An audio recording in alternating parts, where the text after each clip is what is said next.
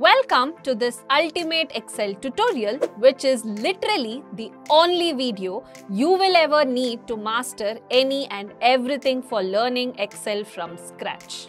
We will kick things off with the basics, introducing you to the Excel worksheet first before moving on to covering fundamental formulas and functions. Then we will move on to more advanced techniques like VLOOKUP, Power Query, and data analytics. You will learn how to format, visualize, and even create dynamic dashboards.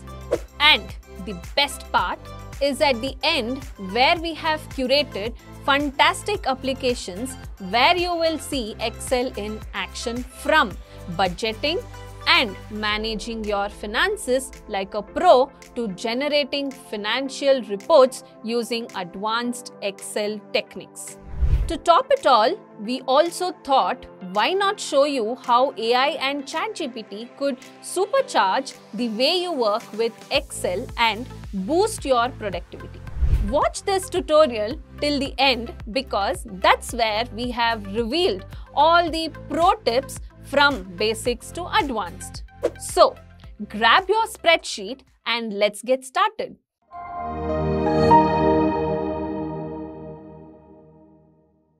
Hello learners, welcome to the course on Excel. So, we have heard this Excel so many times, correct? If you are working in an organization or for your personal life or for any other purpose, okay, like for financial budgeting, or if you want to prepare enough financial reports, or if you are going to create any workbook, or if you are going to report, you need to analyze. For that, visually we need to show that whatever the financial reports or whatever the budgeting information or whatever the data. So we are going to use this Excel, correct? So it is a worldwide accepted software. Okay, so we'll start with what are the basics information of Excel. So how we can use the Excel, or how we can start or save, or whatever the basic things we can do in Excel. Okay, so let's start. So you can just go to start and you can type Excel. This is the one way to open the Excel software. Okay, so here you can see so many templates are there, correct? So here it is a blank document, or take a tour, drop down list, formulas, Power Query, pivot table, pie charts, whatever the various uses we are going to do in the Excel. Like some, they are going to add the template for their monthly budgets also. Okay, so if you want to create a templates also, you can create and you can save it here. Okay, so first I will start with this blank workbook. So this is the Excel interface look like. Okay, so this we call it as columns, this we call it as rows, correct? So this we call it as ribbon. Okay, all these, whatever the commands are there, like file, home, insert, draw, page layout, all these are commands. Okay, under that we have commands groups also. You can see this gray line, correct? So this paste, cut, copy, format, this is a command group. And this is one more group, like what is the font, bold, italic, underline, font size, all those things were there, correct? Like this, these are the groups of commands. This we call it as ribbon, and this we call it as commands and commands groups. Okay, so first time if you open here, like file, here you can open new file if you want to start newly, okay, or if you want to create fresh any data, or if you want to record the data, then you can go for this new open. First time if you are saving, or first time if you are going to fill any information and then you are going to save, then this will work, save.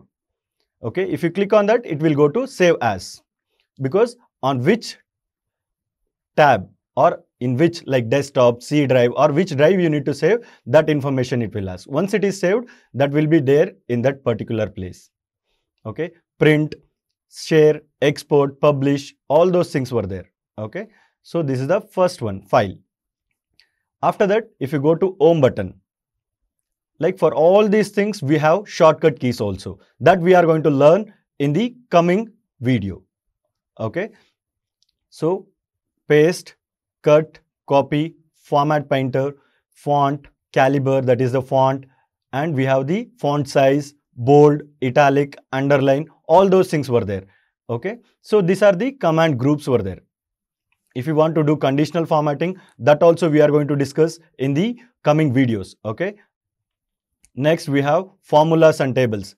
Exclusively we are going to record this format, that is table and borders also. So how to create a formatting the whatever the information or data are there, and how to do the tabling, like for sort, filtering, conditional formatting, all those things we are going to cover in this particular video in the coming slides. Okay, next if you go to insert, so here also like pivot table, we have covered this video also in this.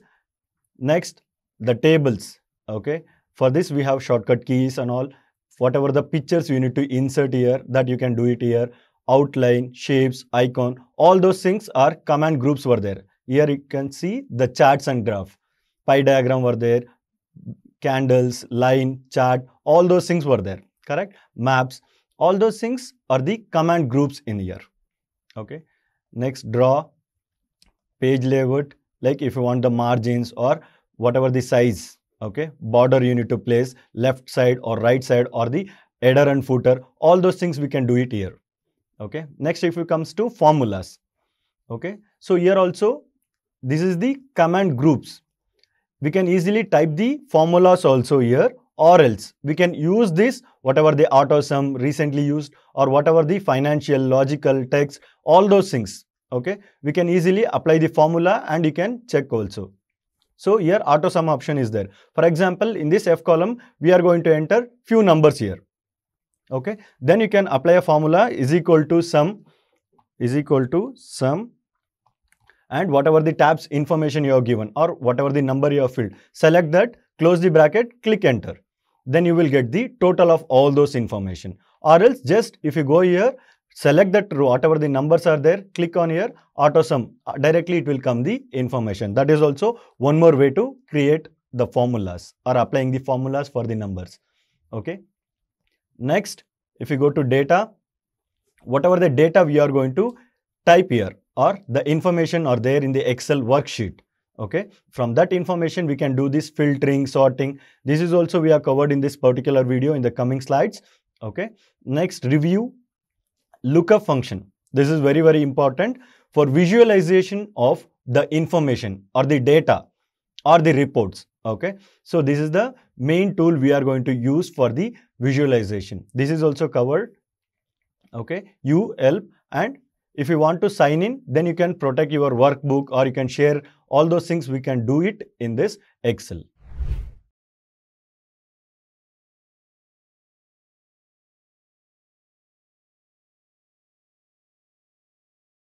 Now, I want to expand a little bit more on referencing and tell you guys a little bit more.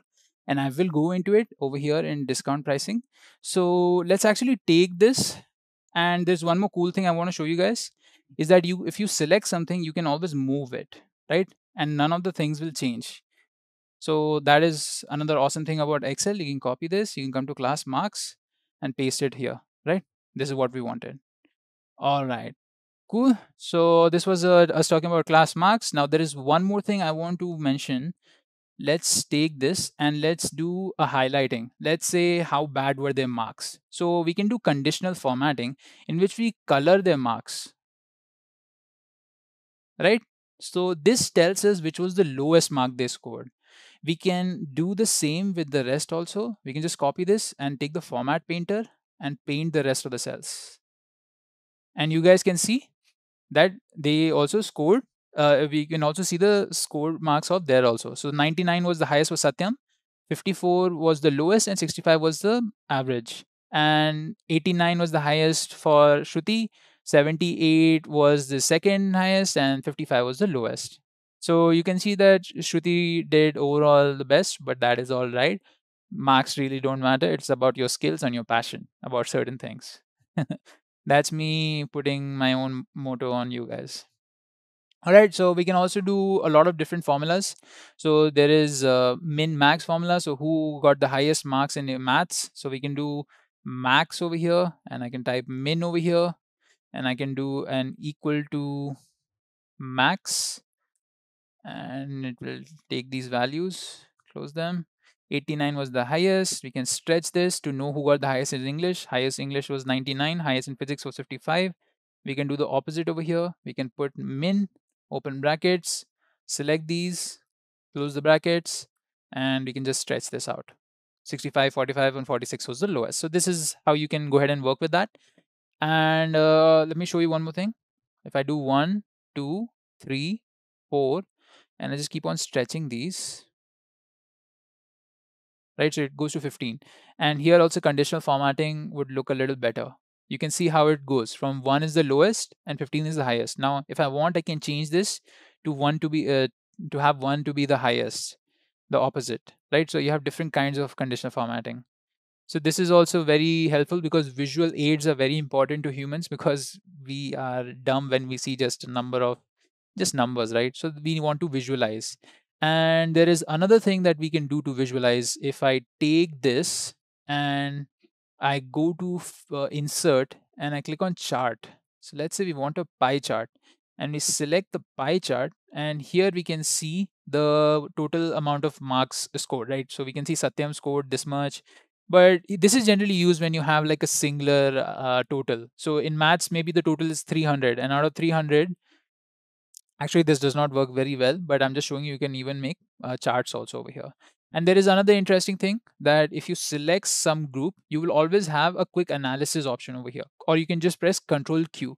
So all the things that I showed you over here, if you want to add like formatting, data bars, if you want to do color, if you want to do icon set, if you want to add greater than, less than, those kind of things, or if you want to go and add more charts, if you want to do a line chart to get to see the marks of these students, how do they fluctuate based on maybe time. So instead of maths, English, physics, we only have maths, and we have multiple tests of maths.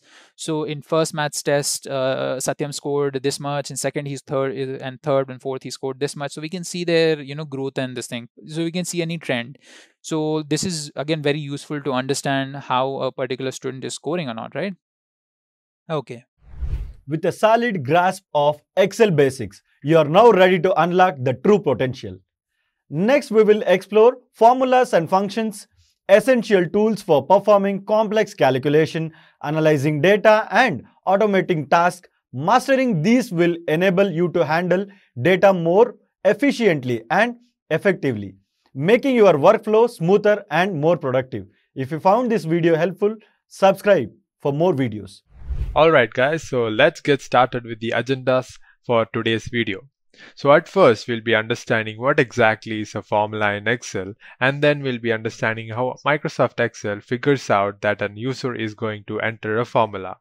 Moving on to the technical part of the formula, we'll be understanding the precedence order of operators that will be used for entering the formulas. After which we'll be directly jumping into the live Excel workbook to understand the concept of entering, copying, editing, and hiding a formula. Moving on, we'll be understanding the next major part of the video where we'll be discussing the functions in Excel and how functions and formulas are correlated to each other, and then we also will be discussing the three major parts of a function. Also, where we'll be discussing how to view, search different functions that is provided in Microsoft Excel. And then coming to the concluding part of the video, that is the most exciting part of the video too, where we'll be discussing the top 10 Excel functions that every Excel user need to be aware of to make their life easier. So guys, I think you have understood the structure of agenda for today, and I hope you guys are really excited to move forward. So let's get started. So now let's discuss what is a formula in Excel.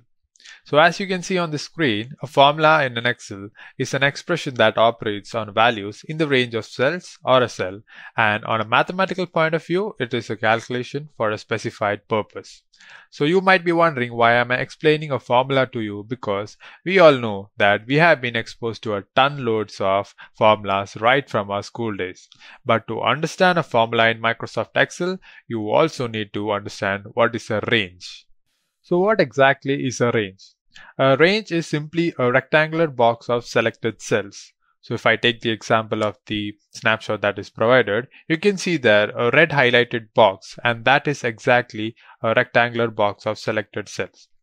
So now, how to name or identify a range? A range is identified by the name of the cell in the upper left corner of the range and the name of the cell on the lower right corner of the range.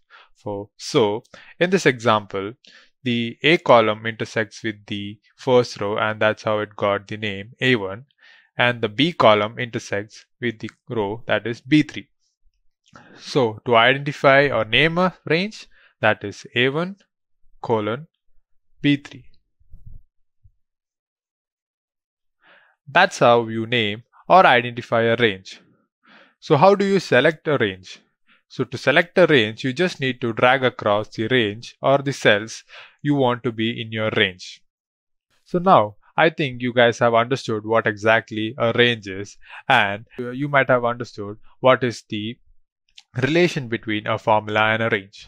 Now, let's move on to the next topic, that is how to enter a formula. Before entering to the topic of how to enter a formula, we will first discuss how Microsoft Excel understands that the user wants to enter a formula.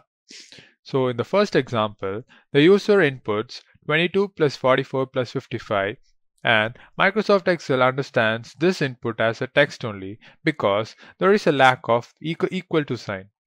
So the equal to sign is the factor which tells MS Excel that the user wants to enter a formula. In the second example, you can see that the user has inputted equal to sign and then moved ahead to entering the formula, that is 22 plus 44 plus 55. And as soon as this is done, you can see Microsoft Excel has identified that the user is wanting to enter a formula, that is sum. This is the correct way, and on the left side, this is the incorrect way of entering the formula. So now I think you have understood how Microsoft Excel understands the user is wanting to enter a formula or not. Moving on, now we will understand the two different ways to enter a formula. So the first way of entering the formula is by using the actual values, and the second way is by using cell references.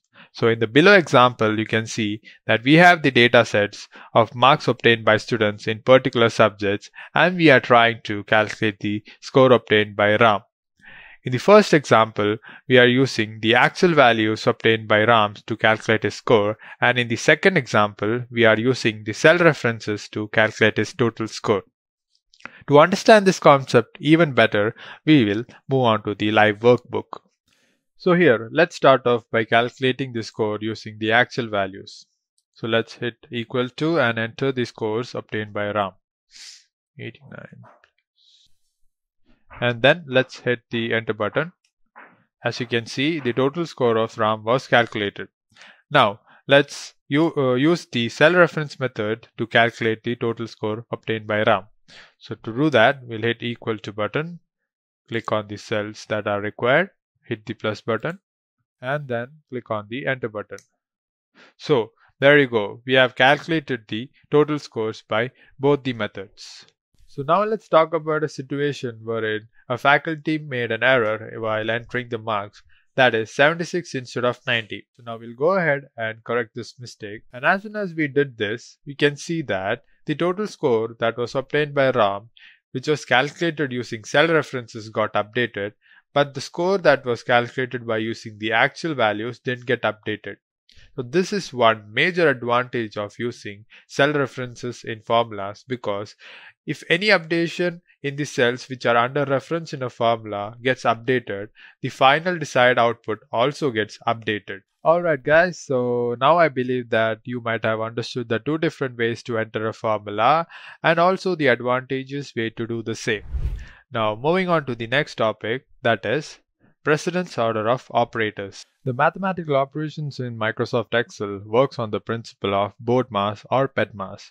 BODMAS accounts to the bracket order of division, multiplication, addition and subtraction, and PEDMAS accounts to parenthesis of exponential, division, multiplication, addition and subtraction.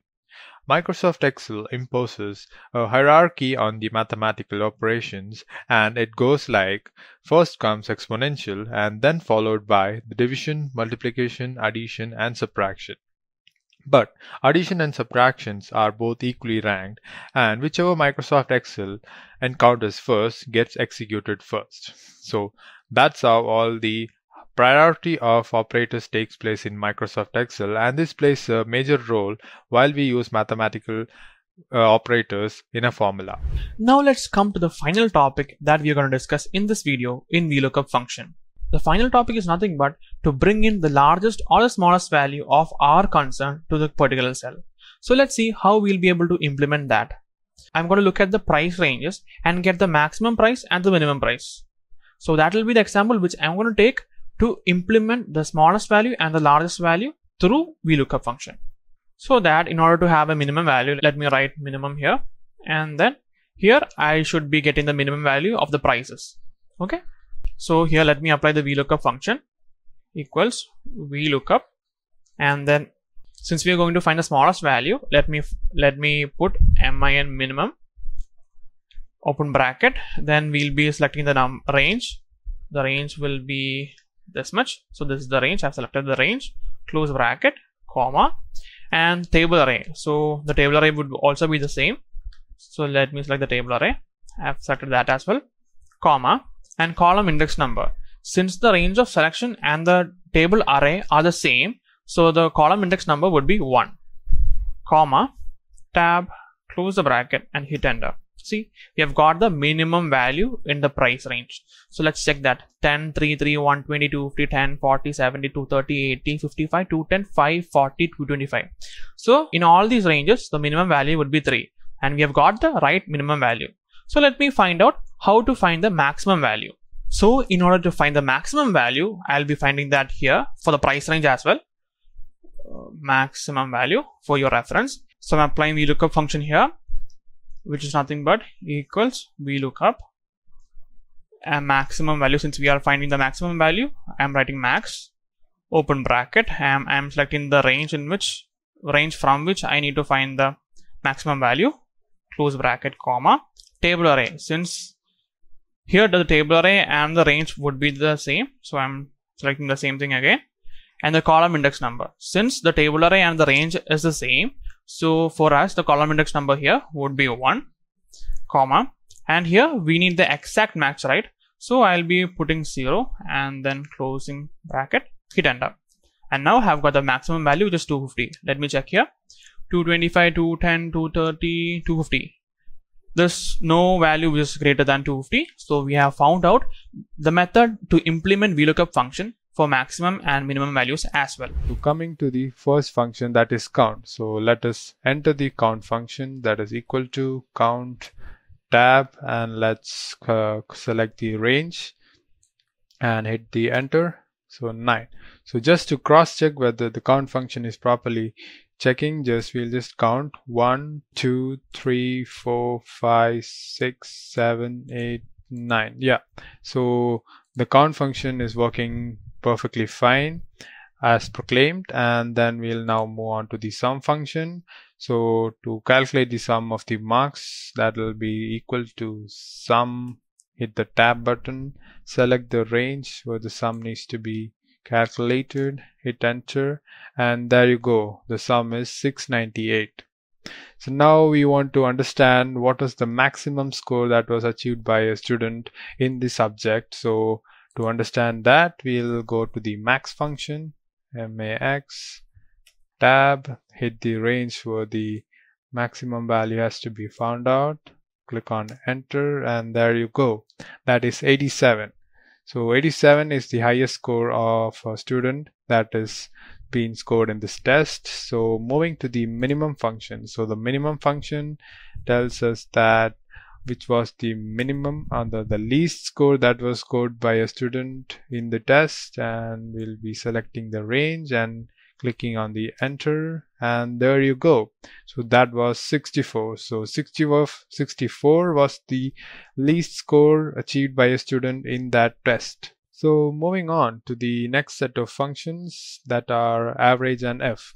So basically what average function does is it returns the average of its arguments. So basically what are these arguments? These arguments are none other than the cells or the range of cells. Now coming to the if functions, it is actually logical functions. So if you are a computer science students, you might have used a lot of if loops or if else loops, if else statements. It basically works the same in Excel too. It is a logical function which displays a user defined output according to the condition. So to understand this better, let's move to the live workbook. So average function, let's find the average score of the student in this test. So to do that, first we'll enter equals to average, then we will enter the range, hit the enter button. So here we can see that the average of the class is 77.5. Now to work upon the if function, I would like to say that if a class average is below 75, then the class can do better.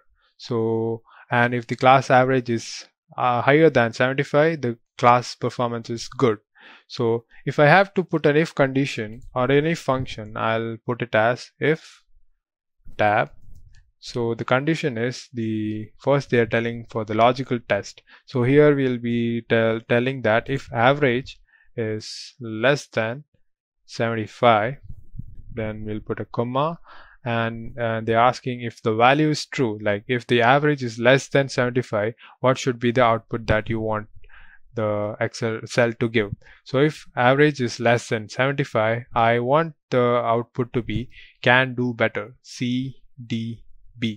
So that is the output I want, and then I'll hit a comma, and then now they are asking for the value if false. So here they're telling that if the average is above 75, so the condition is getting false. So I just want to put the output to be good performance. Now we'll see what is going to happen, and just click an enter button. So here you go. So that's the output that has been received, good performance. So I would just want to know whether I would certainly, for a change, I'll put the score and alter the average. So I'll put the alter the average mark to the 60, and now you can see that the average has reduced to 74.66, and that is actually less than 75, and the conditions becomes true, and the if output comes as CDB, that is can do better. So that was the output that I had given. That is the first condition. If it is true, then the output is CDB. And before the condition was false, that is the average was above 75, so it was good performance was the output. So now moving on to the next function, that will be concatenate function. So basically concatenate function attaches or concatenates the values of the selected cells. So to understand this better, we will directly jump into the live workbook. So here you can see the first name of the students and the last name of the students. So if I want the first name and the last name to be attached and to get a full name of the students, I will be using the concatenate function. So let's try it out. So concatenate tab. So they are asking for me the first text, that is Raj. Then I'll hit a comma, then Kumar, and then hit an enter. So here you can see that has printed out Raj Kumar, but I feel that the text that has come up is very congested, and I believe there should be a space between Raj and the last name Kumar. So what I'll do, I'll just go and edit the function, and I'll put a small space using 2 double quotes and a space between them, and hit a comma and then hit enter. So now you can see that there is a small space between them. So now there is a question, does concatenate function only work on text? So the answer is no. It can also work on numbers too. So if you want to concatenate a number to the like if you want to add the score besides the Rajkumar's name, we can do that. So to do that, we'll just edit the function. We'll go there, hit a comma, then we'll tell them to add 78 as the text, and then hit enter. So see, there you go. So Rajkumar, both the first name and the last name, and we also have the score that has been scored by him. So I'll just drop down this to copy everything the same way, and there you go. we have the full name of all the students who attended the test, and we have also got their marks on besides them. So now moving on to the next set of functions. So we have COUNTIF functions, SUMIF functions, and drop down list function. So what exactly does a COUNTIF function do? So COUNTIF function counts the number of cells according to the criteria provided by the user. And the SUMIF functions adds the values of the cells within a range according to the criteria. The drop-down list is also a kind of conditional functions. All these three functions are too much into conditional, so I think it will be really easy to understand if we do it in a practical live workbook. So let's jump into the practical live workbook to understand it better. So first, let us work on with the COUNTIF function. So COUNTIF and then tab. So here we can see they're asking me for a range. So I am selecting the range as the section, and I'll hit the comma, and they're asking me for the criteria, and I'll give that batch A as a criteria. So what exactly am I trying to get an output for here? So here I'm actually trying to find out how many students from section A has attended this exam. So that is what I am trying to find out. So when I hit the enter key, let's see how many. It's showing 3. Let's just cross check. So here it's 1A, you can see 2, and we can see 3. So that's exactly the number of students that had attended the exam. So I'll just drag down and see whether the other section students, how many of them have attended the exam. So it's showing that B section there are 4 students, and the C section there are 2 students. So let's just cross check for confirmation. B1, 2, 3, and 4, and C comes to be 2. Yeah, so this is exactly what we had the COUNTIF functions have produced the output for. Now let's move to SUMIF function. So let's put SUMIF, hit the tab. Yeah, so they're asking me for a range.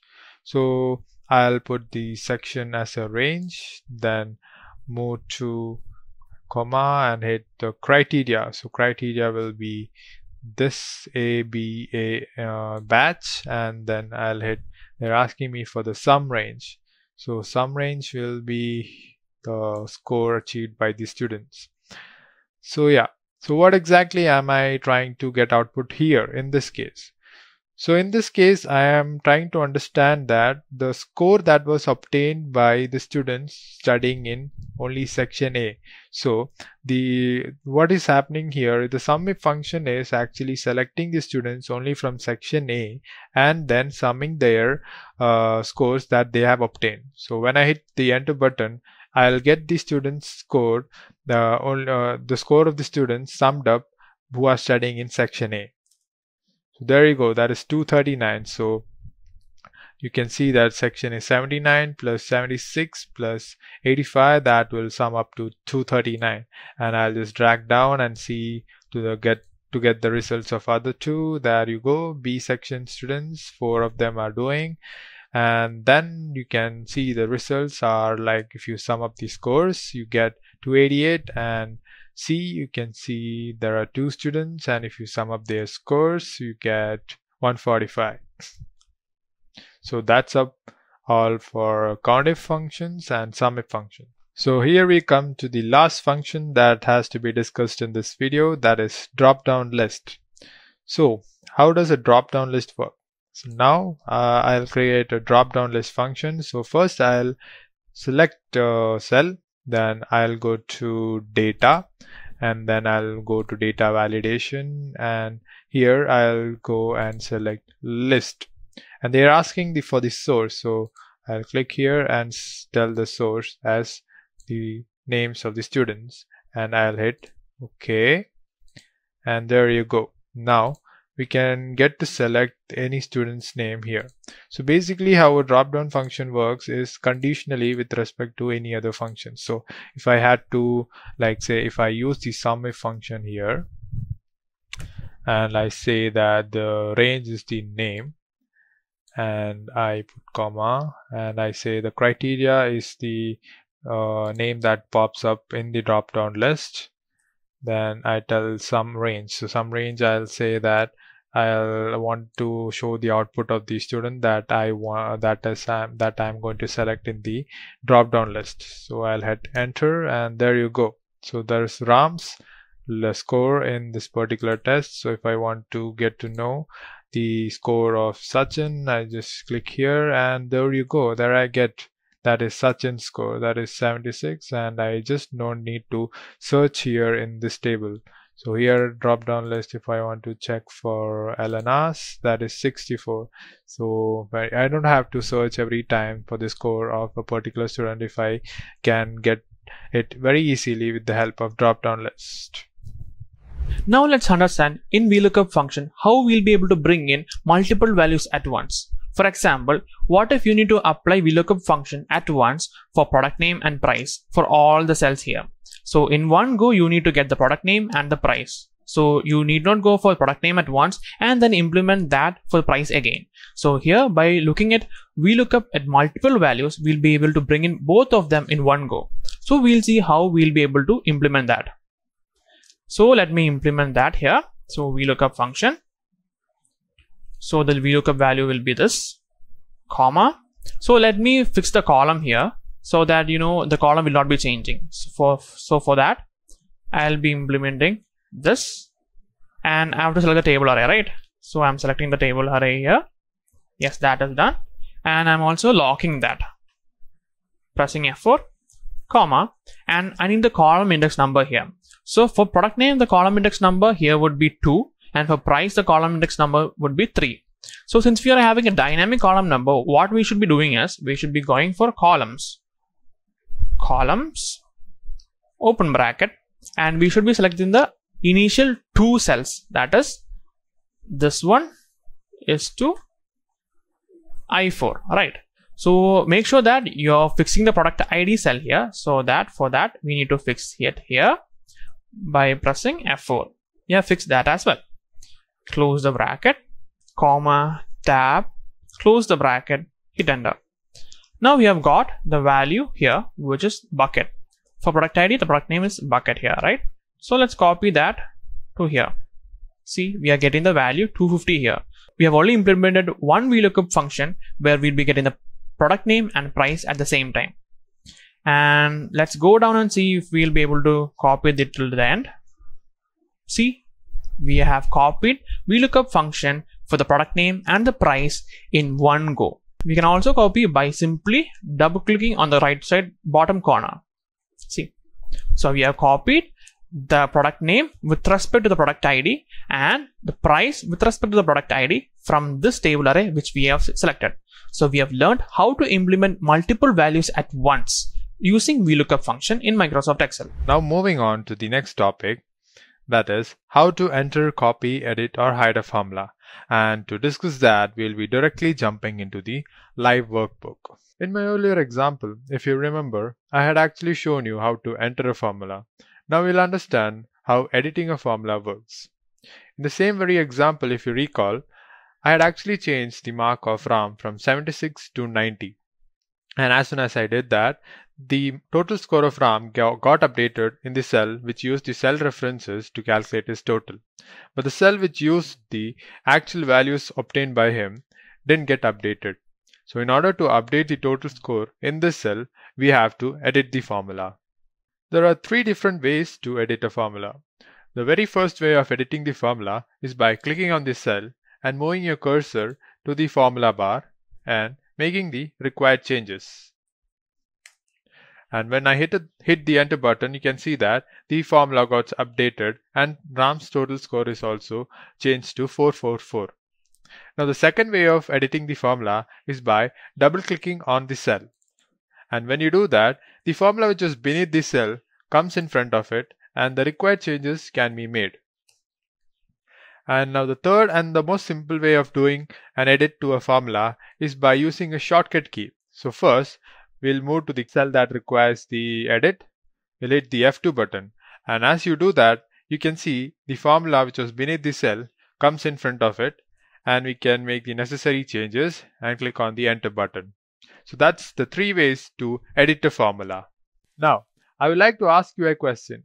What is the first thing that strikes your mind when you hear copy and paste? I bet it is Ctrl C and Ctrl V. Yes, these keys also work in Microsoft Excel. Let's go ahead and try it out. So when you click on the cell which you want it to be copied, hit the keys Ctrl C and move it to the cell that requires the pasting and hit the keys Ctrl V. Now as you can see, the copy is made, and the important part over here is it's not only the content that is getting copied, it is also the formula that is coming along with it. The another simple way of copying a formula is by right clicking the mouse button, going to the copy option, then moving to the cell where you want it to be getting copied, go there and use the paste option. Now let's discuss the third and the most widely used way of copying a formula, that is drag and drop. Now if you can see on the screen, when I hover my mouse in the corner of the cell that requires to be copied, you can see a black plus that is getting formed. Now click on the cell, drag it till the cell where you want the formula to be copied and drop it off. There you go. You can see both the content and also the formula is coming along with it. This is the way where you can use drag and drop to copy a formula. So till now we were copying a formula from a cell that was non-dynamic in nature. Now let's move ahead and copy a formula that is dynamic in nature. As we do that, we can see it's not the value of 444 that is getting copied below, but it is some other values that we don't know where it is coming from. To understand that, we'll go and double click on the cell. So as you can see here, it is the scores obtained by Ria in particular subjects that is getting added up, and her total score is published in that row. So what actually is happening here is, since we copied a cell that was dynamic in nature, it is still using the same formula that we used to calculate the total score of Ram, but it is using the cell references of the scores obtained by Ria and adding them up to calculate the total score obtained by her. In the same way, Mohan's and Emma's scores are also added up and it is published in these cells.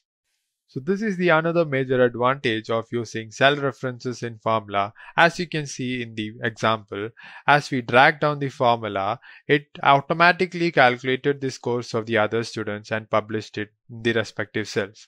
And this actually makes a life of an Excel user a lot more easier. Okay guys, now we'll understand how to hide a formula in Microsoft Excel. To do that, I'll first enter some random formula into a cell. There you go. And now when we click on the cell, you can actually see the formula in the formula bar. So in order to hide the formula, first we'll have to format the cell. And we'll go to the production tab and we'll check these boxes and hit on the OK button. Now we'll go to the review tab, go to protect sheet and enter password of our own. Click OK, then again confirm the password, and there you go. Now when you click on the cell, you can actually see the formula. So now if you want to hide a formula from any other third-party user, you could actually use this function and go to protect sheet to hide any complicated or secretive formula that you have found out. So in order to get back your formula, you have to go to the unprotect sheet and hit on the formula that you had entered earlier. And when you do that, whatever formula was beneath this cell, you can retrieve it back. Alright guys, that's awesome. Now I believe that you guys have a clear idea of how to enter, copy, edit, and also how to hide a formula. Here we are going to discuss about tables and borders in Excel. So how to draw a table or how to do the borders for the whatever the data or whatever the informations are there. So in that what we can do is sorting and filtering. For that it is very useful. Okay. So first we'll see how this table and borders will work. Okay. So tables in Excel, the Excel table command to convert a list of data into named Excel.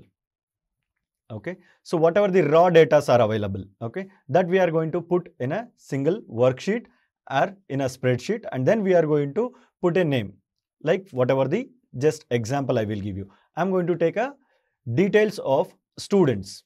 okay, 10th standard students, and how much they have scored in the physics and in the mathematics, these two subjects, okay, that information. So for that we can give whatever the 10 student, whatever the batch or section, that we can mention as a file name, correct. Next, these tables have useful features like sorting and filtering. So this sorting and filtering also, especially in this particular video series, we have this filtering and sorting options also, or functions of sorting and filtering also explained in this video, okay, to help organize and view data.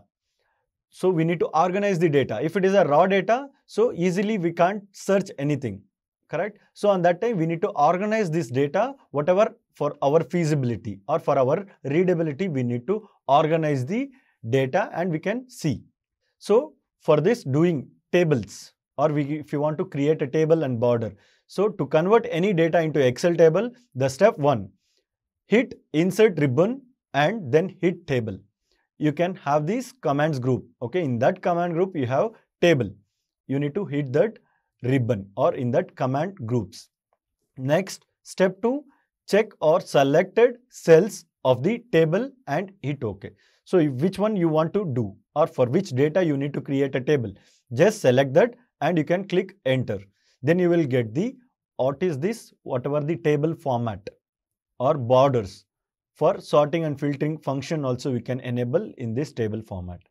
So shortcut is Control T. So whichever the details are there, just go and click in any one cell and just press Control T.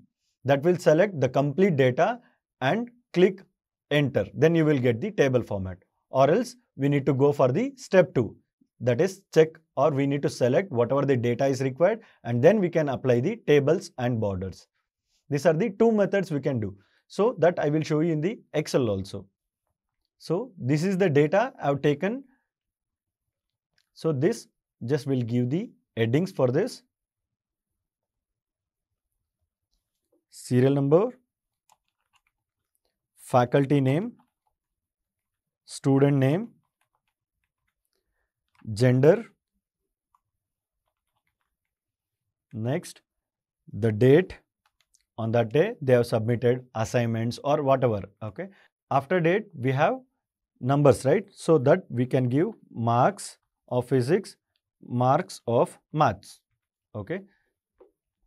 So next, if you want to create a table, we have two steps, correct? Either step 1 or we need to go for step 2.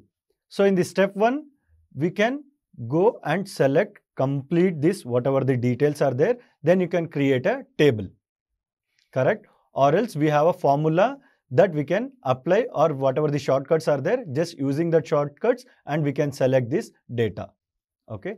Just go to insert, okay. This is the table, correct? So the shortcut is Control T. See, my table has headers. So for this headers, if you already have the headers, it's fine. If it is not there, then you need to create headers and then you can tick or untick. If you untick, that will not take. If you tick, then the first whatever is there, that will take it as a headers. Then you can click OK. See, now we can have the options of all this table function. Like here, whatever the drop down menu is showing, right? Here you can go for sorting and filtering also. Like from ascending order to descending order, or filtering, only you require from 10th number to 15th number. All those things we can apply and we can see here. And see, all these styles were there. So for whatever, for your visibility, you can select whichever looks good to you, or for your data, that you can select like colors or whatever the formatting, all those things you can select. So this is also the table function, okay. And the borders also, like row and column wise, only column row wise, or only row with the middle numbers, or whatever the colors also, the line borders, okay, that you can select here. And if you want more styles, you can go and you can check here. And if you want any new style also, you can go and you can use anything is feasible for your data, okay, or which looks good to you, okay, that you can go and you can do this tables and borders. And about this filtering and sorting, okay, here we have sort and filter option or command, correct? So this is also in the coming videos we have covered. Okay, you can check this filtering and sorting also. So now we are going to discuss about date and time function. Okay, so here in this video we are going to cover how to calculate the today, now function, year, month, day, hour, minute, second, weekday function, week number function, ISO, week number, work day, hour, minute and seconds. Okay, so these are the information we are going to discuss in this particular date and time function in Excel. Okay, so here just I have given some examples data, or you can call it as dummy data. Okay, customer name ABC Enterprises, invoice number 1565, invoice date. So here if you come for the date, okay, here we have date, month and year. That is the format, correct? So if you want to change this, okay, you can go here, right click, format cells, then you can go here, date. Here you can see 14, that is DD, MM, YYY. Okay, here also DD, MM, YY. Like this we have so many other options are there. So which one is feasible for you people? Okay, according to whatever the flow you are going to follow for your organization or for your personal purpose or any other things. Okay, select that one. I'm going for this day with DD, month and the year. Okay, this is the format I have taken. Next, if you go for a credit period, so this ABC Enterprises, they are allowing these people to pay the money within 5 days and the invoice amount is 1,50,000.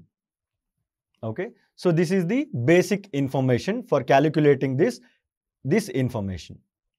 Okay, so first we calculate day, like how many days are for this particular, this Wednesday 4th December 2023. So which day, if you are going to calculate in a bulk, this is just one information, so we can tell that 4th December 2023. So which day? 4th day, that is number 4, date, month is December and the year is 2023, and which day it is? Monday. We can easily tell. But if you have the bulk number of data, if for example 1000 data are there, then individually we can't find which day it is or which month it is or which year it is, correct? So that is the time we can use this day function, and the formula is equal to day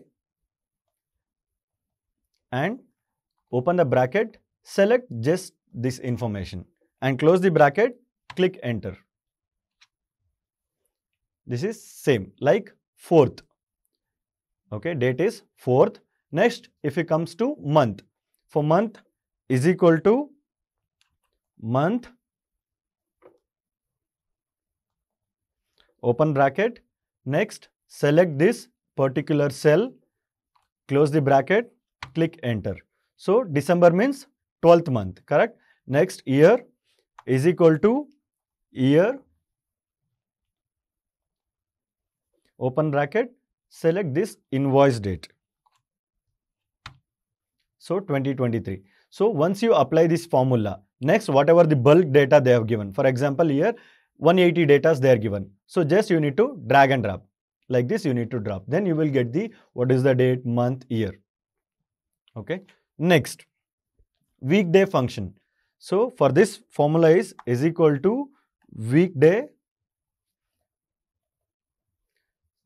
Just select this, close the bracket and click enter. So this is the second day.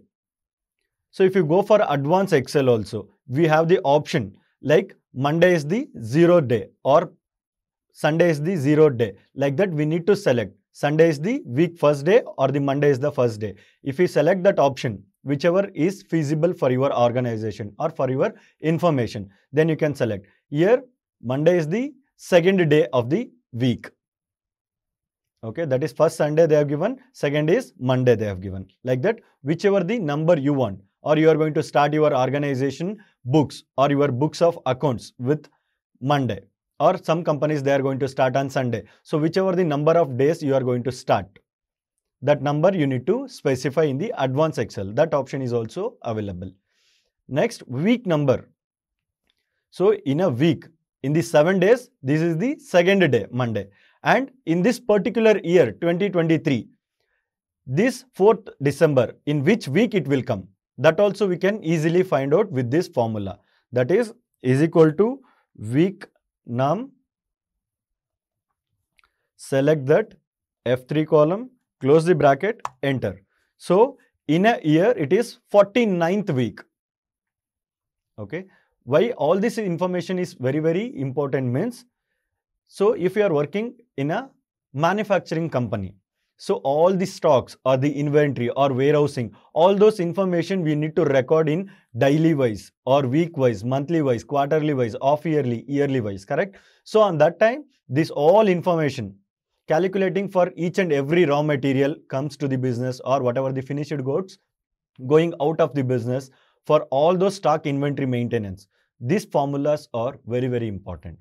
For day-to-day life, for our personal things, we are not going to use, correct? So which week of this year, which month of this year, or which day of this month, all those things will not matter, correct? But in a manufacturing company or in any other companies, if you are calculating the data or if you are going to store a data like monthly wise, yearly wise, weekly wise, on that time, these formulas will help us very crucially, okay?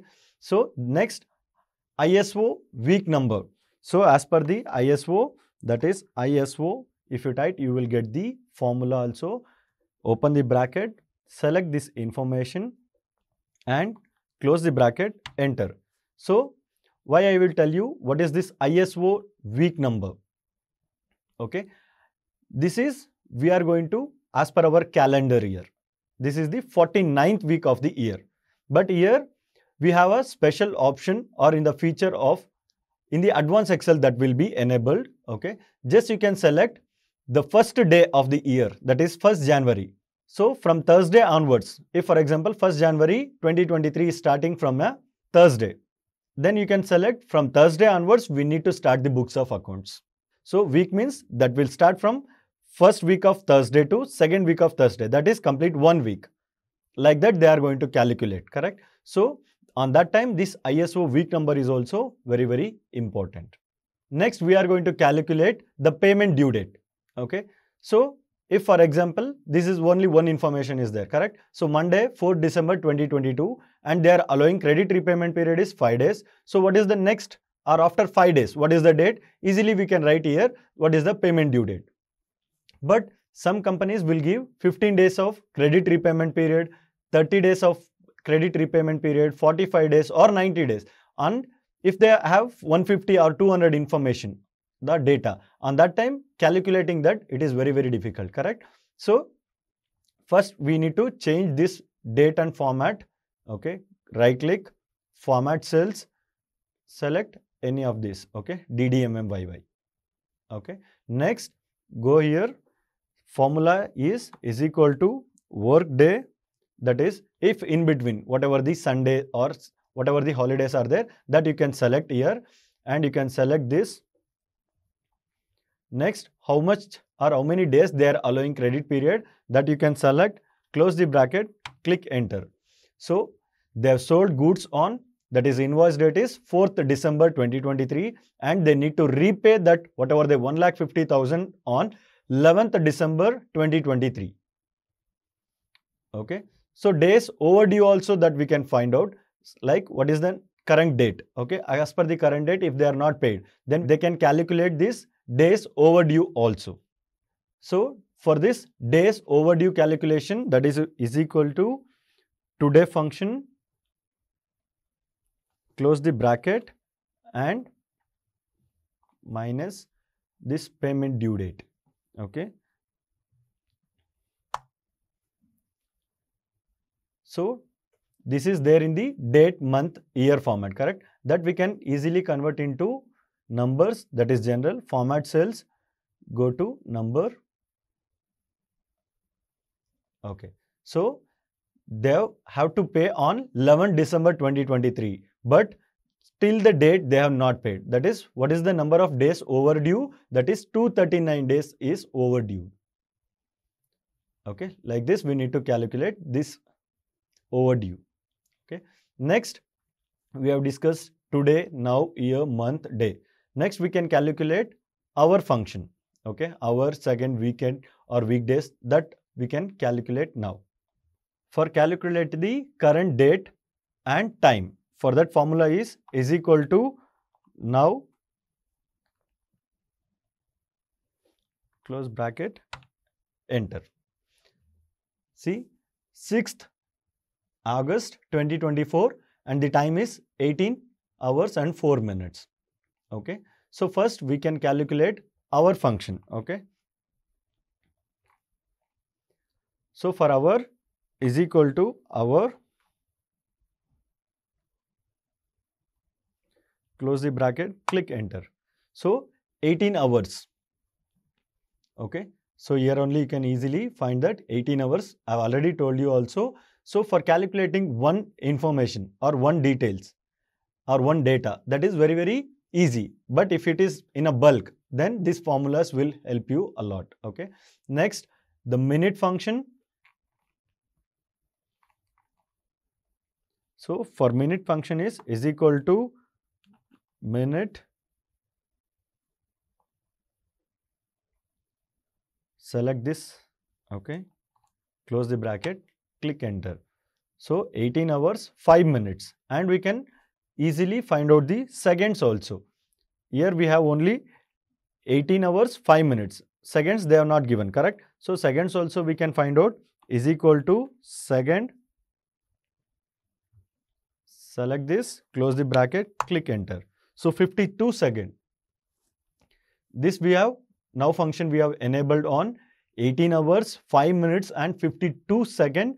We have enabled this function. Okay, so this is how we need to calculate hour, minute and second function. So these are the date and time functions. Okay, so whatever we have used the formula and calculated, it may be payment due date, date overdue, day, month, year, weekday, week number, ISO week number, hour function or minute, second. All those things we can go here in the formulas bar, and that in that command date and time. Here also you can go and you can check the formulas, and you can easily, if you are not knowing, okay, the formulas, then you can easily go here, check these formulas and you can apply and you will get the values.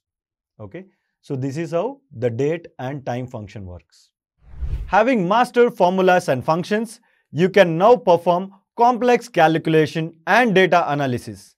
Next, we will dive into conditional formatting, a powerful feature that visually highlights your data based on specific criteria. This will help you quickly identify trends, patterns, and other outliers, making your data more insight and actionable. Please subscribe for more videos. So friends, so what are we waiting for? Let's get started with the video with Introduction to Conditional Formatting. Formatting. What is formatting? Formatting is actually nothing but playing around with some of the tools which we are having, including font style, font size, font color, or fill color. This enables us to make sure some of the contents are standing out from rest of the data. This is mainly done to make sure that the viewers viewing this presentation does not miss up on any of the contents which we would like to share. So only such important key points or data are being highlighted using formatting. Conditional formatting. Before knowing how to implement conditional formatting, can you guys tell me what is conditional formatting? Now we know what formatting is, and we have also talked about change the font style, font color, fill color, and all those things. So is there anything else which we might have missed out which would make conditional formatting? Actually, conditional formatting is formatting itself. The only difference is that by following conditional formatting, it would be more easy and convenient for us to apply formatting in any datasets or worksheet. Here, in conditional formatting, we'll be giving certain conditions, and only the cells in which the data satisfies this condition would be formatted, and rest of the cells would remain the same. Therefore, by following conditional formatting, we need not go to each of the cells and apply formatting for them separately. We could simply give the conditions, and the cells which satisfy the conditions would directly be formatted according to our commands. I can give you a simple example for you to understand how conditional formatting is much efficient than formatting. Consider that you are given a mark sheet of certain students and you need to filter out the students who got 80+. So if you're following formatting, you need to go through each of the cells and find out who all scored 80 plus and apply formatting for each of them separately. But if you're using conditional formatting, you could give conditions and all the cells which satisfy these conditions will be formatted automatically according to our commands. Now that we know what is formatting and conditional formatting, let us try to understand how we'll be able to implement conditional formatting in Microsoft Excel. So here, File, Home, Insert, Page Layout, all those things are the various ribbon which is available on Microsoft Excel. So conditional formatting is made available in the Home ribbon, and in the Home ribbon we'll be having the option conditional formatting. The various options available to us in conditional formatting are highlight cell rules, top bottom rules, data bars, color scales, and icon sets. The other sets of options include new rule, clear rules, and manage rules. Highlight cell rules. Highlight cell rule actually helps you to highlight the cell which satisfies the condition. Top bottom rule. The topmost or the bottommost values can be formatted here which satisfies the conditions. Data bars. Data bars are actually pictorial representation or similar to bar graph which is present within the cell. The length of the bar depends upon the magnitude of the value which is present within the cell. Color scales. In this formatting, the cells will be given a particular color based on the value or based on the range in which they fall under. Icon sets are also similar to color scales. Instead of colors, here icons are given to the cells depending upon the range in which they fall under. The other options which include are new rule, where you will be able to create a new rule based upon your requirement. Clear rule helps you to delete the existing rules which you have already made. Manage rule helps you to modify or make necessary changes to the rules you have already made. Data bars, color scales, and icon sets. I hope you have understood what these three are from the previous slide. Anyways, we'll be diving deeper into these three while we are implementing conditional formatting in the platform Microsoft Excel. Now let's take a look at what is cells that contain. Here, you will be able to format the cells that contain a particular value, text, or belonging to a particular range. You'll also be able to format the cells which are empty or occupied as well. In more rule types, you'll be able to format the cells which are having same values or unique values. You can also format the cells based on top 10 values, bottom 10 values, top 10 percentages, bottom 10 percentages, or values which are having above average or below average. Formula based. Apart from all the other methods in conditional formatting, Excel also provides us to give formula, and only the cells which satisfy the condition in the formula will be formatted. All the other cells will be remaining the same. Now that we have an idea on what is conditional formatting, let's move to the platform and try implementing these methods of conditional formatting on Microsoft Excel. So guys, now we are in the Excel platform, and here we'll be trying to implement formatting and conditional formatting to the datasets which we are having. So let's start with formatting. So in the dataset which we are having to implement formatting, we can see in the column A, we are having a name, and these are these many names of these many people.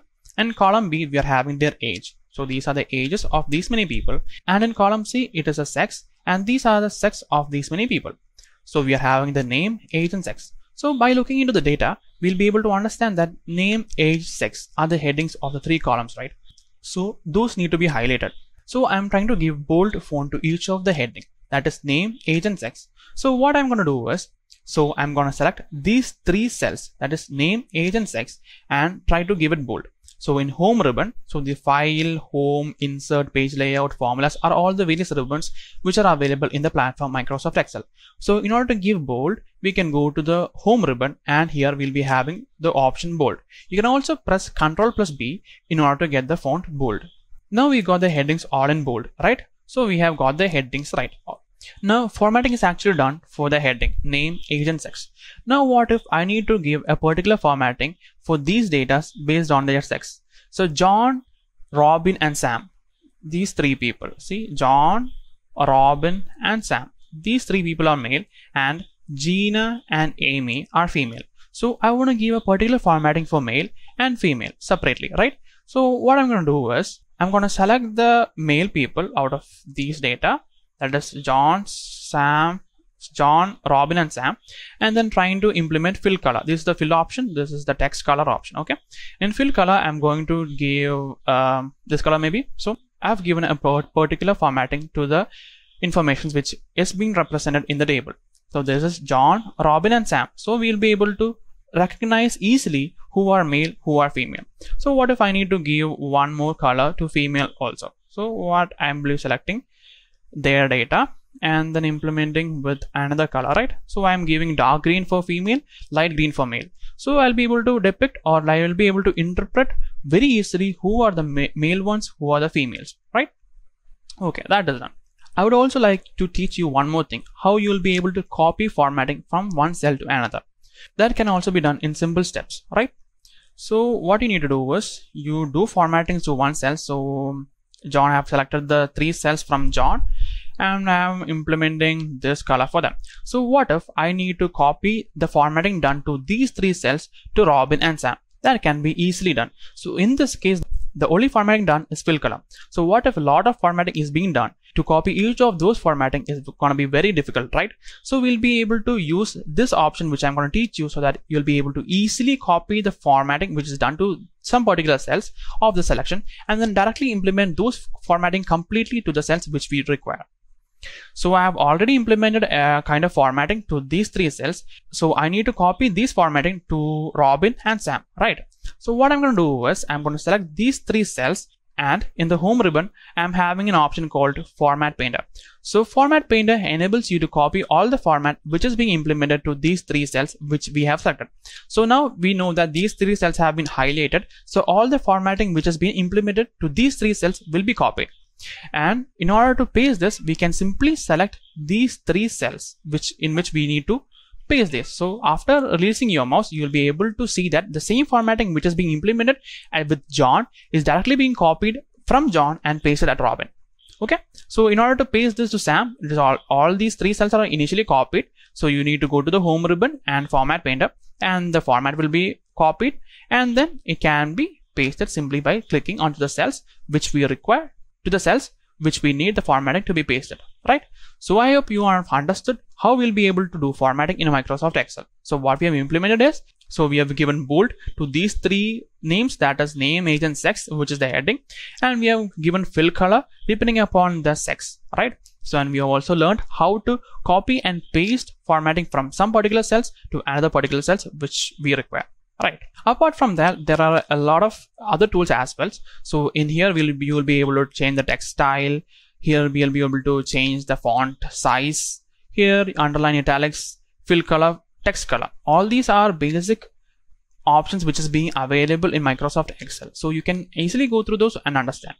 Now we are done with formatting, and let's see how we'll be able to implement conditional formatting in Microsoft Excel.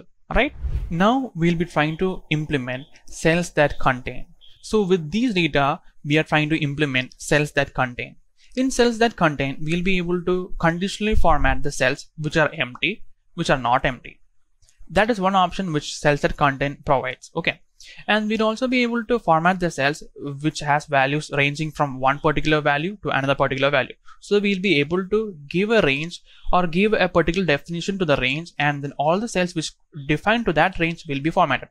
We'll also be able to highlight or format the cells which contains a particular text. So if the cells which we have selected contains a particular text, we can give that text as an input, and if any cells contains that particular text, it will be able to highlight that cells as well. So let's see how we will be able to implement those things here, right? So right now I'm trying to implement conditional formatting cells that contain to blank cells. So here I want to highlight all the blank cells which are being made. So in quantity, we'll be able to see that there are some cells which is blank. So this cell is blank and this cell is blank as well. So I need to highlight these particular cells. Okay. For that, what I'll be doing is I'll be selecting the cell ranges and I'll be moving to home ribbon, conditional formatting, and then here I'll be choosing new rule. So when you choose new rule, you'll be having a new box coming up. So in this box, you should select format only cells that contain. So after selecting that, you will be able to do all those things which I have told you right now. So in this first column, you can drop down and choose blanks. So after this, we'll be able to highlight or format a particular cells which are completely blank. So to format that, we can select the format option. And if you need to have a number, font, border, or fill, whichever format you want to give to those particular cells, you can do that. So here I'm going to choose fill. So I'm gonna give a color red to highlight that in these particular cells there are no value being input. Okay, so I'm giving OK, and then OK as here as well. So see, now we are able to highlight the cells in red color where there is no values at all in those particular cells. So we are able to highlight that. Now what if you want to do a highlighting or formatting to particular cells which range from one value to another value? We can try implementing that. So that also, what we should do is select this range, go to home ribbon, conditional formatting, new rule, and format only cells that contain. Therefore, to give formatting to the cells which fall under a range of value, so for that we can be choosing format only cells that contain, and you can place cell value itself here, and in between you can give the starting value and the ending value. So here the data range from 1 to 11, I guess. So I'm choosing values between 7 and 9. So all the values between 7, so let me give 10. Okay, so all the values between 7 and 10 will be highlighted since we are using between option here, and we can choose the format in which we need to highlight or format that. So format, you want to give border, so outline, I've choose outline, and then I am choosing one color as well. So I choose an outline and color as well for those cells in which the cell fall under the range of 7 to 10. So I clicked OK.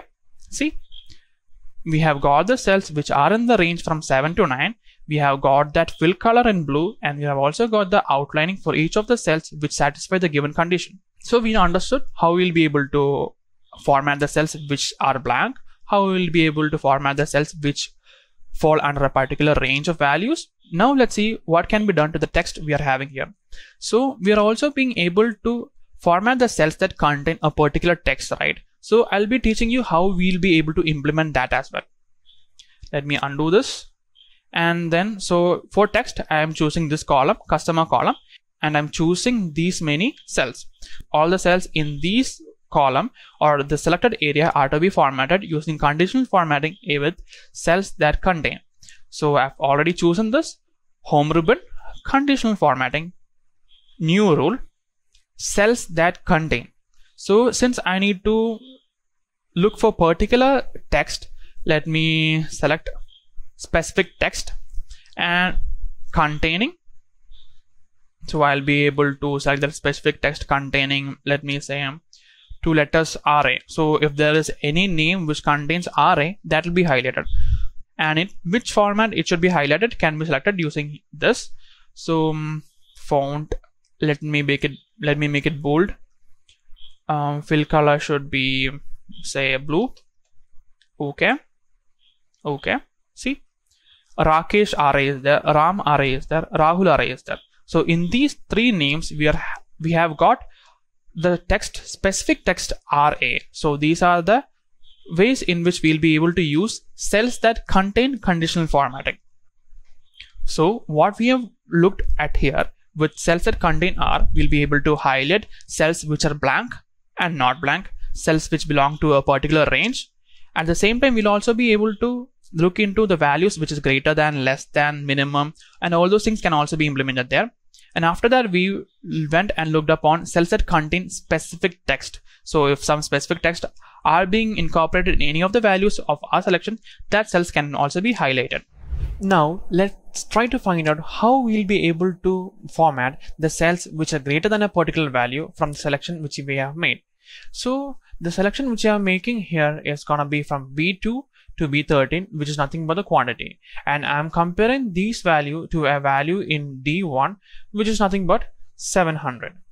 So let me just make the comparison initially in the column D itself. So I'll be writing the formula equals B2 is less than D1. I need D1 to be absolute reference, so I am giving $ before and after D. So it is getting true. 526 is less than 700.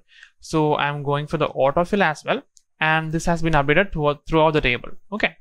Now let's see. Let's apply conditional formatting to the table. Now I have selected the cells in which I need to apply the conditional formatting, and then I'll be formatting.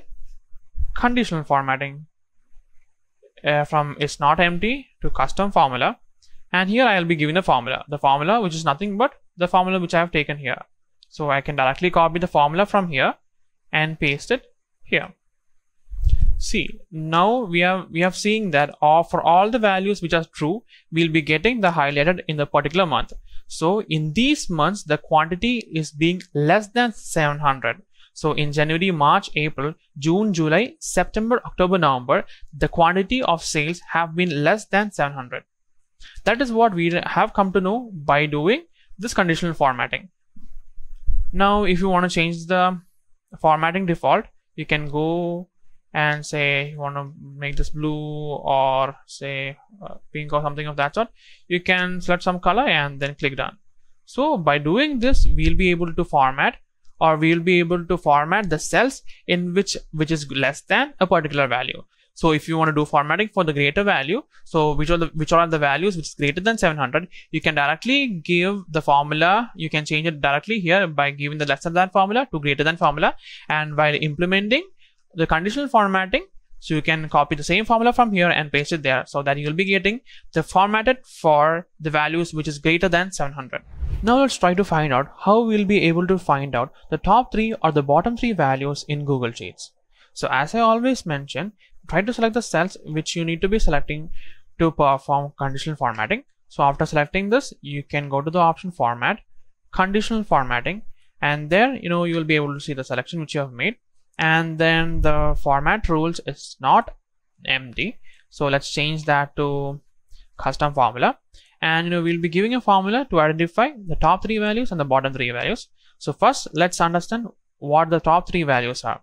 So here we'll be giving the particular formula so that we'll be getting the top 3 values. So the formula is equal to rank, and the column is B, right? So we'll be writing B2, that is the starting of the column, comma, and the range is from B2 to B13. So B$2 is to B$13, and we'll be closing the bracket, and we'll be giving the condition less than or equal to 3. So by giving this formula, we'll be getting the top 3 values from the selection which we have made. So if you want to change the format, so let's say if you want to give this color, see the top 3 values in this selection will be highlighted by using this formula. So if you want the top 3 values, you can give done, and then you'll be having the top 3 values highlighted. What if you need to have the bottom 3 values, that the minimum 3 values? So the only difference here is that to the formula you will need to add comma 1. A comma 1 actually makes the software understand that it should be in the ascending order. So that's why we'll be getting the minimum 3 values out of this range which we have selected. So if you need to have a minimum value, just add comma 1 to the bracket, or else if you don't need, just remove that. And since I need the top 3 values, I'll be removing comma 1, so that I'll be getting the top 3 values, and I'll be opting for this column maybe, and done. See, now I've got the top 3 values out of the selection which I have made. Now let's see how many unique values and how many similar values are there in this particular selection we need to check. So that is what I'm going to teach you right now. So in order to identify how many cells contain unique values or how many cells contain similar values, to understand that, we can follow the formula in the particular cell here. So in D2, I'm going to write the formula which is equals countIf, and I'm going to open the bracket, and see, I'm supposed to give the range there. So I am going to select the particular range here, which is from B2 to B13. So I'll be pressing F4 to log those, and then after that I'll be giving the comma after getting the range and the criterion. So what am I searching for? So I'm searching for the quantity, if it is repeating or not, right? So since I'm searching for the quantity, I shall click on here, so which is nothing but B2, and I'll close my bracket. So after putting enter, I'll be knowing that 526 only comes once in the selection. So there's no other 526. So autofill is actually suggested here, so that if you want to autofill, you can press tick so that all the data will be given here, which is repeating or not. So in all the one shows that all those data are unique, and all the two shows that it is not unique, it is repeating in the selected cells. So all these ones depict that these values doesn't repeat in any of the cells. When you come to 2, see 339. See, here is also 339. So 339 appears 2 times, and all the rest other values are appearing only 1 time, since the values showing 1 will be unique and values showing more than 1 will be similar. It can be 2, 3, 4, 5, 6 or any number of times, because how many times it appears in any other cell, it will be adding upon like that. So whenever it is 1, it is showing that it is unique value, and whenever it is not 1, it is showing that it has some similarity with other cells as well. The first thing which I would like to introduce you to in conditional formatting is data bars. So here we have already done the basic formatting, and now we need to do is conditional formatting to start off with data bars. So data bars can be implemented to these cells depending upon the value. Okay, so these are the products: Apple, Samsung, Realme, Redmi, and these are the quantity of these products. Okay, so to implement data bars, the first thing which we need to do is select the cells in which we should be implementing data bars. All right, so the selection is already made, and now to implement data bars, we can directly go to the home ribbon, which is we are already in the home ribbon, and then we can directly move on to conditional formatting, and then select data bars. So in data bars, we are having gradient fill and solid fill. So the difference is that in gradient fill, the color diminishes towards the end, and in solid fill the color remains the same. So let me take one of the gradient fill, that is this. So this is the data bar. Data bars is actually a pictorial representation, bar graph within the cell itself, depending upon the value or the magnitude of the value which is being present within the cell. So the length of the bar depends upon the value within each cell, and so by comparing the values, they'll be drawing the bar graphs, and the length will be decided upon by the magnitude of the values which is present in each of the cells. So what if you don't want to see these numbers? Only what you need is the bar graphs and not the values. So that can also be implemented here. Okay, we'll be able to eliminate all these numbers, and we'll be able to see only the bar graphs. For that to happen, we can go to home ribbon, conditional formatting, data bars, and here we have an option called more rules.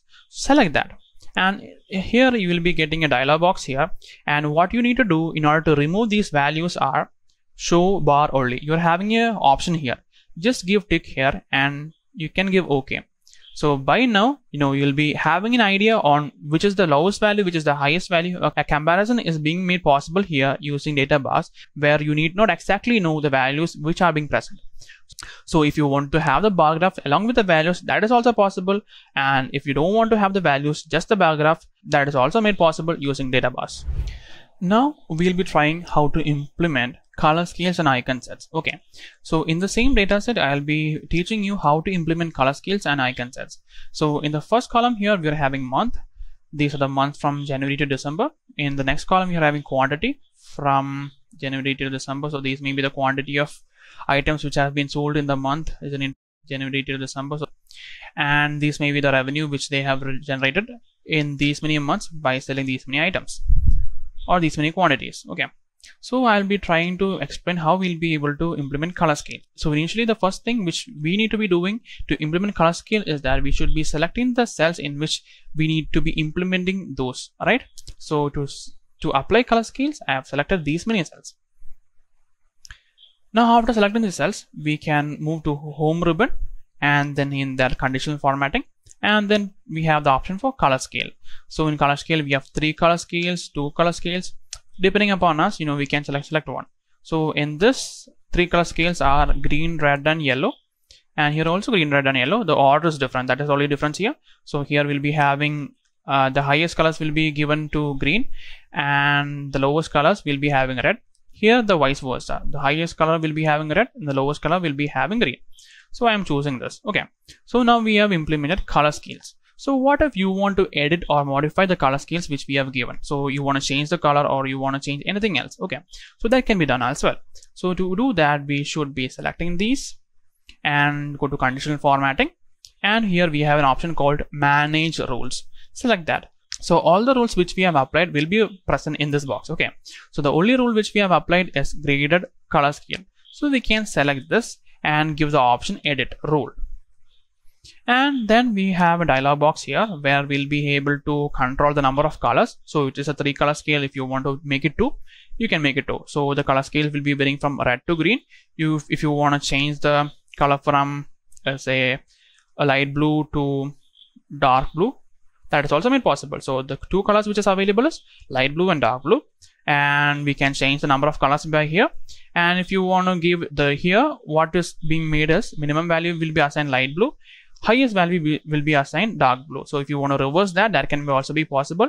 So lowest value, so here we have having the lowest value is given light blue color, in the highest value we are having dark blue color. So if you want to reverse it, you can just select here and go give a dark blue color to the minimum value, and the highest value we can change it to light blue.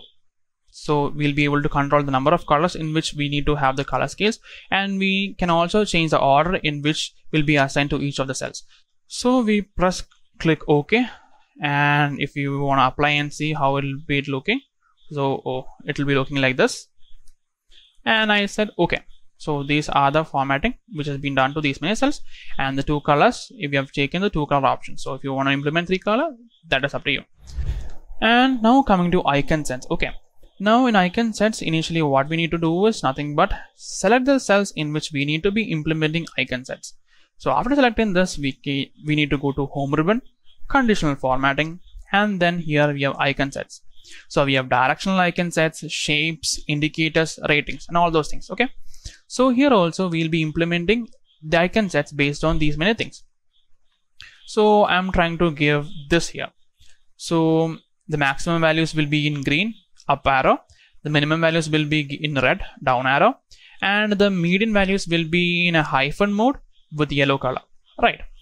So that is what we learned in icon sets. So what if you need to modify this as well? So like we modify the color scales, what if you need to modify icon sets as well?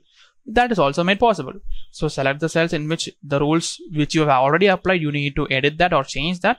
You can select those particular cells and then move to conditional formatting, manage rules. So these are the so here you will be able to see what rules are you applied. So by clicking this and edit rule, in here we know that icon sets, in icon sets we can change it here if you want to change.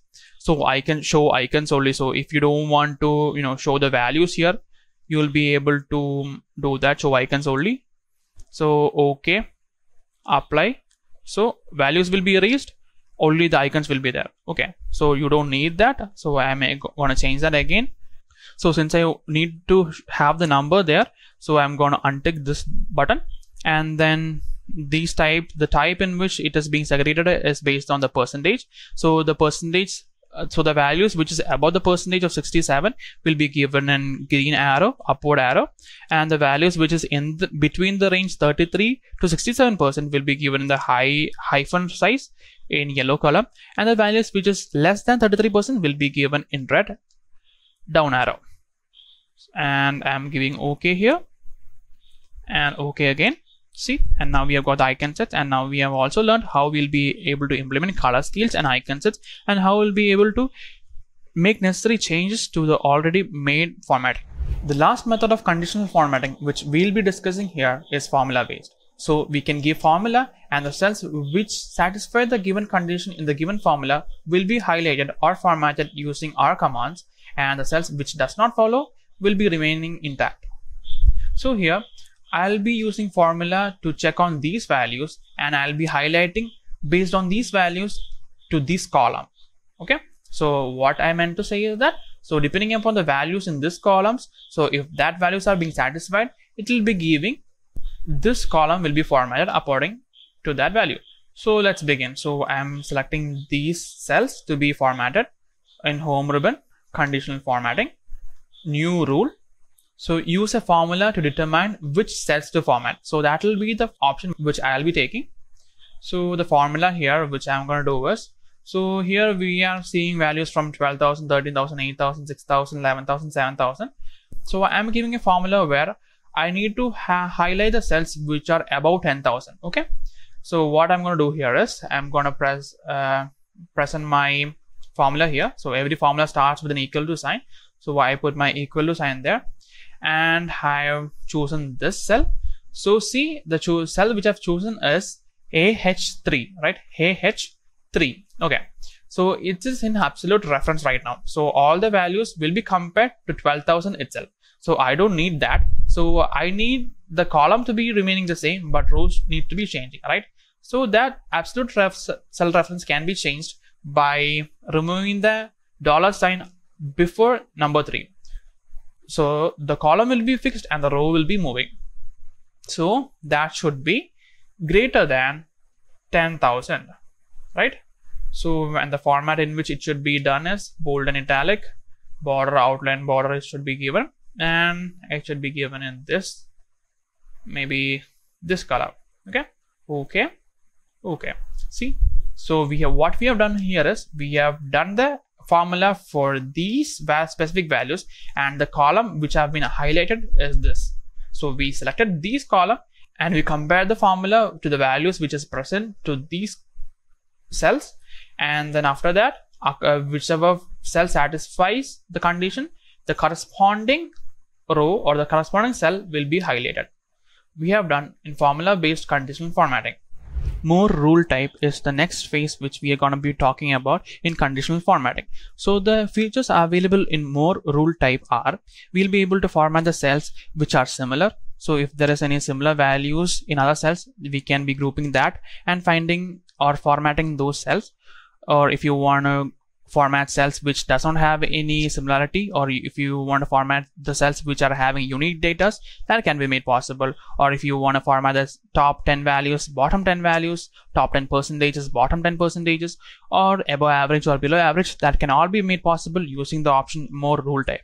So we'll be starting off with top 10 values which you want to be sharing. So let's say instead of 10 we can say take 3 or 4.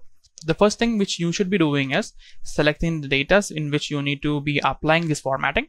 So the quantity is the column which I have taken for that, and then in these selected cells I need to be implementing this conditional formatting. So I have made the selection and I am going to home ribbon in conditional formatting.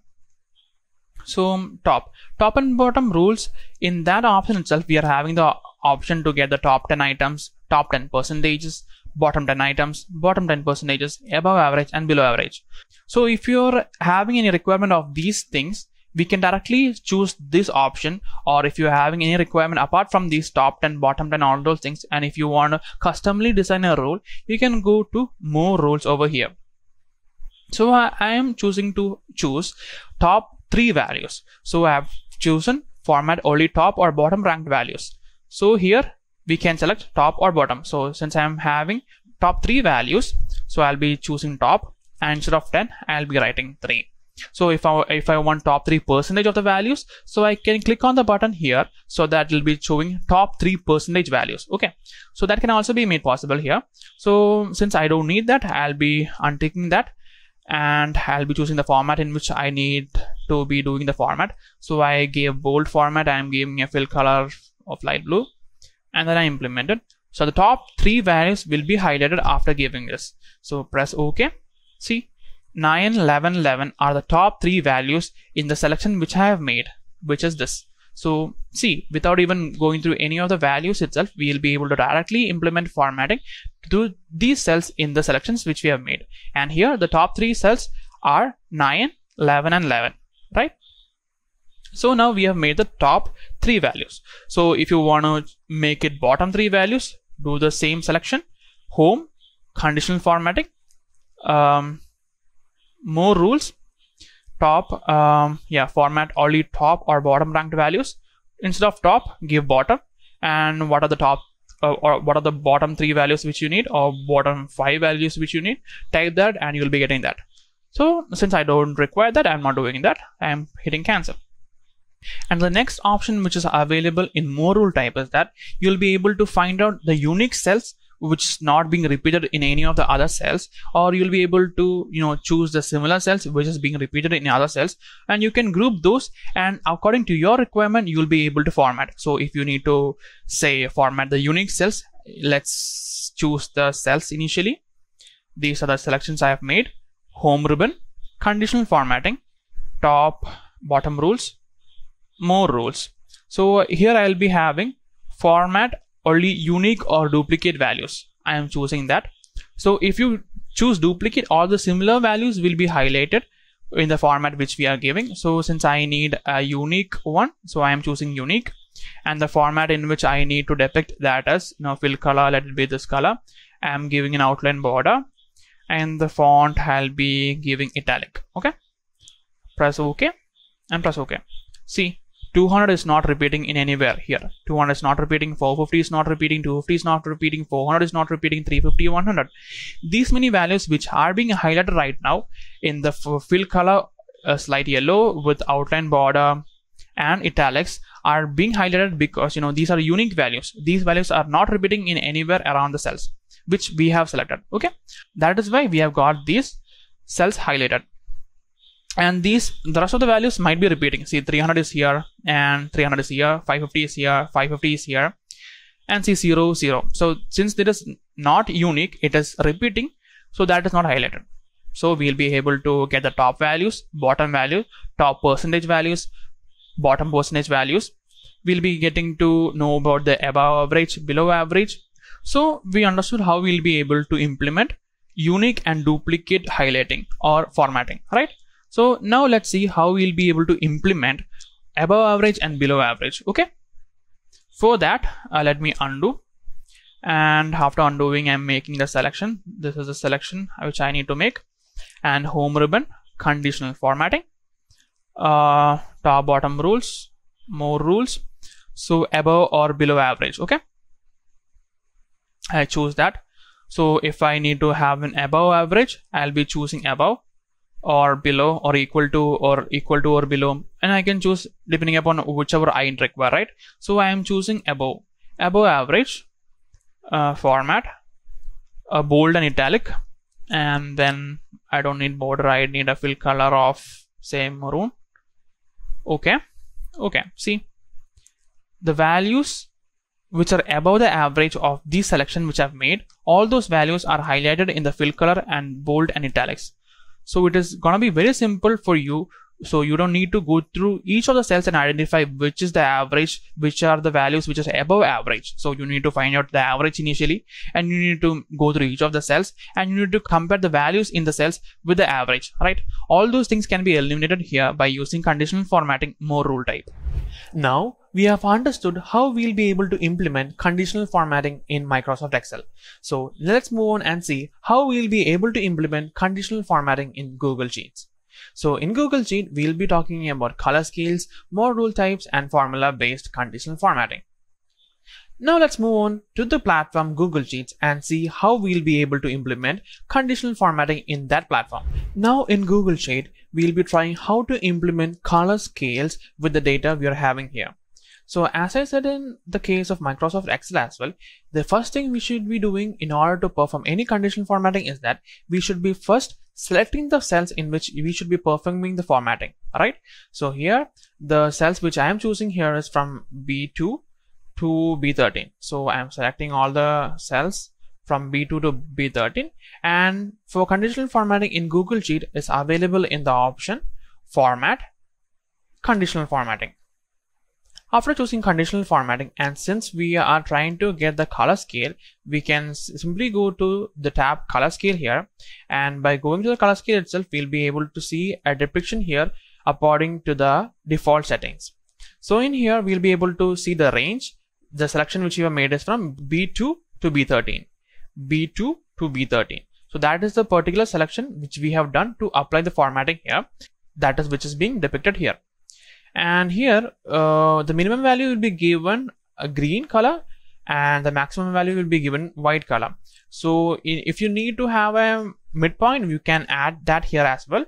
So since this is the default setting, it is showing like this. So if you want to change the color to, let's say, a light blue, so the minimum value will be in light blue, and the maximum value, let's say, let it be dark blue. So here the minimum value will be in light blue and the maximum value are depicted in dark blue, so that we'll be having a clear idea on what is the magnitude of the values in particular cells just by seeing the color. And if you're happy with the color settings which you have provided, you can simply click on done, so that you have already created the conditional formatting for color scale for this particular cells. And if you feel that one of the conditional formatting which you have implemented in Google Sheets need to be replaced or need to be deleted, you can simply go to the conditional format which is being present here. If you want to edit, you can simply click on that and edit.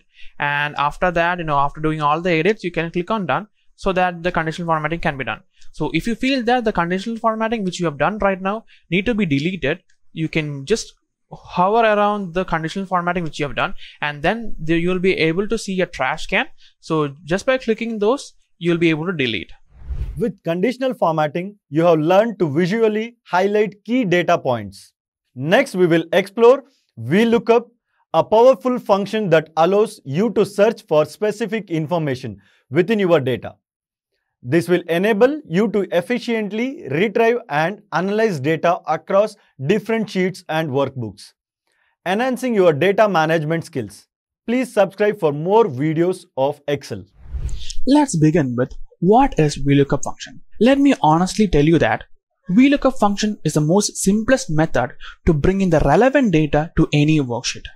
You can bring in data from the same worksheet you're working on, or even from a different worksheet.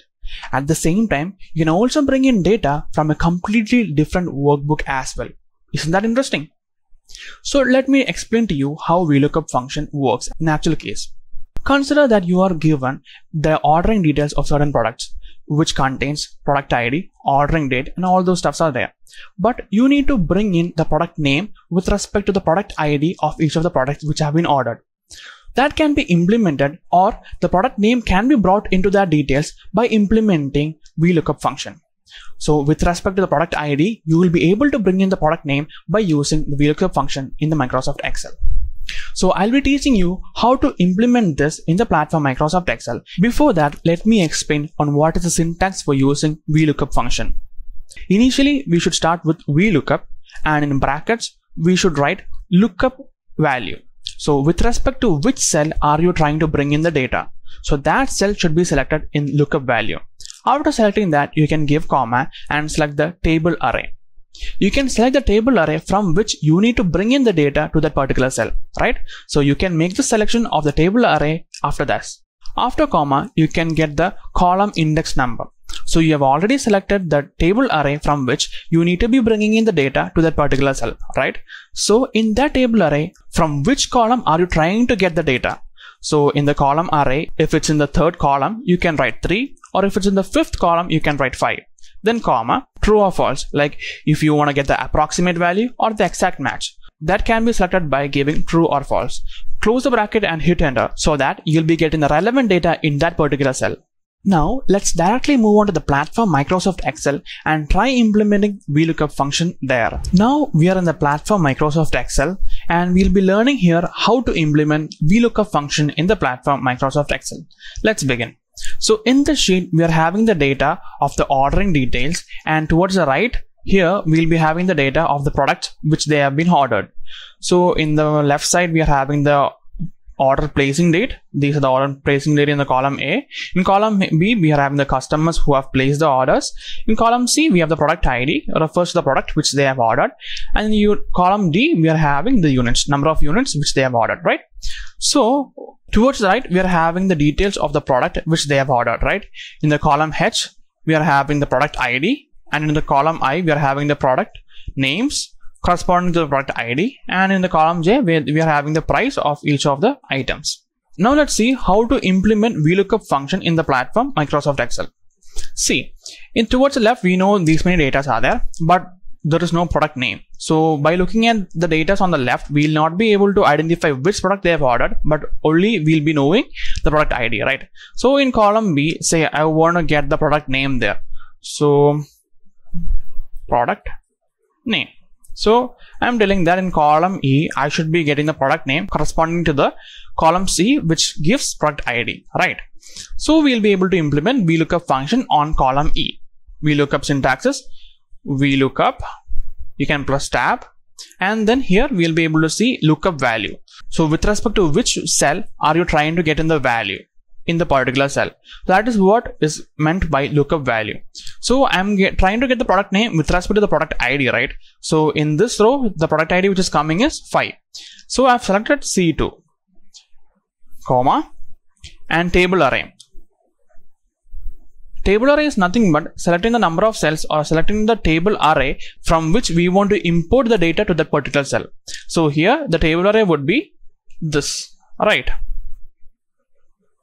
So we have selected the table array where it contains the product ID, product name, and price. That is the data from which we need to be importing the value to that particular cell. So I have selected the table array, then comma, and column index number.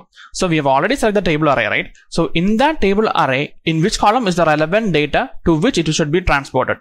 So in the table array, we know in product ID will be the column 1, product name will be the column 2, price will be column 3. So we need to be getting the product name. The product name is in which column? In column number 2, right? In column number 2 in the given selection. So I am writing 2, comma, and pressing tab, closing the bracket and hitting enter. See, here now we got the product name as bucket. Let's confirm. In product ID 5, see, it's bucket itself. So with respect to the product ID, we are getting the product name. Without even going to this data and finding out which is product ID 5, it is bucket. So without even going to these data, we'll be directly getting the product name by using the formula VLOOKUP function.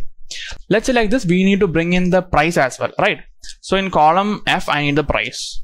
So price, and in that column, let's apply the VLOOKUP formula, VLOOKUP. Let's just press tab there. VLOOKUP, lookup value. The lookup value will be the same, product ID, comma, table array. Table array will also be the same. So select the table array. I'll select the table array, comma, and select the column in column index number. So price comes under which column? Column number 3. 1, 2, 3. So column number 3, comma, press tab, close the bracket and hit enter. See, let's confirm that. In bucket, how much is the price? 5, bucket 250. So just by giving the VLOOKUP function, we are getting the value from another data and trying to implement that data in the particular cell which we want it to be. Now let's try to implement VLOOKUP function in a different sheet and then in a different workbook as well. So let's move to a different sheet. So in details, I'm moving to a different sheet where we are having the same details here, product ID, product name, and product price. Okay. So now what we need to do is from this table array, we'll need to be importing data from this table array to that particular cell. So let's see how that can be done. So let's say for Bobby, for the purchase Bobby has done, I am using the data from a different sheet. So I'm getting the product name here as well. So equals to VLOOKUP, press tab, and the lookup value will be 15 here. Since for Bobby the product ID is 15, I am choosing the cell C3 which contains 15, comma, and now is a place where we're gonna be implementing the change. The table array from which we need to be importing data is from a different sheet, right? So what we need to do is go to that particular sheet and then simply select the data. So we have already selected the table array and hit comma and select the column index number. So we are trying to get the product name, right? So it is in column number 2, comma, tab, close bracket, hit enter. See, let's confirm that product ID 15 will be stapler. It is stapler, right? So we have taken the data from a different sheet to this sheet. So let's try implementing that for the price as well. Equal to VLOOKUP tab, product ID will be coming in C3, comma, table array moving to the different sheet, selecting the table array. Select the table array, column number 3, the price is in column number 3, comma, tab, close the bracket and hit enter. See, we have got the price for the stapler. The stapler cost 225 and it is showing 225 itself. Now let's try implementing VLOOKUP function from a different workbook itself. So for that, let's open a new workbook. Yes, I've opened a new workbook. Let's copy the details here. So I'm copying the details, copy, paste. I'm arranging it. Yeah. Now we have copied the details to a different workbook, right? Now let's start implementing it in a different workbook. So in row 4 for Kiran, I am getting it from a different workbook. So let's see how that can be done. Equals to VLOOKUP, press tab, and now let's look for the lookup value, which is nothing but this one, which is C4, corresponding to that row, and comma, let's select the table array. So here, while selecting the table array, we need to import the data from a different workbook, right? So we need to go to that workbook and select the table array. So selecting the table array. So this is the table array which I want to be selecting. I've selected that, hit comma. So in which column is the data which I want to be importing? So that column index number of product name will be 2, comma, hit tab, close the bracket and hit enter. See, I've imported the data of product name corresponding to the product ID 4. Product ID 4 is bottle itself. Have implemented VLOOKUP function from a different workbook itself. Let's see that for the price also. VLOOKUP, press tab. So the lookup value will be just the same, comma, the table array. I'm moving to the different worksheet, sorry, different workbook. I've selected that, comma, the price will be in column 3, comma, tab, close the bracket and hit enter. See, we have got the price of bottle from a completely different workbook. So now we have understood how to implement VLOOKUP function in the same sheet, in a different sheet, and also in a different workbook as well. Now let's see how we'll be able to copy the VLOOKUP formula in Microsoft Excel. Right. For that, let me do the VLOOKUP formula right now. VLOOKUP, lookup value would be C2, comma, the table array which I would want to be selecting is this, comma, column index number for the product name. The column index number in the table array is 2, right? It comes in the second column, 2, comma, and then tab, close the bracket and hit enter. So we have got the VLOOKUP function in this particular cell. So try to copy it vertically down. So if I'm doing that, see, there is an error coming here, right? So mainly that is because in this cell the table array is not locked. So we should be locking that, or else, while we are moving down the cells, the table array will also be moving. So we don't need that to happen. So we are locking it here.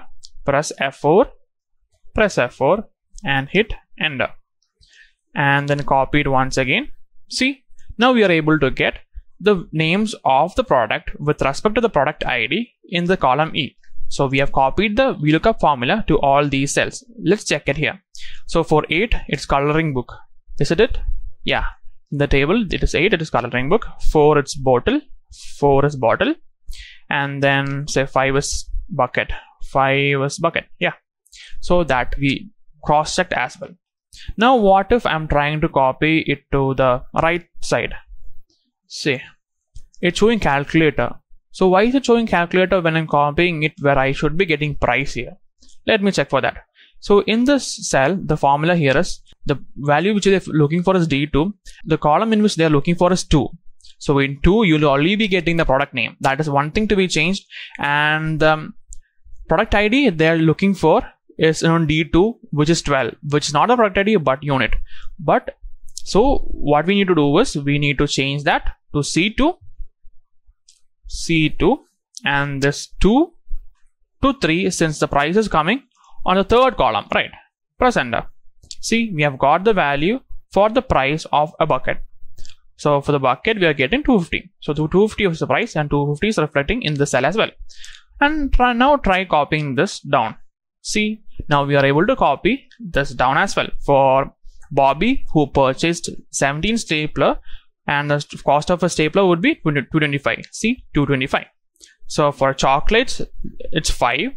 Let's say whereas chocolate is on 13th, which is costing 5. Chocolate is on 13th, which is costing rupees 5.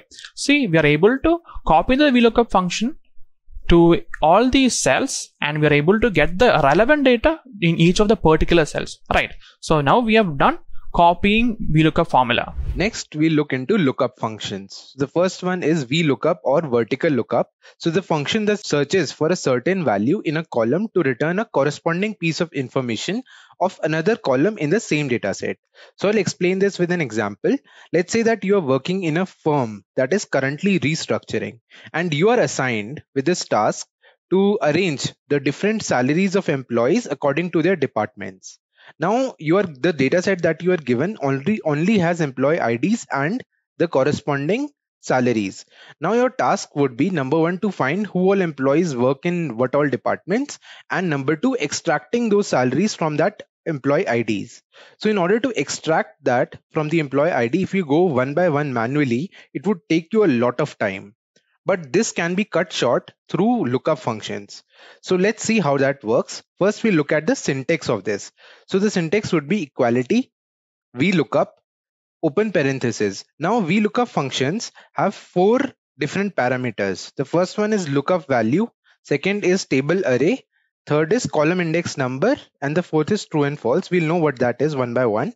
So the first one is a lookup value. So lookup value would be the thing that we already know. So in our case, it would be employee ID. Second is table array. So this would be selection of entire data set. Third would be column index number. Now what it is, let's see. So let's say that in the data set, you have two columns. Number one is your employee ID and number two is the salary. Okay, so in order to extract the salary, that would be in column 2. So you would put the column index number as 2 and true and false. So true is if you want an approximate match and false is if you want an exact match of it. So now let's look at VLOOKUP functions in Microsoft Excel. Now we have a spreadsheet which contains employee IDs, years of experience, and salary of the employee. Now we need to find the salary of employee, and we know what all employee ID is there. So employee ID would be the thing that we already know, and to find is salary employee. Now let's say that I want to find a salary of this cell 2161.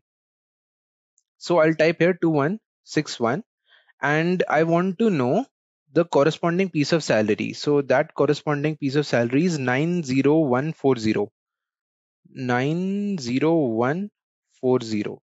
So now with lookup functions, we want, if we just put the employee ID, the corresponding piece of salary should automatically come, right? So we'll use VLOOKUP in that case. So in the salary column, I'll use the syntax equality, VLOOKUP,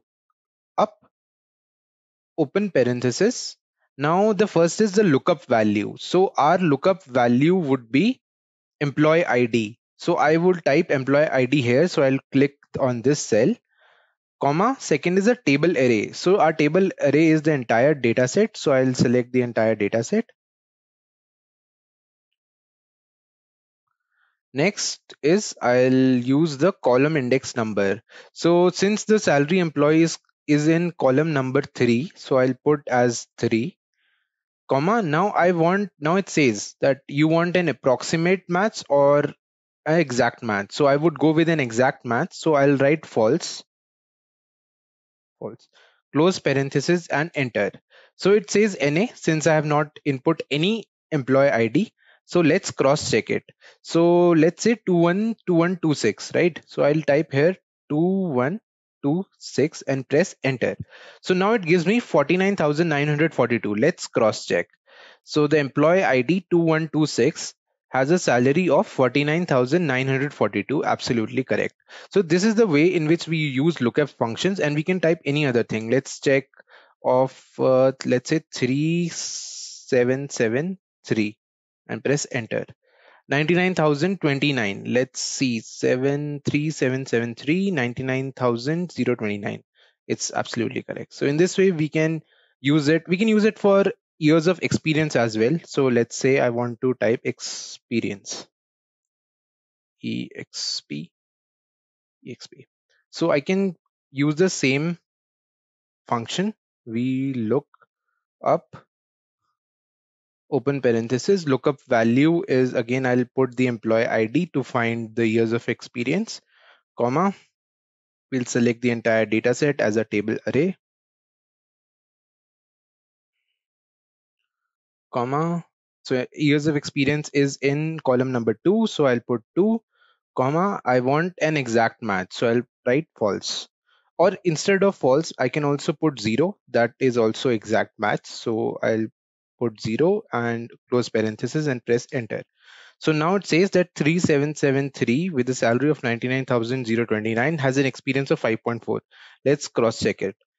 3773 99,029 has the experience of 5.4 years. So this way we can use lookup functions, and it is very efficient to use in longer data sets as well. Next, we'll talk about HLOOKUP. So similar to VLOOKUP, HLOOKUP is the same, except instead of column, it searches row here. So rest remains the same. The certain value in a row would return a corresponding piece of information, and the syntax of it also remains the same, but instead of V, we have H over here. And also the column we used to search in VLOOKUP, here in this case in HLOOKUP, we look at horizontal rows. So the column would be replaced by row. So let's look at the example in Microsoft Excel and know more about it. So this is a spreadsheet. Here we have a table, but now instead of columns, we have rows. What does that mean? So generally we used to have column headers over here, but now in this case, these are horizontal headers or row headers we can call. So the table is horizontally. Now, similar to VLOOKUP, we'll know the price of different office supplies using HLOOKUP. So this is the cell in which we need to find, we'll type the values, the known value, the known name like stapler, pins, sheets, pens, erasers or binders. So we'll get the price of it automatically. So let's click on this price tab, press equals to HLOOKUP, HLOOKUP, parenthesis open. Now it says lookup value. So our lookup value is this cell, comma. Our table array is the entire table's range, comma, row index number. Now instead of column index number, we have row index number. So our first row would be this, second would be this, third this, and fourth this. So we want the price of it, which is in the fourth one. So we'll write here 4, comma. Now we need a exact match. So we'll type false or 0, whatever suits you. Then parenthesis close and press enter. So since we haven't typed anything, it shows in A. We'll write here pins, press enter. It shows me the price of pins. Right? We'll look at one more example. So let's say I put stapler, press enter. It gives me the price of it. So similar to VLOOKUP, HLOOKUP also works exactly the same, but in this case we have horizontal tables. You would not get much examples of this while working on data sets, but still, as an example, you need to know that HLOOKUP also exists. After mastering VLOOKUP to efficiently retrieve data, let's move on to Power Query in Excel. Power Query is a robust tool for importing, cleaning, and transforming data from various sources. This will streamline your data preparation process, making it easier to work with larger and complex data sets. Please subscribe for more videos on Excel. Introduction to Power Query. Now let's have a basic understanding of what Power Query actually is. So if I ask you a question, what is Power Query, right? So a basic layman terms, the answer to this is that it's basically a tool that helps you transform data into simpler terms, right? Through that, if you attach a lot of different things like Power BI, it can also help in your visualization of data. So Power Query is a data transformation and connection tool. What does connection mean here? So connection basically means, so I'll just give you a visual representation of it. So if you have one Excel table, right, Excel sheet, in which you have 3 columns, right? Let's take an example of employee IDs. So your first column is employee ID. Your second column is employee name. And the third column is employee gender, let's say. Okay. And we have another Excel sheet that has again two columns this time. One is the employee ID, the other one is the employee salary, right? So now in this case, what connection means, basically it will connect these two Excel files and make it as one file. So this is exactly what connection means here. So this is good for a smaller data set, but if we have a very large data set, then it's best to use other database management tools like SQL or MongoDB, so something of that sort. But when we talk about smaller data sets in which you just have a very small sort of data in two different Excel files or two different sheets in one file, so all that you can manage, you can connect those things through Power Query very easily. So it's basically transforming the data and connection that is built in Microsoft Excel, right? So it is also available in other Microsoft products like, as I mentioned, Power BI and other tools of Microsoft. It is also useful. So it is designed to help users efficiently import, clean and transform data, right? In the further modules, I will tell you the importance of data cleaning, because data cleaning is something that everybody has to do with data.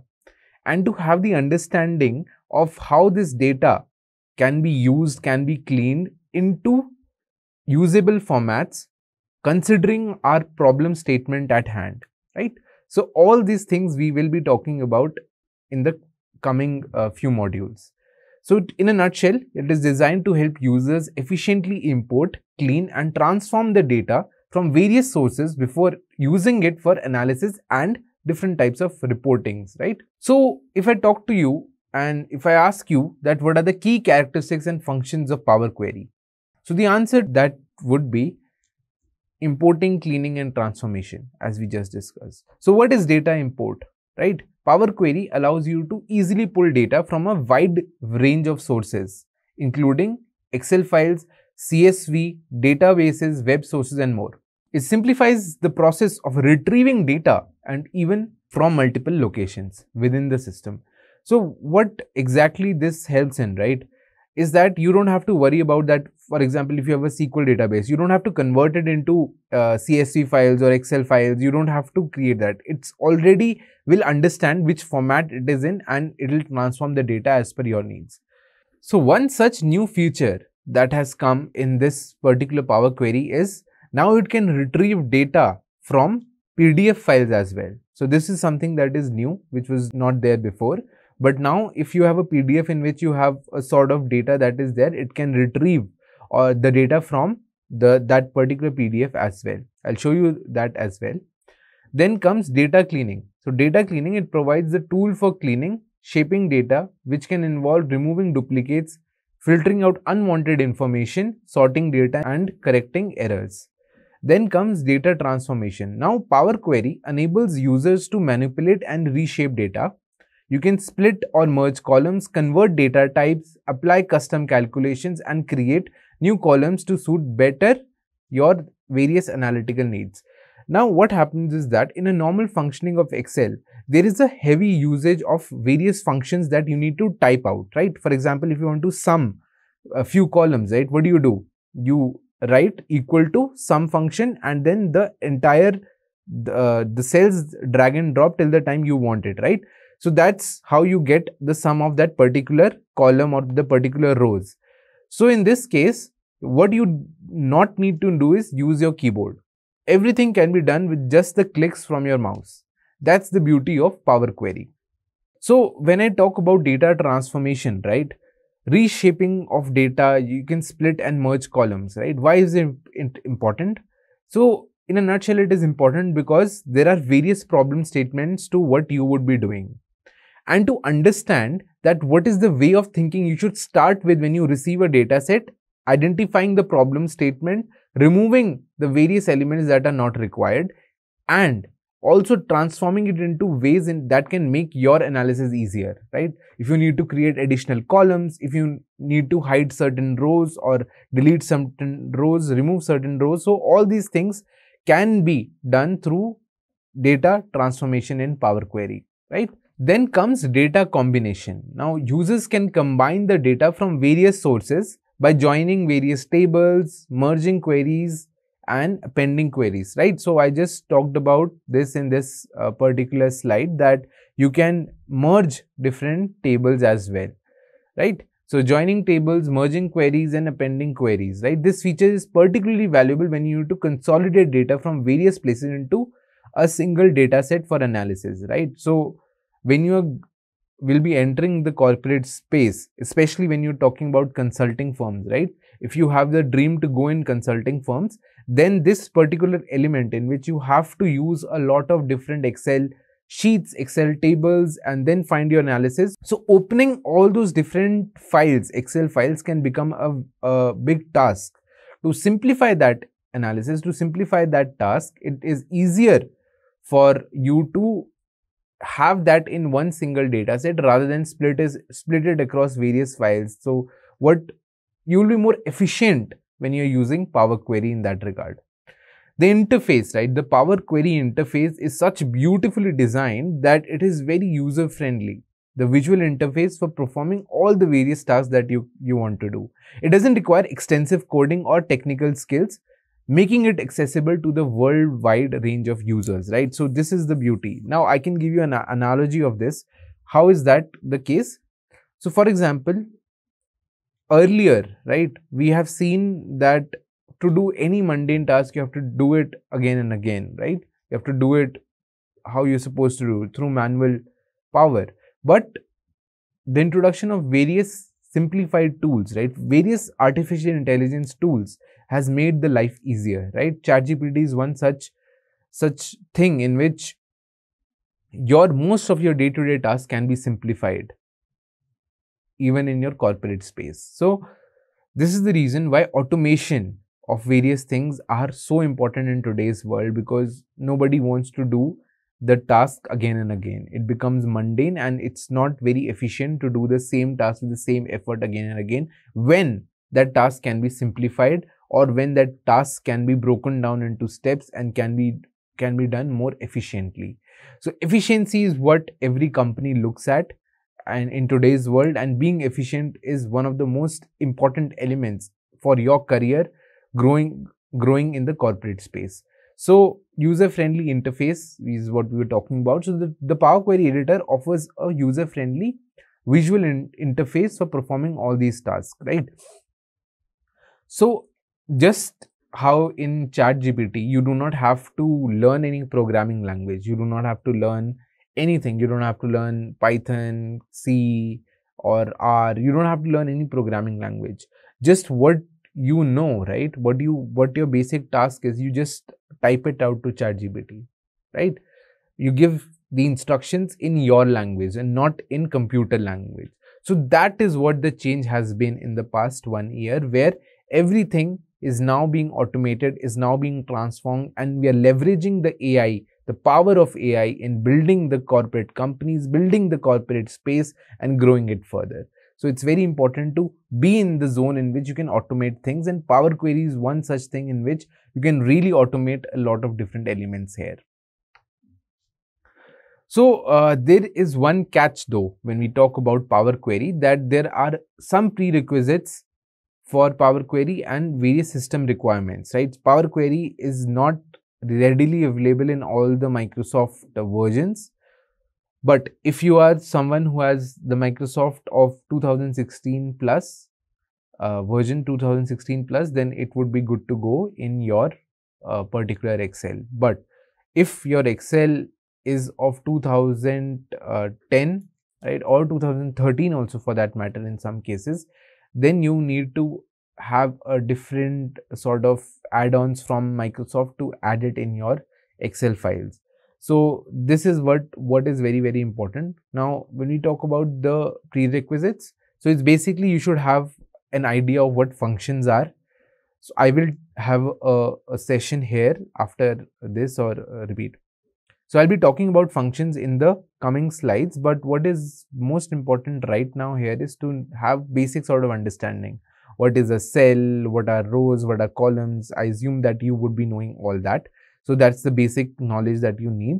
Then the system requirements. What do you need as system requirements? It's basically a Excel, stable connection of internet if you are working with online data sources. If not, then that's also not needed, right? So one important aspect, if you are of 2010 or 2013, then you have to have certain add-ons in Excel. How to do that, I will tell you. But there are various things that may not be there, right?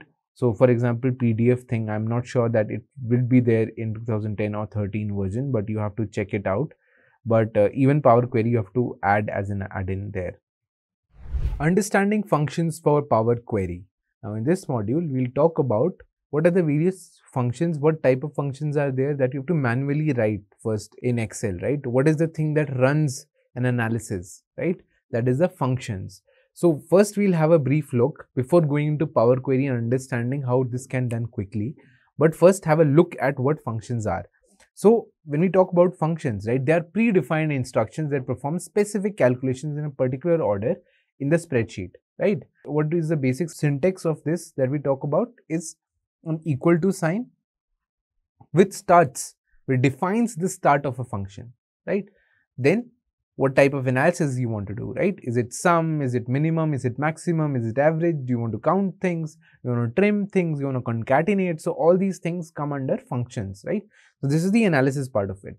So the second thing is the name of the function, right? Average and everything.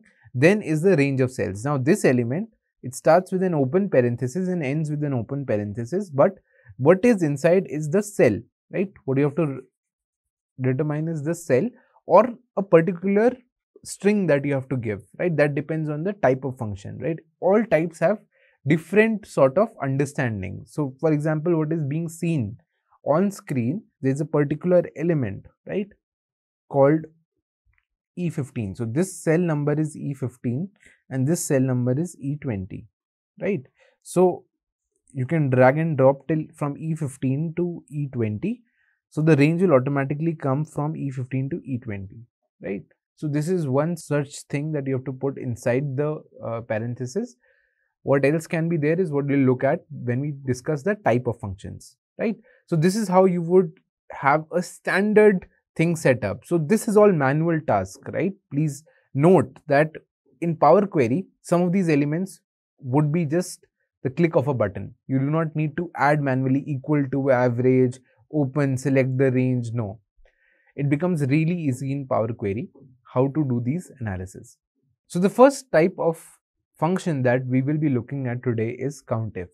So a function that counts the number of cells that match a specific condition. So COUNTIF is there, then a range is there and condition is there, right? So if you have a range, if you have a condition, you can count the number of things. So it will give you the count of it, right? The second one is equal to len. If you want to find the length of a particular string, then you just have to click on the cell, right, type in equal to len and then just select the cell and close parenthesis. It will give you what is the length of that particular thing, right? Then comes left and right. So again, all these things that are there, right, a function that would return a specific number of characters from the left side or the right side. Each of these things that I'm talking about is a manual effort, and exactly these things can be automated using Power Query, right? So we'll have just a brief understanding before you move to Power Query. So from the left to right side of a cell, so we can write left cell number of characters, right cell number of characters, and this will be done. Then concatenate, a function that combines multiple text cells into a single cell, equal to concatenate cell 1 and cell 2. Then comes trim function, a function that removes extra unwanted space from the cell, equal to trim cell 1. So basically it would remove anything that is there extra that is not required in the analysis, so it will remove that, right? Concatenate is also very important aspect if you have to merge two columns, and this is quite helpful, right? So we'll look into this in detail as well. So now let's look at this file that I have over here. So in this we will be typing out these particular things that we discussed. But this is normal, this is not Power Query, this is normal what happens in Excel. So I just wanted to give you a gist of how the things could be automated there in Excel. So now if I have to look into how to get the things here, so what will I do? I'll write a function in this particular thing, data set, I have a movie title and a language, and I want to figure out what is the total number of movies in English, French, or Italian, right? So for English, what thing I have to use is, you have to think about it. That's the human part that would be required to know which function to use, right? In this case, it is required as countf, right? Then this would be the criteria. Then I would add a particular criteria, right? I want English, so I'll write English, close parenthesis, enter. So basically in this particular range, there is 5 times that English is repeated, right? You can check it manually. 1, 2, 3, 4, okay. 1, 2, 3, 4 and 5, right? So there are 5 times that is repeated. Similarly, I can do this to them as well, right? The criteria would be 0 because I typed in English, so I'll change it from English to French. And in this particular case, it's case sensitive. So if you type French in small f, right,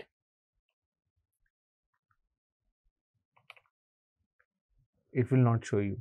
The reason is that it's case sensitive. So now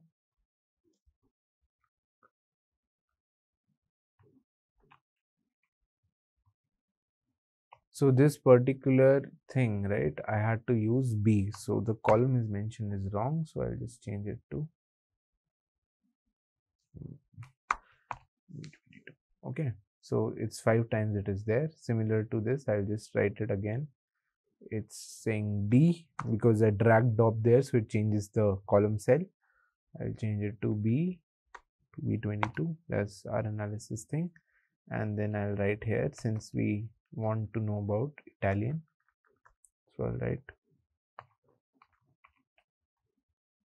Italian, right? And I press enter. 6 is the number of times that it has repeated.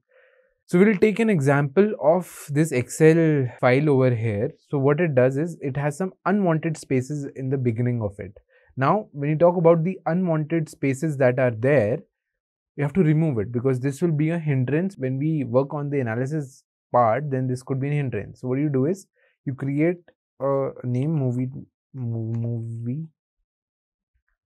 title updated. Then in this particular case, what we'll do is, we'll put a function equal to trim, right? The best part is, Excel would give you the suggestion itself. I've added plus should be equal to trim. Then which is the text, I'll put this and put this, so it'll give me this. So how I can check it? I can just drag and drop. So every unwanted space would be gone, right?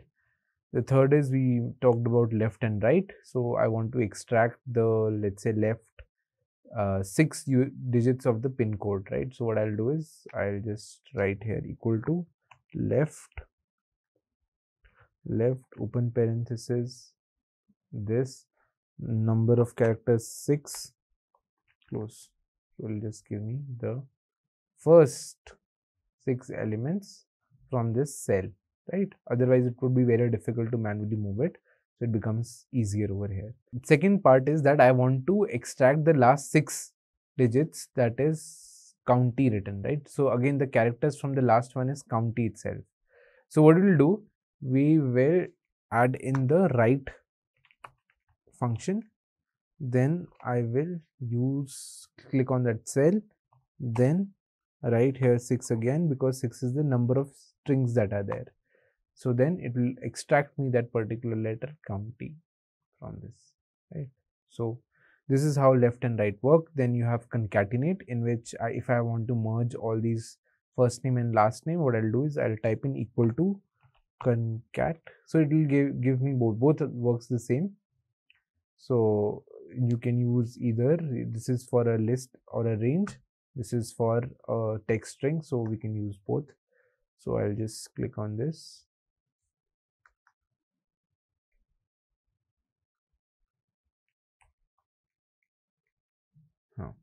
And then I'll put my first comma, second, and then close parenthesis.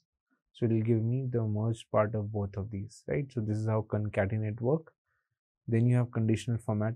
I repeat. This is how concatenate work, right? Now if I have to look at the length of this string, so I'll do equal to len, then open parenthesis, click on this, then close parenthesis. So this is how you do and deal with functions. So this was about the type of functions that are there in Excel. Data transformation and data cleaning. So in this particular module, we will be talking about the importance of data cleaning and why is it important to have data transformation and cleaning in place before you get on with your project. The simple answer to that is data set should be as clean as possible, because at the end of your analysis, it should not be like you are at the end result, then you come to know that there was an issue in the initial part of your analysis due to a bad data set. So that's the reason everything you do has to be from a datum in which you do not have to get back to, right? So cleaning is one such thing that is very, very important. So in this particular module, we'll look at what are the various cleaning steps that are required and the data transformation aspect, right? So I want to take you to a journey of how an analytics project is thought after, what are the various steps that are involved in that. So if you see, what I've mentioned here is there are essentially 3 key steps to any data project, right? The first element or the first step is data cleaning. Now data cleaning forms the base of anything that you do, right? What does this mean? This means that if you're doing data cleaning, then it's important for you to understand the factors that are involved in it, right? There is a list of names and there are gaps in front of the name, right? When you're doing your analysis, that gaps would also come, right? Maybe there is a case in which you're receiving a particular data set from someone, maybe a third party data set that has in terms of gender, male, female, you have various numbers that are there, right? That is not accurate. So then you have to go back to the source of the data set and fix which column was converted into which column, what is the various things that have happened to that data set. So this is what you need to figure out from your end. What are the various things that can happen to a data set? There are a lot of things in which the pin codes, if they have asked in a particular data set, that should be of 6 digits. Maybe in some cases they are only of 3 digits or 4 digits, right? Which is incorrect. So that you need to figure out from your initial analysis of the data and then clean that data aspects. Second is the analysis part of it, in which you will be transforming the data to the needs that you are building, right? And the third part is data visualization.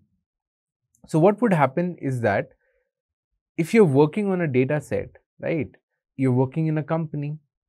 So in that particular project that you're working in, there would be an end result, right? There will be a problem statement, right?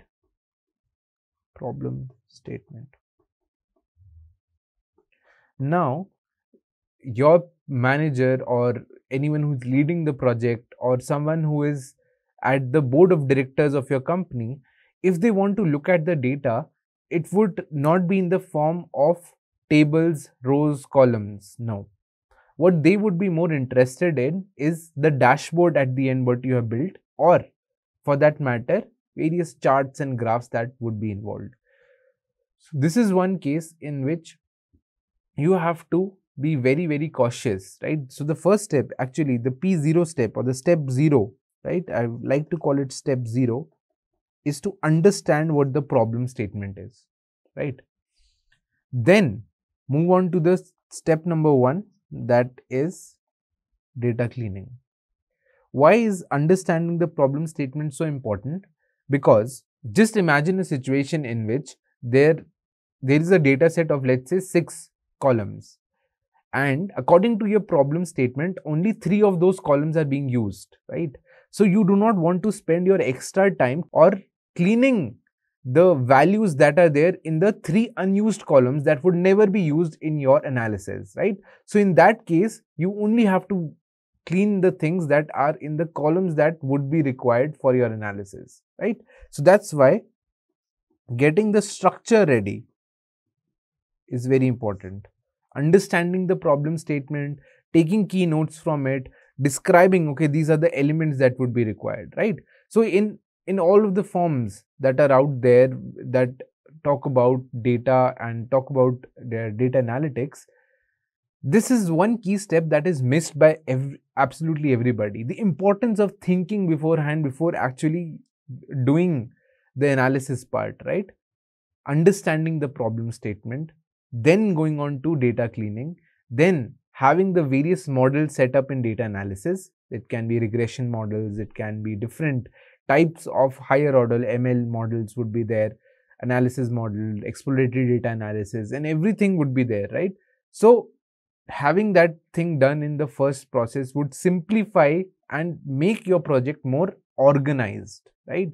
You should not be in the analysis stage and go back and see, okay, this element was not clean, I'm cleaning it. Oh, this is not required, I don't want to use it. These are the things that we have to avoid. That's why having a structured approach to it is very, very important. The third element, data visualization, as I already mentioned, that the final element that board of directors or anyone in the company who is at the higher level management want to see, they would not see rows and columns, they would see what is the analysis that you have come up with, what are the hidden things that you are doing, so that they can make more improved, informed decisions for the growth of the company. So that's why it is very, very important, or the client for that matter.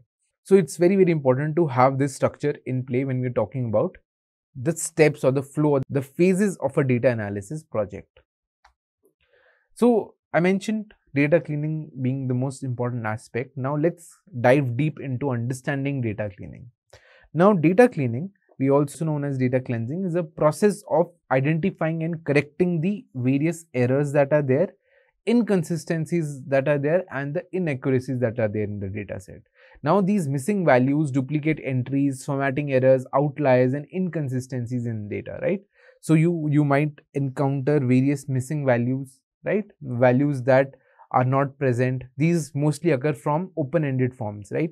You must have seen how is data generated. First of all, is generated for me and you, like we humans generate data, most of it. If it is a business to consumer company, B2C company, then most of the data that you require for your marketing and all that things comes from the customers. B2B clients comes from the businesses, but let's focus our attention to B2C segment. So in this case, the missing values, how would they be created? They would be created, let's say a sign up form is there, right? On any of the website, there is a sign up form for that company. You would type out an email, you type out your details, first name, last name, and everything, right? So there are some values in which you do not have an asterisk mark, right? Asterisk indicates that it's a mandatory field to fill in the forms, right? If the asterisk form is not there, most of the people tend to not fill. If it is not present, this element, they do not fill it, right? Which remains as a missing value in your analysis, right? That's how a missing value is generated when we talk about majority. I'm just talking about majority of the aspects. Then you have also an element called duplicate entries, right? What are the duplicate entries? Maybe one person has filled a form, a particular Google form, Teams form, or let's say a different sort of form online, right? Web page form. They have filled it multiple times, right? So the duplicate entries would be generated. Formatting errors would be there, uppercase, lowercase, different types of things, right? There may be some outliers, I mean, that I talked about, right? Columns having different names, if a person may have filled his last name in terms of first name. So all these different things would be there, right?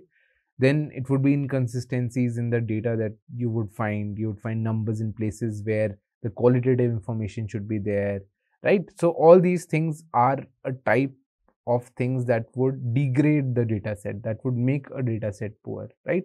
Also, there are two elements to a data set. When I talk about data set, there are two elements from where you receive your, as a budding business analyst, you would have access to two types of data sets. One is the one that would be trusted. That would be basically, you would know the exact source of the data set. You would have the say in how to make that source of the data set better. The other one would be third party. data sets that your company would have taken from somewhere, or they would have got for analysis from somewhere, right? Mostly in cases of consulting, you would have data set that would be coming from the client side to you, right? You do not have much say into how the data set should be in the first place, right? You have to analyze it, you have to clean it, you have to have your basic checks done, right?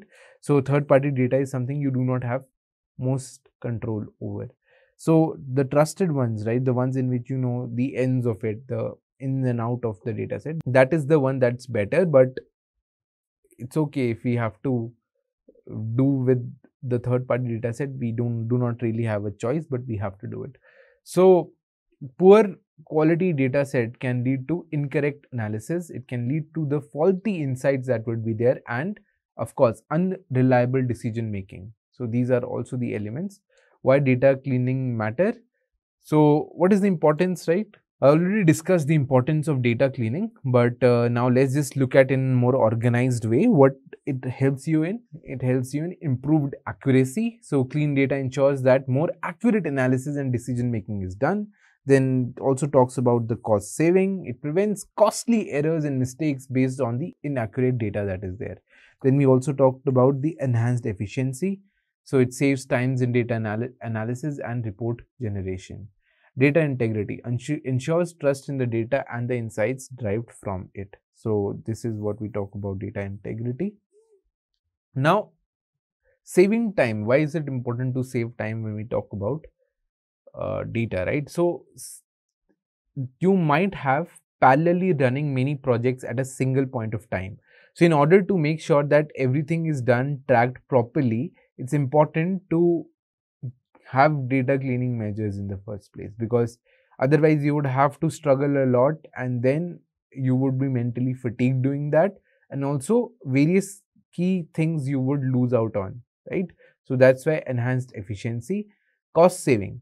So what happens in cost saving? So it prevents costly errors and mistakes based on inaccurate data. So I already talked about that. At the end, right, the board of directors would make informed decisions for your company or for the company, for the client, right? So understanding the importance of data cleaning so that you do not make such mistakes, and then the end result is not skewed, right? Also, one element in data cleaning that is, after you do certain projects, you would get to know, is that there is numeric data that's very easy to understand. Then there is qualitative data, right? What would be the example of a qualitative data? So for example, if you're running a restaurant and then you want a customer feedback on your dishes, or on your restaurant, or your various food type, right? So you'd give them a feedback form. So let's say if the customer fills that feedback form, then you would have a set of questions, right, that they have to answer. Some would be numeric, like, or some would be non-numeric, right, qualitative data. But how you figure out as a restaurant owners to write in the questionnaire part of the feedback, right? The way you write is also what matters, right? I'll give you an example. So if you're writing something like, how good is the food of a restaurant? Rate from the scale of 0 to 10, right? So when I say this word, how good is the food, let's say, right? If I'm giving it and I write it to rate from, let's say, 0 to 10. So if I rate it from 0 to 10, right, what is the thing that is there, right? What is the thing that you pause this video for a second and think about what is wrong in this particular question. So once you do that, I'll tell you what it is. It's the word good in this entire question. Now, if you're taking the feedback, you cannot write a thing that is biased towards your preference, right? If I write how good is the food, the rating would be in terms of not taking into the bad perspective of the food. It is only the good elements of the food, right? So this would become a bias. And one important such thing in your analysis that you should look after is understanding the various types of bias that could be there in the data and eliminating those bias. You do not want your end result to be skewed in any manner. So it's very important to know that there are various biases that would be there in your data, and the importance of cleaning those elements as well. Now, what are the steps that would be involved in a data cleaning process? So it would be assessment, data assessment, understanding the data and the quality of data that is there. Then is data validation, identifying the errors, the various inconsistencies and the missing values that would be there, right? When I talk about understanding the data and its quality, it's basically running through the entire data, maybe have a check done, various checks done, that if it is there you just put a tick mark. So various checklists, right? Your checklist should be there. Then identifying those errors, inconsistencies and the various missing values that would be there, right? So that is data validation. Then is data transformation, standardizing and formatting the data. So it's very important to know that you have to make the data very consistent for your analysis. So having that consistency, having that standardized sort of elements is also important. Then adding any missing information or any missing context, right? So for this element, for this part, what you can do is you can go to the source of the data and identify what the missing information is. Ask to your client or make changes to the information that is being provided to you, right? So what would do? It would increase the quality. It would significantly increase the quality of your particular analysis. Then documentation. Now this is also one important element that people tend to miss, is documenting the things that you have done. Thankfully, if you are working in Power Query, you would know the documentation automatically comes, what changes were made. But let's say you're working with a team of 5 to 6 people, and then you have to figure out which person has made the changes. So it's important to have that checklist in play and the documentation done, so that you know that these are the people who have made the changes, these were the changes made, right? So having that habit of documentation really increase the efficiency of yourself, and the time that is spent on the project also significantly reduces, increasing the efficiency and the productivity of the project. Power Query Dashboard Overview. Now in this particular module, what we'll do is we'll have a hands-on session in which we'll open Excel, we'll see how exactly the Power Query editor window is opened, and then we'll transform some data and find some meaningful analysis out of it, right? So let's get started with it. So for this, what I've done is I've taken 3 dummy data sets. Now these are in the form of 3 separate Excel files. Now what I'll do is I'll transform this data into a new Excel sheet and merge all those 3 separate Excel sheets into one. How that is done, I'll show it to you. So for that, all the Excel sheets that you have, all the Excel files, they should be in one single folder. So for that, I have a folder named over here as Power Query. So in that, I have all the 3 different Excel files that I have put. So to give you a context, this is about an e-commerce shipping data of a particular company. So the customer ID would be there, the dates would be there, the cost, the revenue, everything would be mentioned, and the status if it is shipped or not. So in this particular case, what we'll do is we'll analyze the data from 3 different years, 2007, 2008 and 2009.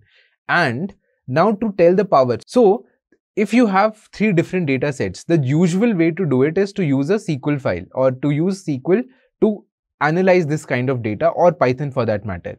But in this case, since the load of the data is less, since the number of rows are less than what usually is used in SQL, we'll try and analyze this part from Excel. So in this case, what I'll do is I'll open a fresh file of Excel.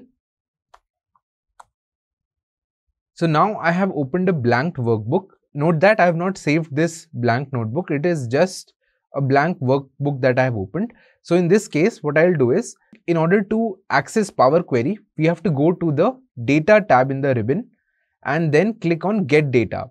Now, one benefit of using the Excel that is after 2016 is that you have Power Query inbuilt inside the Excel. If you're using Microsoft Office versions of 2013 or 2010, in that case, you have to add this Power Query as a Excel add-in option, right? It would be there It would be slightly different from what it is in terms of the looks, but the working would be exactly the same. So in this case, what we'll do is we'll click on get data. Now we have to see from what kinds of files you can upload. So from the recent ones, you can have an Excel workbook, which is quite obvious.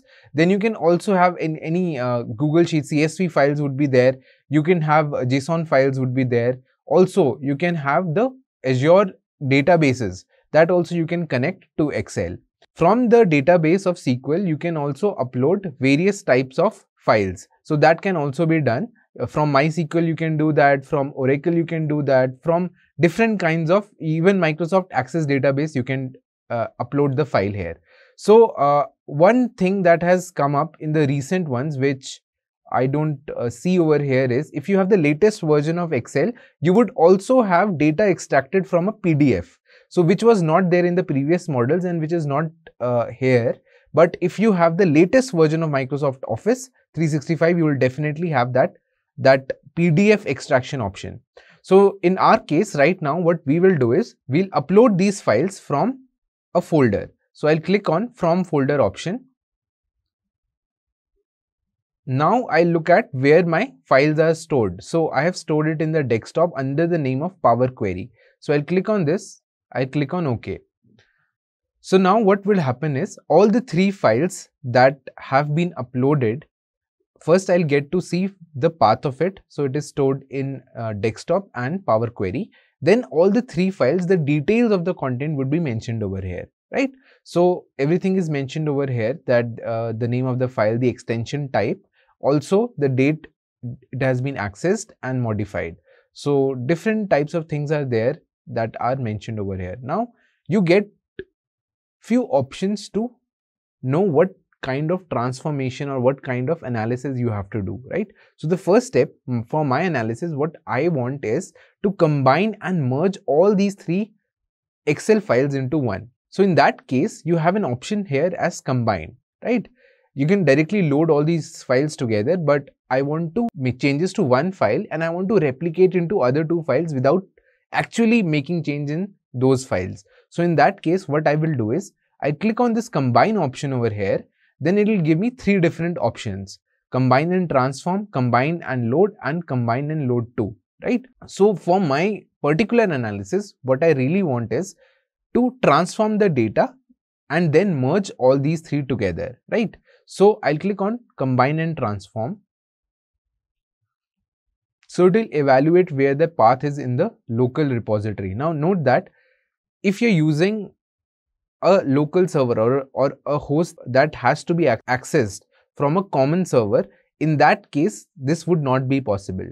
What you have to do is in the local repository itself, the file should be maintained. The reason behind it is even a slightest change in that repository can cause all your analysis to fail. So now we have this particular window that is opened. So in this case, it asks me the sample file, what it should be. Now, what is this sample file? Basically, what happens is that when you have 3 files, or let's say X number of files, it would first say that, okay, if these 3 are common or they have some common columns in that case, what would happen is they would want you to first make some changes or do your analysis in that sample file. When you are done changing or making changes to that particular file, then you can load and extract it to the rest of the file that you want to merge. So in this case, the option comes for all the 3 files that I have, but as a default, it takes the first file. It recognizes that 2007 would be the first file. So it automatically takes the first file that it suggests you should load. So for my analysis as well, I'll just click on this first file itself, that is the 2007 data. So I'll click on order data over here. It will give me a sort of preview over here about how the data is. Now what I'll do next is I'll click on OK. So now what has happened is it has opened a new window known as the Power Query Editor. So all the things that you want to transform in all those 3 Excel files can be done at one place over here. Now, whatever you do outside this, right, if you make changes to the data set after this, it would not be reflected over here. So you have to make sure that first your data set is complete, it's all the changes are done in that data set, then you come to the Power Query window. Now as you can see, my data set of 2007, it has some rows that are 999 plus. So it shows that there are some rows over there. Then you have all the columns that are listed, right? The source name, that is basically the name of the file. Then there is order ID. Then there is the volume of the shipments that are there. Then the revenue is mentioned, the cost is mentioned, and you have the order date, shipping date, order status, right? So now this is the basic layout of the file. I can see there the data is not particularly cleaned over here that we can do in this transformation. But what I really want is to have that thinking on what needs to be done next. Now this is an e-commerce data set. What would be my thinking seeing this particular thing? The problem statements need to be defined first and then the analysis needs to be done, right? So since the sample data set, it does not have a lot of complexities, or I'm not running a e-commerce store to know what insights I want. But as a dummy problem statement, I can have that I want to know what the profit is from each order that is there, and also what is the shipment days that are there, right? Now, since this data is not clean, first we'll have some sort of modifications done in that case, and then we'll move on to the analysis part. So in this case, I see that the name is of the file is mentioned over here, which is insignificant to me. So what I'll do is I'll remove this column because it was not of my any use.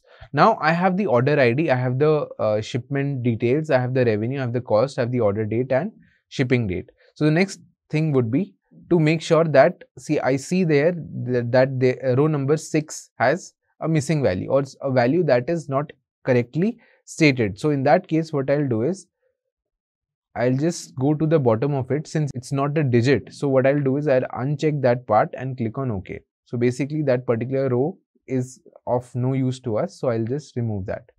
Then the next aspect is to find the profit of the particular thing, or if any, right? So in that case, what I'll do, from general thing, we know that revenue minus cost would be your profit. So in that case, I'll select this column, I'll click on control, I'll click the second column, that is cost. Then I'll go to the add column option over here in the Power Query window. So in this particular ribbon, we have something known as from numbers. So since these are numbers and I want to have a sort of subtraction done, so there are different statistics and different numerical methods to do that, right? So I'll click on this standard tab over here, and since it's a basic subtraction between revenue and cost, I'll do subtract. Now the subtraction is already here. This would be our gross profit. So now how would the Power Query know that you have to subtract revenue and cost, right? So in that case, it could have also done that cost minus revenue, right? So in that case, there is no such thing that it would know by itself. It's basically what you select first would be subtracted from the second one. That's the basic understanding of it. So now I have got at the end of it something known as gross profit. So I'll just move it to the tab near cost, right? So there are some areas in which you do not have, basically your revenue was, the cost was greater than the revenue, so you did not really get any profit in that, you were in loss. So that is also being maintained over here. Now what else can we do in this case, right? So in this case, we would also need to know that, let's say that as a business owner, I want to know what time is the order being shipped from the order date, right? I want the shipping date to be as close as the order date, right? Now let's take an example. If you're going to buy something on an e-commerce store, you would want your shipment to be as soon as possible, right? Be it Amazon or Flipkart or any other e-commerce website that you're looking at. As a business owner, I also want the shipping time to be as soon as possible to make some sound decisions if my inventory has some issues or my supply chain network has some issues, so I can optimize that part. So in that case, what I will do is I'll again subtract the shipping date and order date, right? Shipping date minus order date would give me the number of days that are there in between, if any. So what I'll do again, I'll do the add column part. I'll select both the things, but this time I'll select the shipping date first because that would be later and the order date would be earlier. So I'll click on shipping date, then order date, then click on something known as date over here. So now you see that it understands that this is not a numerical value. It understands that it is date. That's why the option of subtraction or any numerical methods are already not given to us. So in that case, we'll just go to the date option. Then there is something known as, you have a lot of different options. You can change, modify it in the way you want. But what I really want is subtract dates. So I will click on subtract days over here and it will create a separate column named as subtraction. So I'll change that to number of days between shipment.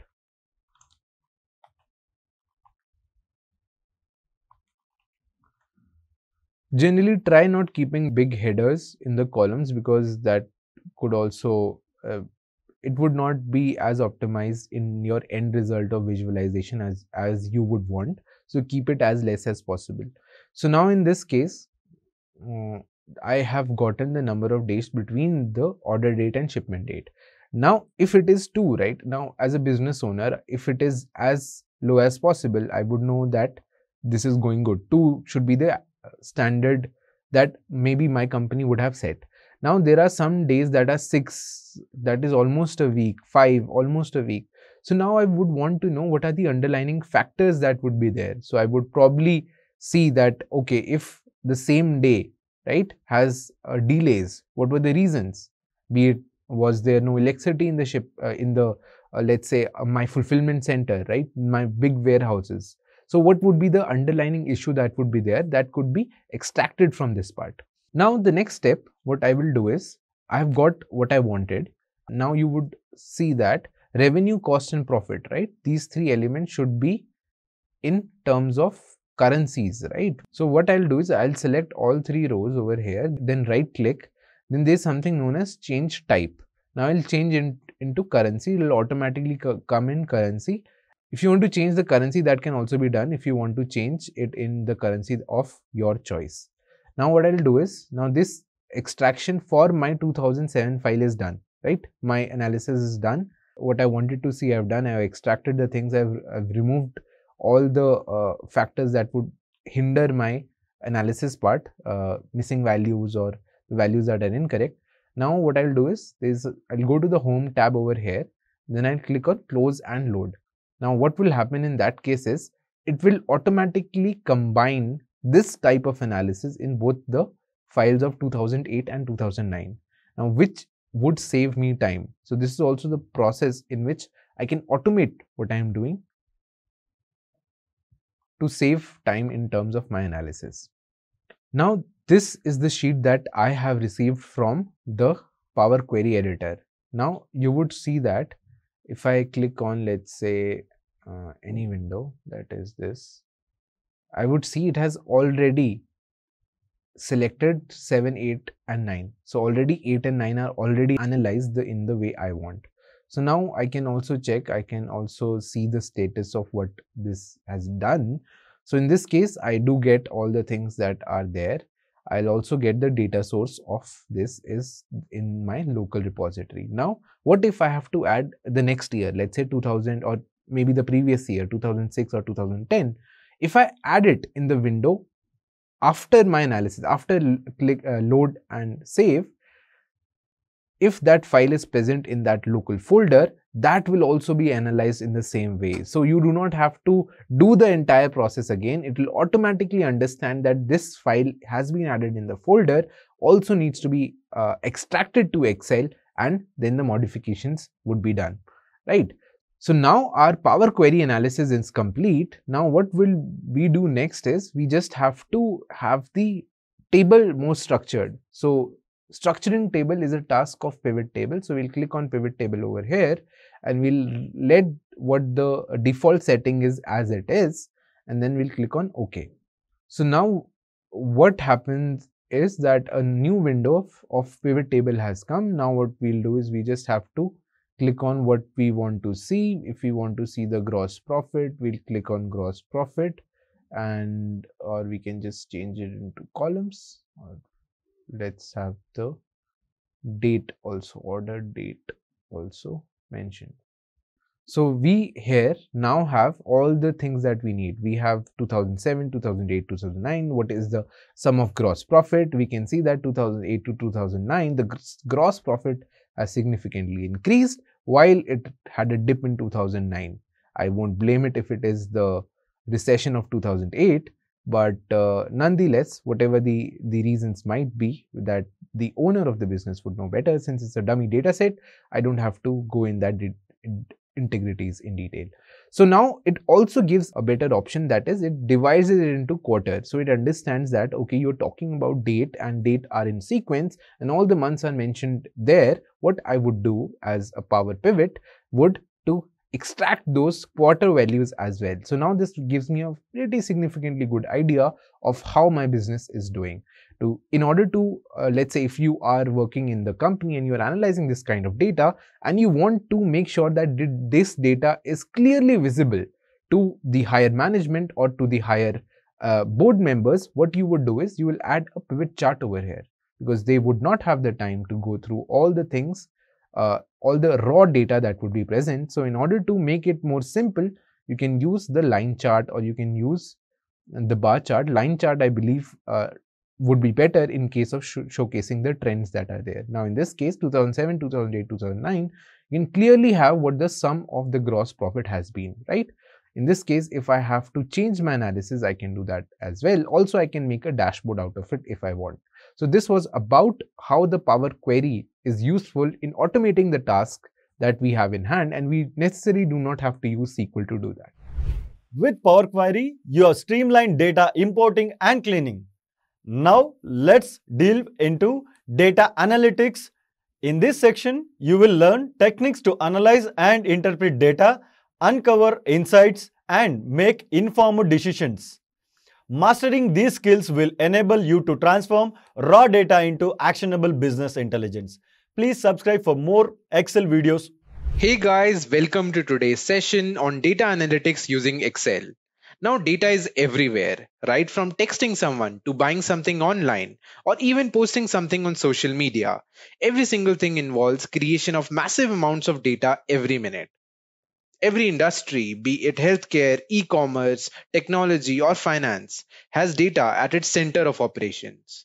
So now it becomes increasingly important to analyze this data so that we can find some meaningful trends and opportunities for the future.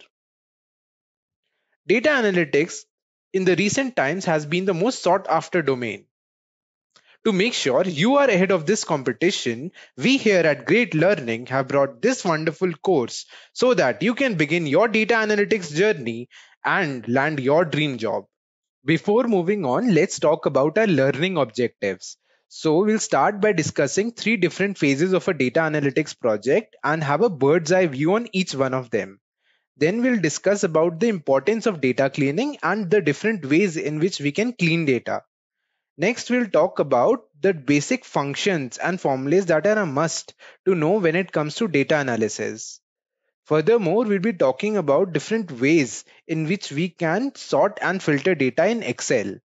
Next, we'll learn about 2 different types of lookup functions, vertical lookup and horizontal lookup functions. Then we'll know what is conditional formatting, and also how can we make color scales, data bars, and also highlight cells. Then we'll know about data validation, how to create drop-down list and fix length in a cell. Then we'll know about what are pivot tables, what is the importance of pivot tables, and how can we use them to analyze data. In the end, we'll talk about data visualization using Excel. We'll learn how to make different types of charts like tree charts, scatter maps, map charts, etc. Phases of a data analytics project. Now the journey of raw data to meaningful data can be categorized into 3 phases. The first, data cleaning, second is data analysis, and the third is data visualization. Now for data cleaning, our first step would be to set up a problem statement that would be aimed in solving a specific business problem of your client. Now, what is this problem statement? For example, a phone manufacturer would like to know how many customers actually bought their product while seeing an ad on YouTube.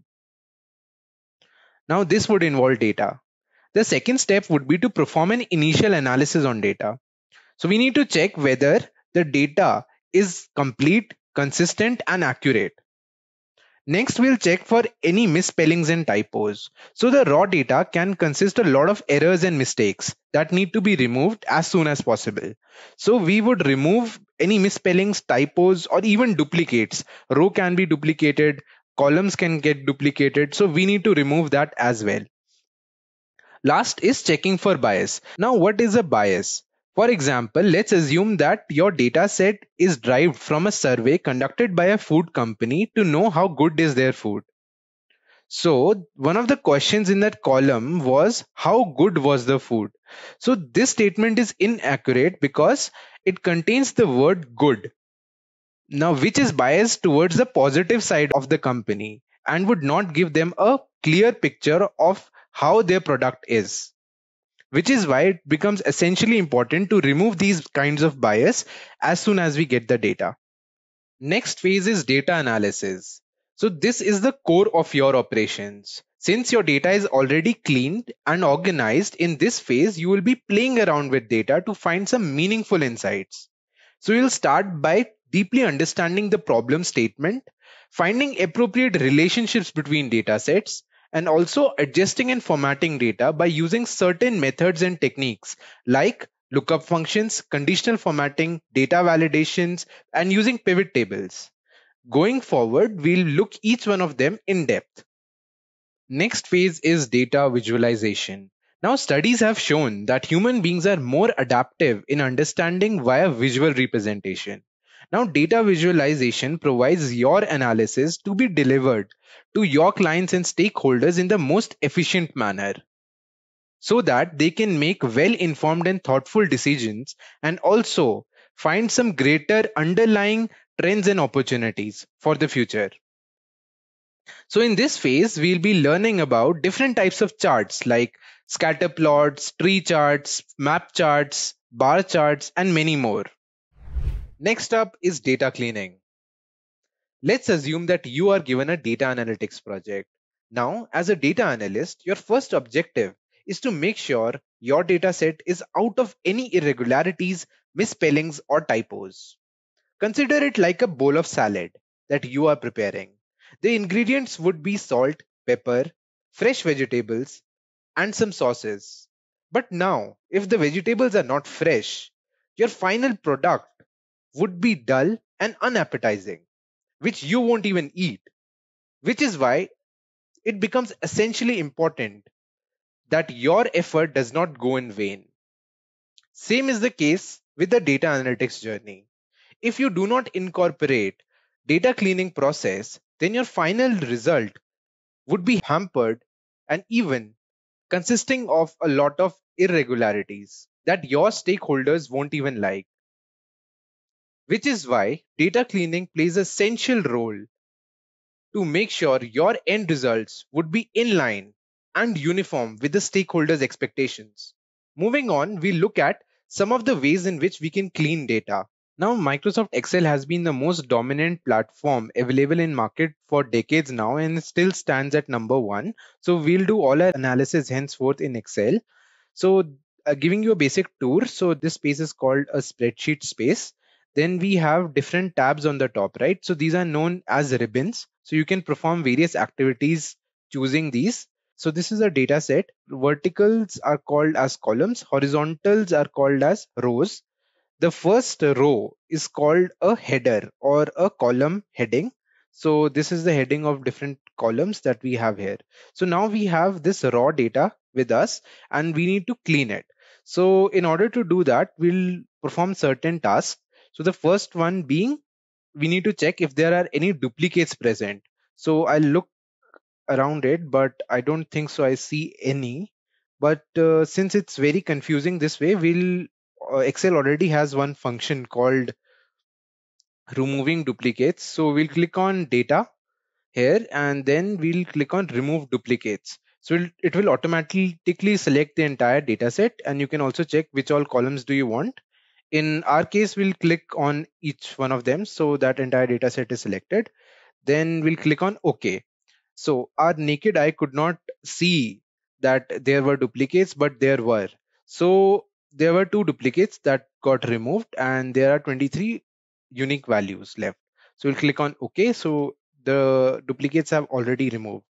Now, this is a very small data set for understanding purposes, but while you will analysis data, you would not get this small data set ever. So then certain things like remove duplicates becomes really important to know. Next up, we'll just glance through it and we'll see if there are any irregularities present. So I don't see any, but here we go.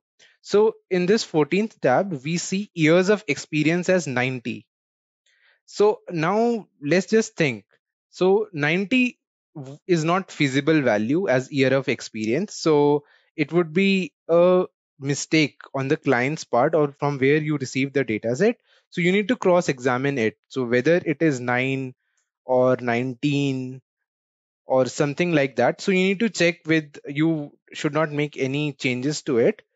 You should ask your client first that what is the correct value and then make changes. And also, while you're doing these changes, you should also maintain a logbook, or you should just create a duplicate of the raw data just in case if your data cleaning you miss certain values, so that you can recover it later.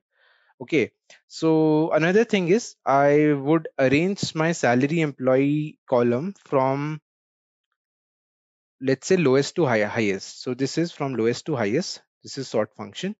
So lowest to highest, I see that 1,01,702 here, employee of the salary, 99,000 is below it.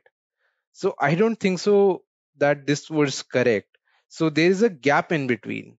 So considering all other salaries, they are in 5 digits. One is in 6 digits. So it can be a possibility that this empty space is by mistake. We'll remove that empty space and click OK. Right? Then we'll again click on this and do sort. So this gets sorted. But again, you need to check with your client that the removed space was correct or not. So these are certain things that can be an issue when you analyze it in a later stage. So it becomes essentially important to correct everything in advance at the first phase itself. Next is data validation. So data validation is a very interesting tool which allows you to control what can or cannot be entered in your spreadsheet. So data validation is a very important tool when it comes to data handling process, like collecting information. So let's say that you are rolling out a survey in which you want the user to fill only certain values in particular columns. So data validation allows you to do that. So let's see how do we manage data using data validation. Okay, so here we have Microsoft Excel. In this spreadsheet, we have a table in which we need to fill certain columns. So let's say the first one is name. So in this column, let's assume I only want the name should be a maximum of 20 characters long. So for that condition, I need to choose this range, click on data, data validation. So here the tabs appears. So in that settings tab, we need to fill the criteria that needs to be filled for the particular range. So I'll click on, since we need characters, so I'll choose text length, minimum character 1, maximum character, let's say 12, and say OK. Now let's check this out. Now if I type a word, let's say Madhur Singh, so it gets filled, Yash filled. But if I try to fill something that is large, let's say Abhishek Pal Sundar, click on enter. So now this says that the value does not match the data validation restrictions defined for this cell. So since this name is more than 12 characters long, the input is invalid.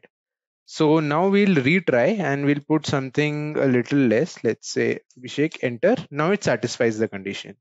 So in this way, we can set certain conditions for this column.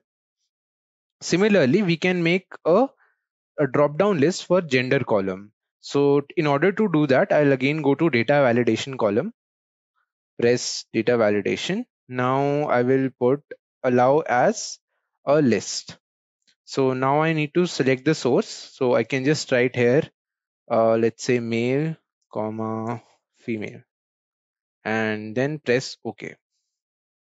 So I only selected one column. I did not select the range, but I could select the entire range and do that. But in this case, I can choose it's male or female. So it will automatically come here in whatever we choose. So there are only two things we can choose. We can't write anything here.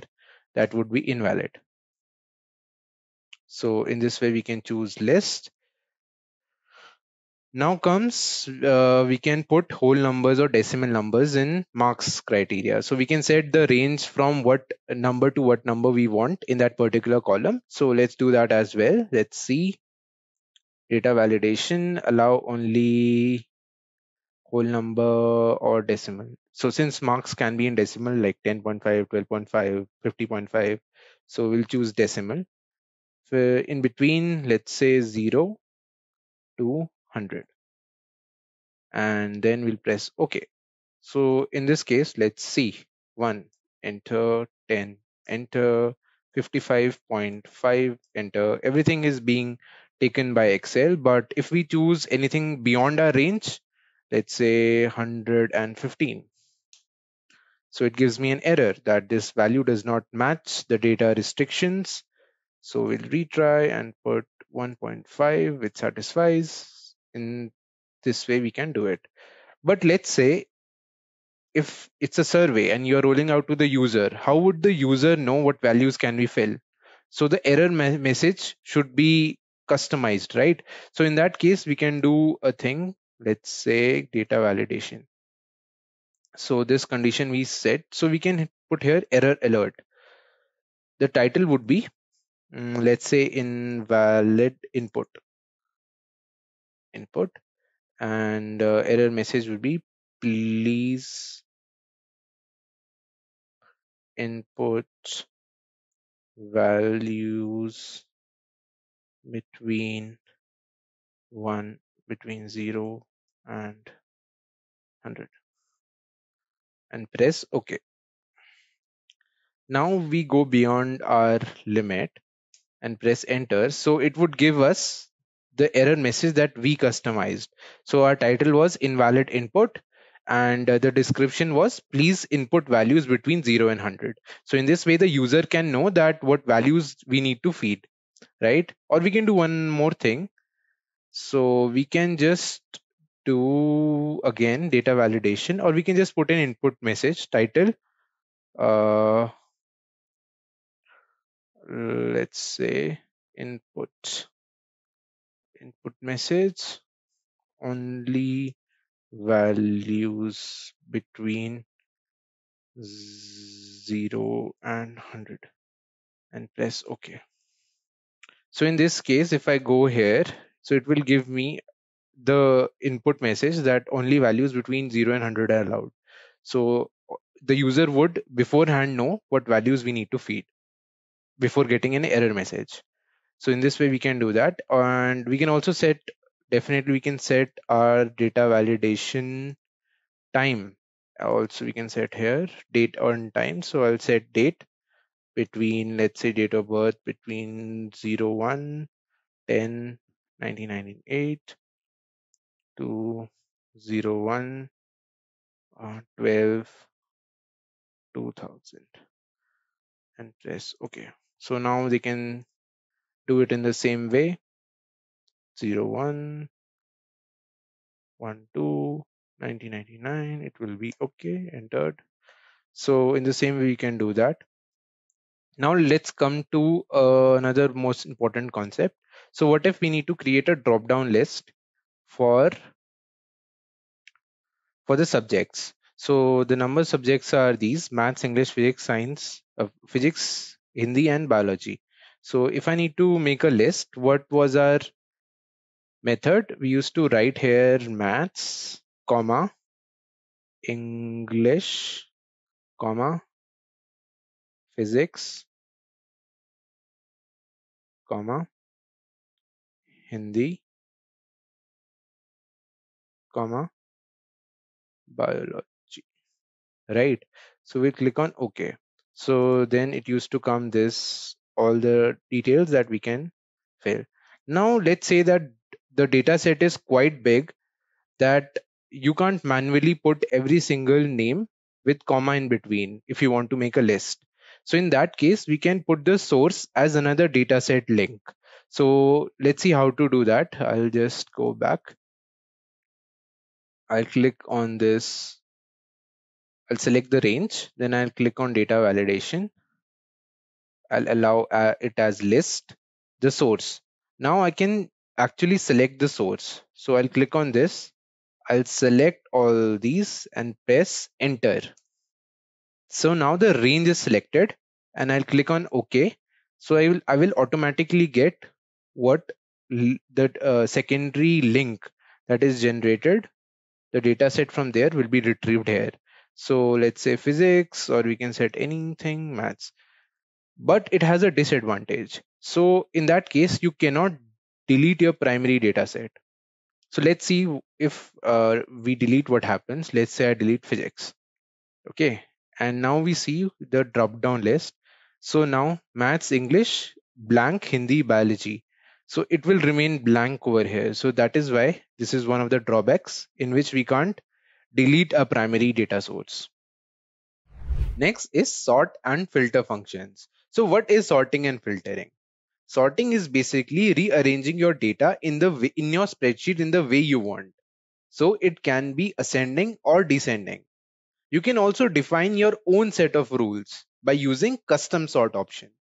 Now let's look at these examples in Microsoft Excel.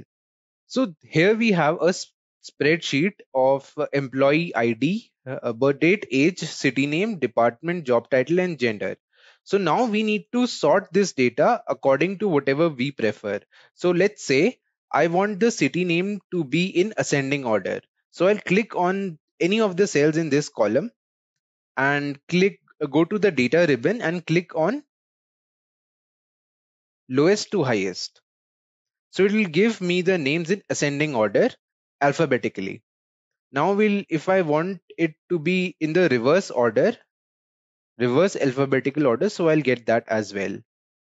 Now if I want my city name to start from descending order, from reverse alphabetically, and also I want my birth date to start from the oldest to the newest. Now how would we do that? So we'll go to sort option here. So it will open a tab. So as we can see, it automatically selects the entire spreadsheet. Now in this, we can put a preference in the way we want. So our first preference is to make sure the city name is in reverse alphabetical order. So I'll put in sort by city name. We can choose any other, but we want city name. Sort on. Now you can choose a cell color, font color, cell values, etc. But here I want cell values, so I'll click on here. Next, I want what type of order I want. So in this case, I want reverse alphabetical. So I'll go from Z to A, right? Next, I also want that my birth date should start from the oldest to the newest. Now I'll add a level, and then my second preference would be birth date. Again, we need to do it by cell values because I haven't created any other cell color or font color. So I'll go with cell values. Next, I'll do it newest to oldest or oldest to newest. I want oldest to newest. So I click on that and I'll press OK. So now the city name are in reverse alphabetical order, as we can see, and the birth date are from the oldest to the newest. So we can see that here as well, from starting from 1942 going ahead till the last section of 1994. So here, this is the use of sort function. Now, if I need to sort by different color sets, so let's take an example of that as well. So let's say I want my department to be color coded. So I'll put produce as, let's say, which color? Click on home ribbon. I'll choose yellow. Then I want the meats tab to be green. Next, I'll use the bakery as red. Now I'll go again, I'll click here. Now I'll go again to data and sort. Now I'll clear all of these. Now I'll add a level. My first preference here would be to code it by department name. Next, I have color coded it. So I'll click on cell color. Okay. Now Excel automatically detects what all color I have chosen. So I have created 3 colors, red, green, and yellow. So it shows all 3 of them here. Now I can click on any one of them that I want to be at the top. So I click on red, on top, on bottom. I'll to choose on top, then click OK. So the red color coded scheme gets on the top of my column. Next, if I want to create, I want green to come up next. So what will I do? I'll go to the sort tab. Now I'll create my second preference. Then by again department name, cell color. This time I'll choose green on top. Okay. So after red, my second preference is green. So on and so forth. I can do multiple color sets and sort accordingly. Next, we'll know about filter functions. So filter functions basically narrows down the way you want your specific data to be viewed. So let's say in this example, this is a movie set in which we have the title, year, genre, language, director, and average ratings if it has got. Now I only want to see, let's say, English movies, what all movies are in English. So now sorting it out by English would be one option, but to make it more easier, I'll click on this filter tab. So it will automatically create a drop down list in which we'll have different types of values that are stored in that particular column. Since we need only English, we'll unselect everything else and click on English and hit OK. Now we'll only get the movies that are in English language and nothing else. Similarly, if we want any other language, let's say French. So we'll unclick English, click on French and press OK. Now we'll only get French movies. So this makes our job little bit easier on what we want to do with this data. Third and the final phase of your data analytics journey is data visualization. Now, considering your data analysis is done and you are fit to represent your data to your internal and external stakeholders. Now, internal stakeholders are someone, it can be your boss, your senior managers, the top brass of your company. And external stakeholders are your clients for whom this project has been allotted. Now, considering the time constraints they might have in their day-to-day work, they cannot go through your data sets one by one.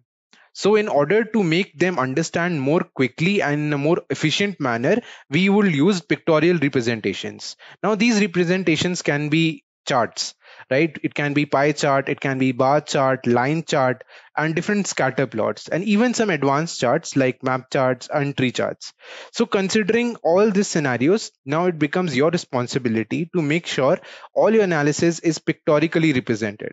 So let's move on to data visualization. The first chart that we will be talking about is a pie chart. Now, pie chart represents part to whole relationship. So since it's a very basic type of chart in Excel, we'll learn about it with an example. So let's say you have 3 friends and all of them have apples, right? So you have the maximum amount of apples, that is 4. The other 3 have 3 apples, 2 apples, and 1 apple respectively. Now, in order to represent this data pictorially, what you would do, you would make a pie chart, right? So all your 3 friends and including you will be represented on this pie chart. Now, since you have the maximum amount of apples, that is 4, you would get the maximum chunk. So this area would be yours with 4 apples. Your friends would get, the one with 3 apples will get a slightly lesser chunk, 3 apples. The one with 2 apples will get slightly smaller slice, and the one with 1 apple will get the smallest slice. So this is how a pie chart is represented based on the value in the data set. The more the value, the bigger the slice, or the bigger the percentage of that particular slice. So it has 3 major components pie chart. The one is area, the second one is central angle, and the third one is arc length. So Excel does it automatically, but let's take an example. Let's just look at what this is. So area would be this chunk here. Central angle is the angle it makes from the center, and the arc length is the circumference of that particular slice. So these are the three major components of a pie chart, but Excel does it itself. So you just need to feed values and Excel will make a pie chart for you. The second chart that is the most important and most widely used is a bar chart. Now bar chart uses bands of different heights to show different amounts so that they can be distinguished. So as you can see, one side, the y-axis here has values, numerical values in it, and x-axis has basically the categories in which it is divided. So this is represented in x-axis. You can do vice versa also. Then it will be a horizontal bar graph. This is a vertical bar graph. So you can compare different like months or different categories of food items or any number of things. So this is generally used in areas where you want to find how much difference is there between two categories. So this is the most effective one there. The third one is line chart. Now line chart shows the changes over a certain amount of time. So it connects one section to the other section. In case of bar graphs, there was no interconnection between these things, but in a line chart you can see in January to February you have a line drawn over here. So this gradient shows what is the difference between the 2 months, right? So this is how line chart operates. So each categories are along horizontal and the value is over vertical. So this is the most favored method to do, because otherwise if you do vice versa in line chart, it would not make sense, right? So it is also preferred when one parameter is non-numeric, which is the horizontal one, and the other one is numeric, the vertical one, right? Now let's look at these examples in Excel. Now let's look at the example of these charts using these tables. So this table, I used it during the HLOOKUP session, so I'll use it again. So here we have office supplies, product ID, quantity, and price mentioned. So in order to make pie and bar charts, let's select the range of price and office supplies. Then click on insert. And then as you can see under charts here, we have different types of chart. We have pivot charts, we have map charts, and all these types of charts that are represented here. So I'll choose pie chart. So I'll click on pie chart. Then it gives me an option to choose either 2D pie, 3D pie, or donut. So in this one, I'll choose 2D pie chart. So I'll click on that. Now it highlights me the different range that we selected and automatically mentions it over here. Now in this case, I cannot see the percentage in which it is divided, right? In order to do that, I'll go on chart styles, right? I'll click on the downward arrow and choose whichever one I want. Okay, so I see that this one here is clear. Okay, so I'll choose this one, right? So now I get percentage, I get the different categories in which it is divided, and I get the name. Now, as we can see, this is not the name of the chart, right? So I can double click and change to pie chart or something, or pie chart prices, something like that. So I can change it to whatever I want. And so this is how it is represented. Now coming on to next chart, that is bar chart. So I'll just delete it. I'll click again on this, the same thing. I'll select both the ranges that we selected earlier, then click on insert, and here the first section is insert bar chart. So I'll click on the downward arrow.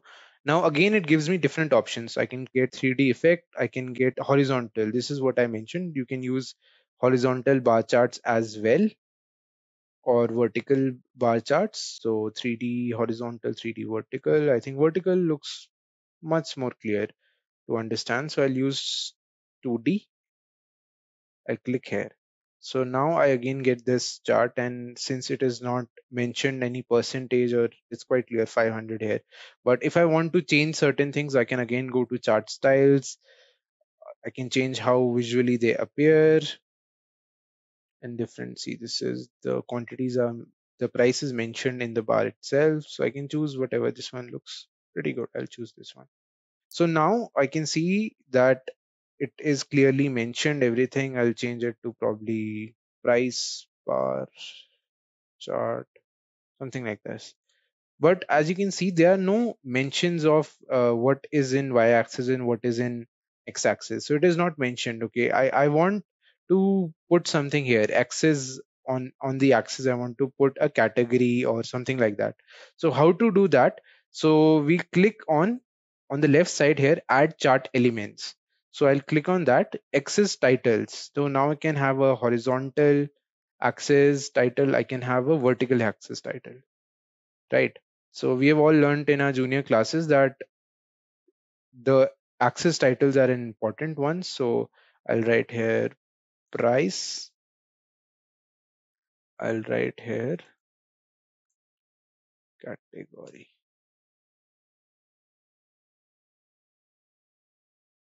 So in this way, we can make bar charts. So in order to make a pivot chart, let's take an example. So for pivot charts, this is a data set that we analyzed before. So I'll use the same data set. So we made this kind of pivot table over here, right?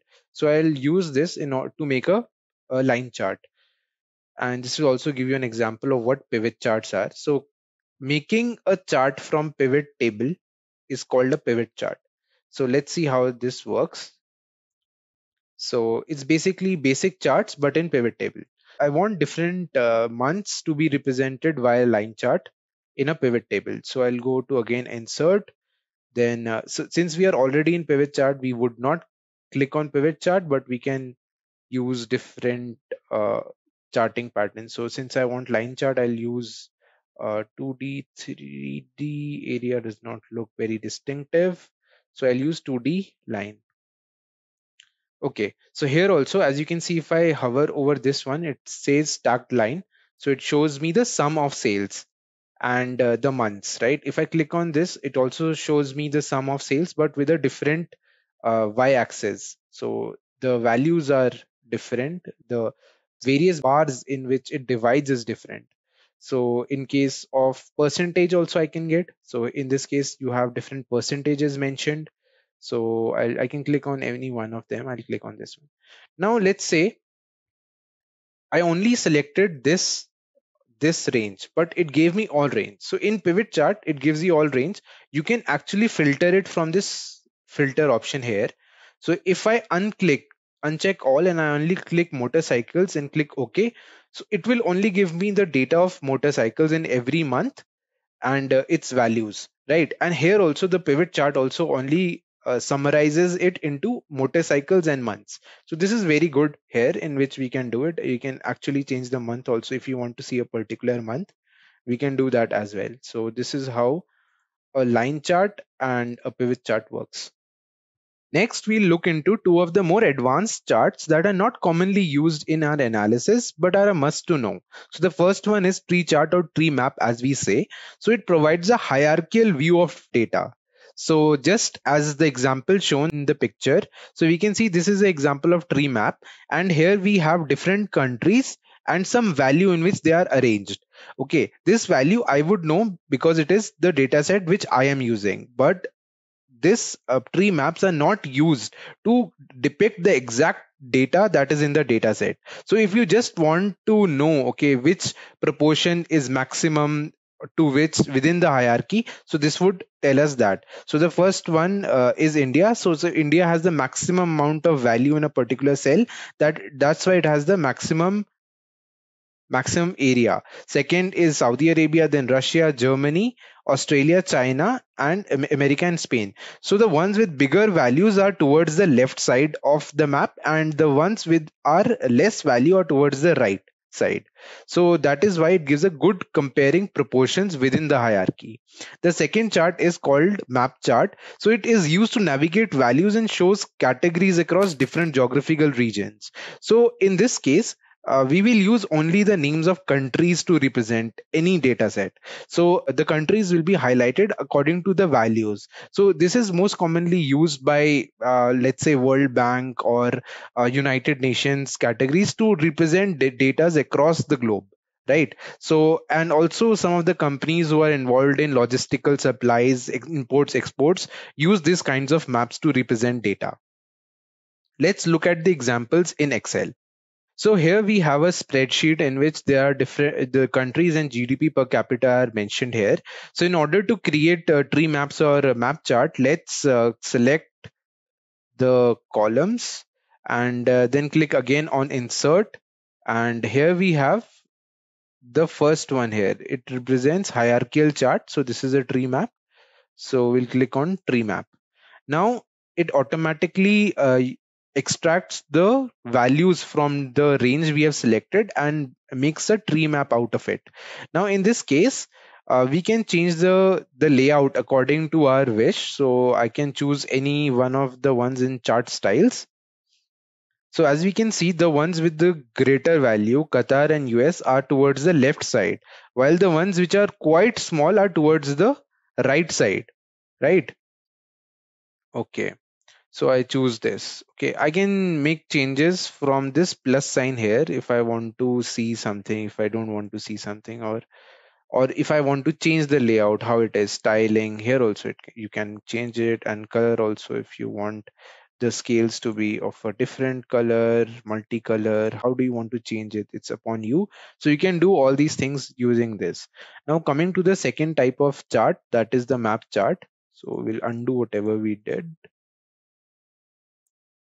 Okay, again we'll select the data set, then we'll click on insert, and towards the middle of the charts we have a thing called maps. So if I click on this filled map, so it will generate the countries and their values according to how much it is there. So we can see in this case all the countries which are mentioned are in the map, right? So we can change the layout again from charting styles. We can create whatever we desire, and also we can change the way it is there. So wait, if you double click on the chart, you will get format plot area. So you can actually change the fill, how it is filled. You can put a solid gradient fill or pattern fill. So in case I want the countries which are not selected here, I can actually make them the way I want. So okay, it is not represented in this, but in this case I can do it, pattern fill. Yeah, I can change the way it is. So the ones which are not selected will get changed. So so it is clear for us to know which one of them is selected, right? This was all about map charts. Having explored data analytics to derive insights, let's now focus on graphs and charts. These visual tools will help you represent data finding clearly and effectively. By mastering them, you will be able to communicate your data stories compellingly and making your analysis more impactful and understandable. As you can see, the user has already clicked on the Insert tab, which opens up a ribbon of options. The rectangular box highlights the different chart options that are available in Microsoft Excel. So the first option that is provided is line and column charts. Coming to the next one, it is line and area charts. The third one, it is pie charts, or you can also say donut charts. And then we have this option that is used for combo charts, that is for example line versus column chart, etc. Now we have a separate section that is dealing with pivot chart, and we have an exclusively different video for the same. Now let's see how we'll be able to implement insert slicer. I told you before that insert slicer is nothing but it's actually a dynamic filter which we'll be able to bring in right next to the pivot table, so that we'll be able to dynamically change or filter out the data which need to be depicted in the pivot table. Let's see how that can be done. For implementing insert slicer, we need to go to the ribbon Analyze, and then here we are having the tool Insert Slicer. So After selecting the insert slicer, you will be given the option to select which element you should be selecting in order to have the slicer based on that. So I am selecting price. So price is what I need to filter using insert slicer. So I have chosen price and then select OK. So now I have got the slicer. So this is what a slicer looks like, and it can be moved around and all the size can be adjusted here by doing this, or you also have a specific options to modify their sizes for the buttons here and for the table size here. So for the buttons can be arranged. So if you want to increase the number of columns, that can be done. So I need to have 3 columns. So I gave 3 columns, and height of the buttons need to be reduced. And also the width of the buttons also need to be reduced. So I have reduced that as well. And then coming to the table height need not be this much. So that can also be reduced here. Yes, I'm reducing that, and this looks perfect. So we have got this price slicer here. So if you want to filter out the data on the pivot table based on the price, you can select those. So now all the data in the pivot table are based on the price 55. So 55 is nothing but books, and books have been bought by these 3 persons. Okay. And what if you need to select more than one? You can just press Ctrl and select any other tools as well, and you will be able to add those elements to the pivot table. That is what a slicer does, and you can have more than one slicer as well. So if you need to have more than one slicer, you can simply go to the Analyze ribbon and then Insert Slicer, and then here you will be able to insert any of the slicers which you would like to add. So that's it on slicer. Now let's move on and see what Style tool provides us. So row headers, column headers, banded rows, banded columns. These are the things which is being provided in the Style tool. Okay. So what if I untick row headers? All the row headers will not be highlighted. So when I'm ticking it, all the row headers are highlighted. Column headers. When I'm unticking column headers, sum of price, column labels, online, offline, store, grand total, all those things are not being highlighted because that box is unticked. And if you want to make that highlighted, just give a tick and all those things will be highlighted. And banded rows is nothing but giving alternate band to all the rows. So that is what is being implemented by banded rows. And banded column is the same thing which is being implemented to alternate columns. The final tool which we'll be talking here in this video is the refresh. What if you have made any change to the dataset which you have already selected? What if you added any new product to the list? Or what if you need to add any new customers to the list you have already made? So any change to those data sets which have already selected, and you need those changes to be imparted in the pivot table as well, those things can be done only after using the refresh tool. And you can avail this tool of refresh in the Analyze ribbon, and you can have the option right here. So after clicking here, any changes which is being imparted to the data sets which have already selected, all those things will be updated in the pivot table as well. So what I'm trying to say is, this is the data set which we have already selected. What if you need to add any new customers? Instead of Kiran, you need to make it Kumar. So any such changes if you have made in the dataset, all those things, let it be not just a customer name. It can be any product. If you're adding any new product, or if you have sold any other product apart from the data which you have entered here. So if you need to add that as well, all those things can be done. All the edits and modifications can be done. And after doing all those modifications, if you need that data to be reflected in the pivot table, you need to refresh the data. Now let's see what are the various tools available to us in Excel so that we'll be able to create pivot table in a more convenient and ideal manner. Some of the tools mentioned here are layout, style, insert slicer, data source, and refresh. Coming to layout tool. Layout tool helps you to change the layout of the table without affecting or without imparting any change in the data which is present within the table. You will be able to change subtotals, grand totals, any other layouts, any other rows which is present within the table. In Style tool, you have the option to modify the headers, and also you will be able to implement banded rows or column. Insert slicer is actually one kind of filter. It is more convenient and ideal for us to use insert slicer in order to easily change the input and get the updated output very easily. Data source. Now you know that before creating pivot table, we need to be selecting the data source from which it need to be considering the data to the pivot table, right? So what if you need to change the data source which you have already selected? What if you updated the data source and you need to completely change to the completely new data source? So that is made possible in data source. So you will be able to change the data source which you have initially selected while creating a pivot table. A refresh tool enables you to impart any changes which you have imparted to the data source. While creating a pivot table, you have already selected the data source. And what if you have added anything or anything new? let it be any new product or let it be any new customer or anything of that sort. If you have imparted any modifications or any change to the data source and you need that changes to be reflected on the pivot table, then you need to apply the tool refresh in order to get that reflected in the pivot table. Now let's see how we'll be able to implement these various tools in the platform. Pivot table and its importance. Pivot table is actually a small table consisting of few rows and columns, which provides the complete idea on what the datasheet is trying to convey. We need not go to the datasheet and give a study on it to understand. We could just create a pivot table of our requirement to understand what the datasheet is trying to convey. Thereby, it will be more easy and convenient for us to know what is being conveyed to us in the datasheet. We'll also be able to interpret the data based on several factors using pivot table. Consider you are given a datasheet consisting of a lot of details like ordering date, manufacturing date, product ID, product name, quantity, customer name, and all those data are being depicted in the datasheet which is given to you.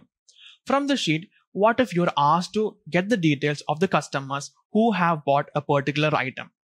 So usually what you should be doing is you should go to the particular data sheet and then try to find out who all has bought that particular item. So cell by cell, you go and check who all has bought that particular item, right? So instead of doing that, that is a tiring process, right? So you need to go through complete cells and identify who all has bought that particular item. So instead of doing that, let us use pivot table. So just by creating a pivot table, you will be automatically getting the details of the customers who has bought that particular item. Isn't that more easy and convenient for you rather than going to the data sheet and identifying from each of the cells in the sheet? So that's all about a pivot table. And that is the main reason why is it important for you to use a pivot table rather than moving to the data sheet and trying to find out the details from that sheet.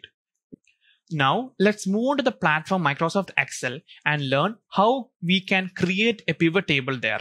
Now let's learn how to create pivot table. We are already in the platform Excel and using this data which is available to us, let's try how to create pivot table so that it will be easy and convenient for us to interpret the data which is being conveyed to us in this particular sheet. So in order to create pivot table, it will be made available in the insert ribbon, pivot table. Just by clicking on pivot table, we'll be having a pop-up box coming and it will be asking for the table or range of selection from which the data should be segregated, right? So the selection is actually made automatically using the software and that is the right selection made. So I'm not doing anything there. And after that, it also asks where you want the pivot table to be on a new worksheet or in the same existing worksheet. So I need to have it on a completely new worksheet. So I'm going forward with new worksheet and clicking OK. See, now I have been transferred to a completely new worksheet where I'll be building my pivot table based on the data which was available to us in that particular sheet. So it is made available in sheet 1 and in orders we'll be having all the data which was imparted. So I am making it like this. And here, if you look through the data, we'll be understanding that in the data they convey the order placing date, the customers who have placed the orders, product ID, units, product name, price, and locations. So based on these informations, we need to be creating the pivot table. And in the pivot table section, we are already having those elements here. Order placing date, customer name, product ID, units, product name, price, location. All those things are made available in the pivot table options as well, right? So we'll be able to start creating a pivot table just by selecting any element and dragging and dropping it to any of these columns. Okay, so let's try. So I'm dragging price into the value column. So I'll be getting the sum of price in the pivot table. But actually this doesn't make much sense, right? So let's try adding more things to the pivot table. So let me try adding customer name. So towards each of the rows, I'm adding customer's name. So I'll be getting the pivot table with the respective customers and the amount of purchase which they have done in that particular store. Okay, so I have already got that. So what if just try moving this customer to columns? See, all those things will be appearing in column. So all those customers and the price which they have spent on the store will be coming on each of the columns. But this doesn't find so attractive or convenient for us to read through. So I am making it reverse. So I'm getting it back to the rows. So all the customers are coming in different rows. we can increase the understanding of the data just by increasing the column so that we'll be having more data to us and more convenient for us to understand the data. So I'm adding location to the columns. So online and official store. So both these are coming in separate columns. Now we are having a detailed breakup on the purchase. So we're not only getting the prices or the amount which is being spent by each of the customers, we are also getting an idea on where they have spent. Have they spent through online mode or offline mode? That idea or that information is being passed on very easily using pivot table. Now the only one remaining is filters. We haven't tried filters but everything else. Let's see what filters do. Let's try adding product name to filters. Nothing has happened to the table apart from a new cell being added here, which is product name, right? So all the data in the table remains the same. At the same time, one cell is being added. Let's say you want to filter out the data which is being depicted in the table. So what if you don't want to see all the data or all the purchases made by each of the customers? You just want to know who has bought a particular item. If that need to be made possible, we have to use the option filters. And in filters, we have already added product name, right? So in product name, we should be choosing which particular product you want to see. So only those customers who have purchased that particular product will be depicted in the table. So I've already dropped down product name to filters and it is already being depicted in the first cell. So go to the drop down arrow here and then select the product which you want to be depicted. All the others will be eliminated and only the customers who have bought that particular item will be depicted in the pivot table. So let's say I am selecting stapler. So after selecting stapler and clicking OK, all these data will be modified in such a manner that only the persons or only the customers who have ordered or who have purchased stapler will be depicted. Let's see. So I have selected stapler and clicking OK. See, all those customers, I'll zoom in a bit. See, all those customers who have purchased stapler are being depicted now. All other customers are not. We'll be able to filter out all those things using filter option which is made available in pivot table. Now let's go back to the initial condition which showed all the customers and see in how many ways we'll be able to sort the data in the pivot table or in how many ways we'll be able to summarize the data in the pivot table. So I'm going to the normal position. Let me select all and then OK. So I have selected all and I have got all the details of the purchases which is being made by each of the customers. Hello friends, welcome to Great Learning. In this video, we'll be spending some time together on learning pivot table in the platform Microsoft Excel. Let's move on and see what are the topics which is being covered in the video. What is pivot table and why is it important? I know there are a lot of people who use the software Microsoft Excel and still don't know what pivot table is. For them, we'll be explaining briefly what pivot table is and what is its importance. We'll be talking about its significance and advantage of using a pivot table in the initial part of the video itself. After having an idea on pivot table, we'll be directly moving on to the platform Microsoft Excel and learn how to create a pivot table. After understanding how to create a pivot table, there are a lot of ways in which we'll be able to implement pivot table in the platform Microsoft Excel. So we'll be talking on the ways or method in which we'll be able to sort or summarize data from a data sheet using pivot table. After understanding all these things, towards the end of the video, we'll also be talking about the various tools which Microsoft Excel provides us for implementing pivot table. So let's get started with the video with knowing more about pivot table. So the next tool available to us is data source. So we know that while creating a pivot table, we need to select the data source, right? So what if you need to change the data source in between? So that can be made possible using change data source tool in Excel. We'll be able to change data source by going to the analyze ribbon and then we'll be having the option called change data source. Here we'll be able to change the data source and see, this is the initial data source which we had selected. So if you want to change it, you can simply change the address of the data sets which you want to implement. So these are till row 27. So yeah, these are till row 27. So what if I need till only row 21? So what I can do is I can go here and say 21. So I'll be having a new data set and that will be only till row 21. You can also change the data source just by selecting it as well. So now see, we have given 21 and it is only till 21 here. You can also choose the data set by clicking over here and making your necessary selections. So even if you have selected the dataset once, you can always change the datasets whenever you need. After mastering pivot tables to summarize and analyze data, let's move on to budgeting. In this section, you will learn how to create and manage budgets using Excel, helping you track expenses, plan for future financial goals, and make informed financial decisions.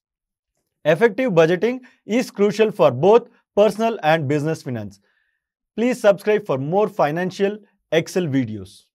Hello learners, welcome to the course on personal budgeting with Microsoft Excel. So, what is the importance of budget for our individual life? Okay, and how to create a budget using a Microsoft Excel, that we are going to learn in this course. Okay, so let's begin with the agenda. So in this session, we will discuss the following topics. First, we are going to discuss about introduction to budgeting. Okay. Next, we are going to discuss about the financial goals. That is how the goals we need to create, or how we need to put, or how we need to maintain a goal in our individual life. Okay. Next, what is the difference between savings versus investments? So how will be different from saving and the investments, that we are going to discuss. Next, income and expenses. How the income and expenses is different from each other, that we are going to discuss. And what are the various kinds of income and expenses will be there for as an individual, that we are going to discuss. Next, we are going to discuss about emergency fund and savings. So what is the meaning of emergency fund, and what is the meaning of savings, and what is the difference between this emergency fund and the saving? Okay, that we are going to discuss. Next, we are going to discuss about the budget categories. Okay, what are the different or various categories of budget is there, that we are going to discuss, and the various methods of budget also we are going to look. And then last and the final, we are going to look at the creating a budgets using the Excel.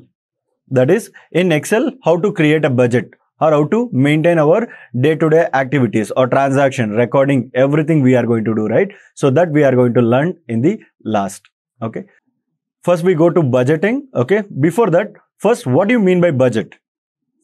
So the budget is nothing but it is an estimation of income and expenses, or cash inflow and cash outflow as an individual, or on a company, or joint stock company, government, or any other things. Okay. So budget is nothing but the estimated cash inflow and outflow for the coming year, or for the next year, because already this year is started, right? So if you plan also, it will not work out, because already 5-6 months are gone. So we need to create, or we need to freshly create the budget for the next year, or upcoming years, or upcoming months. Okay. We need to create for the future. That is called budget. Okay. So if, for example, what are the cash inflows we are going to receive in this next month? Okay. What are the set of expenses are there? Okay. That we are going to forecast, and we are going to maintain a list of all the inflow and outflows in our personal life, or as an organization. Everything we are going to forecast. That is called budget. Next, we'll see what do you mean by this budgeting. So the budgeting is the process of creating a detailed plan that outlines an individual's or household's expected income and expenses over a specific period, usually on a monthly basis. If, for example, if company is going to prepare a budget, or the government is going to create a budget, then what they are going to do? They are going to create usually 1 year budget. Correct? That is 12 months. But if it comes to personal life or an individual, okay, so individuals, they are going to create usually for monthly basis only, because our regular income is also we are going to receive monthly wise. Correct? So that is the reason, personally, we are going to, preferably we are going to go for this monthly basis of budget, because next month, what is the salary or what is the income we are going to receive, and what are the expenses we have for the next month. Okay, all those things we are going to create in this budget. So usually for the personal or an individual, we are going to maintain a monthly wise or monthly basis of budgeting. Next, it involves estimating the amount of money that will be earned and spent and then allocating those funds to various categories such as housing, transportation, groceries, savings, and entertainment. So whatever we are going to earn, so we have some categories of expenses, correct? So housing is nothing but it may be rent we need to pay, water bill, electricity bill, other charges will be there, correct? Or if you have the own house, then we need to pay EMI, whatever the water bill, electric bill, that we need to pay, correct? So for housing, that category, what is the expenses or how much is needed for that particular category, that we are going to separate the amount. And next, if you go for transportation, so day-to-day wise, we need to use the transportation, whether it may be for going to office or going to outside or whatever we are going for outsides, correct? So for that, transportation is required. So if you have the own vehicle, then the fuel charges, the maintenance, or it may be driver charges, whatever the other necessary expenses will be there for the transportation. If you don't have the own vehicles, then we have to go for a rental or rented one, or for cabs, correct? For that we need to spend money. All those things will be comes under the transportation. Groceries, that is your food and groceries items, okay? That vegetable, fruits, or whatever the food grains, for everything, how much is required for particular month. And next, savings. This is very, very important for an individual, correct? So whatever the amount you are going to earn, in that some portion we need to keep it as a savings. Because after retirement or after the future, whatever the unexpected things will be happening, correct? For that we require money. For that purpose, we need to maintain this savings. And entertainment. Entertainment is nothing but going for a shopping, or it may be for movie, other things will be there, correct? So for that also, we need to keep some amount of allocation or some reserves we need to keep for that particular entertainment also. So these are the things, or these are the categories are there. For that we need to allocate the whatever the amount we are going to receive or whatever the income we are going to generate. For that we need to allocate the money. That is called budgeting. The primary goal of budgeting is to ensure that financial resources are managed wisely and alignment with one's financial goals and priorities. So according to our financial priorities or whatever the goals we have. For example, in the next month, we have entertainment expenses is also there. That category is also there. And sons or daughters educational fees will be there. So which is the priority for us? Entertainment is the priority or education is the priority? So according to that priority wise, we need to allocate the money. Okay, so whatever the amount or whatever the income you are going to get, so as per the whatever our financial goals will be there, and through the priorities, we need to check what is the priority, which amount is required on that particular month or necessary to spend that money. Okay, all those things will be decided and we are going to allocate the money in this budgeting. Okay, overall, the budgeting is nothing but whatever the income and expenses are there. Okay, so that we are going to allocate all the expenses money and we are going to prioritize whatever is required for the next or the future thing.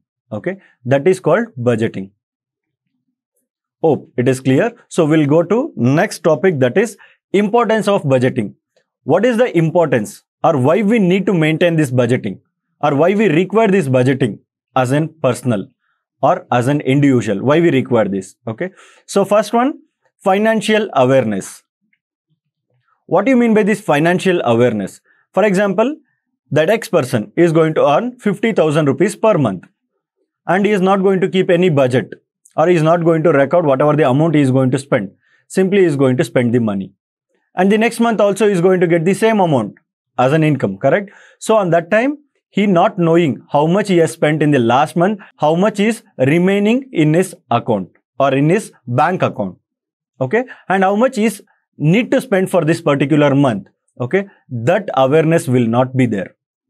If you have a proper budget or if you are maintaining a proper budget, then you have a clear idea of how much we have spent last month and how much we are expecting to spend next month, or how much money is required to spend for the next month for each categories. It may be for house, transportation, entertainment, educational, all those things. Okay, that is called financial awareness. This is very, very important for an individual.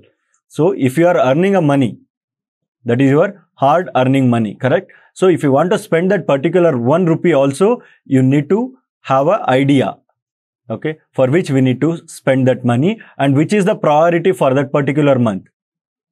Okay, all those things we need to check. That is called financial awareness. This budget will create a financial awareness for an individual. Next one, control over finances. Finances is nothing but debt. If for example, that X person, whatever earned the 50,000 rupees, that amount already is spent before 15th of that particular month. So remaining 15 days are there, correct? So for that also, he required money for food or transportation or for any other things, correct? He required money. On that time, what he is going to do? Now easily he can use credit card or he can go for personal loan, correct? So that increases the debt that he needs to repay, correct? That is not his own money. It is owes from the others, that is from the banker or financial institution. He borrowed that money, but he need to repay for the next month or next coming months. He need to repay, correct? So if you have the proper budgeting, then no need to go for finance or no need to go for any borrowings, correct? Because you have a fair idea of how much is spent and how much is remaining and how much is required for the next 15 days or next week, correct? So that is the reason this budgeting is very, very important. Next point, goal achievement. If for example, I have a goal of purchasing one land or one site, or take an example of purchasing of land and building in next 10 years. So for that next 10 years, if I want to purchase that land and building, what I need to do right now? I need to plan. In 10 years, if I want to purchase that land and building, that value is XYZ value is there. So for that, reaching the XYZ value in 10 years, from day 1 or from the month 1, how much I need to save to purchase that after 10 years, correct? That is very, very important. So we need to plan today and we can purchase after 10 years because every month we need to save some amount or whatever the forecasted money is there to purchase that particular land and building, we need to save every month, correct? So if you do that budgeting or if you do that planning, then only we can go for this achieving or we can easily reach our goals, correct? So for that purpose also, this budgeting is very, very important. Next, when it comes to debt prevention and debt reduction, we already discussed in the second point, that is control over finances. Correct? So here also the debt prevention, debt is nothing but the borrowing money or borrowed money or loan. Okay. So that money will be prevention because instead of going simply we are going for loan or using the credit card or going for a personal loan. Okay. That will simply increases our debt value or whatever our borrowing capacity, it will increase and we need to repay in the next coming months. Correct? So instead of going for the debt, we have to plan accurately and we need to smoothly we can run our life or we can balance our cash inflow and cash outflow in our day-to-day life. And reduction also. If we prevent the debt, easily it will be reduction also. It will be reduced. Why? Because we are not going for any loans. Whether it may be a credit card, personal loan or any other loan, then your debt will be reduced, correct? That is also one of the importance of this budgeting. Next point, emergency preparedness. Nowadays, future or tomorrow is unexpected, correct? That we already learned from the COVID-19, correct? So, whatever the diseases or whatever the natural disasters or natural diseases, whatever it may be happen for the future. For that, we require money. Because in the lockdown also, if you have the savings or if you have the emergency fund, then you can utilize that money for your day-to-day operations or day-to-day activities. Otherwise, you don't have money, correct? Like that, whatever the unexpected things will happen in the future, for that we require emergency fund. That emergency fund not only for the whatever the unexpected things. For example, if I want to purchase new bike or if I want to purchase a clothes or whatever the other purpose also we can use this money. Okay. So that is the reason we need to save this money or we need to keep the reserves for this emergency fund also.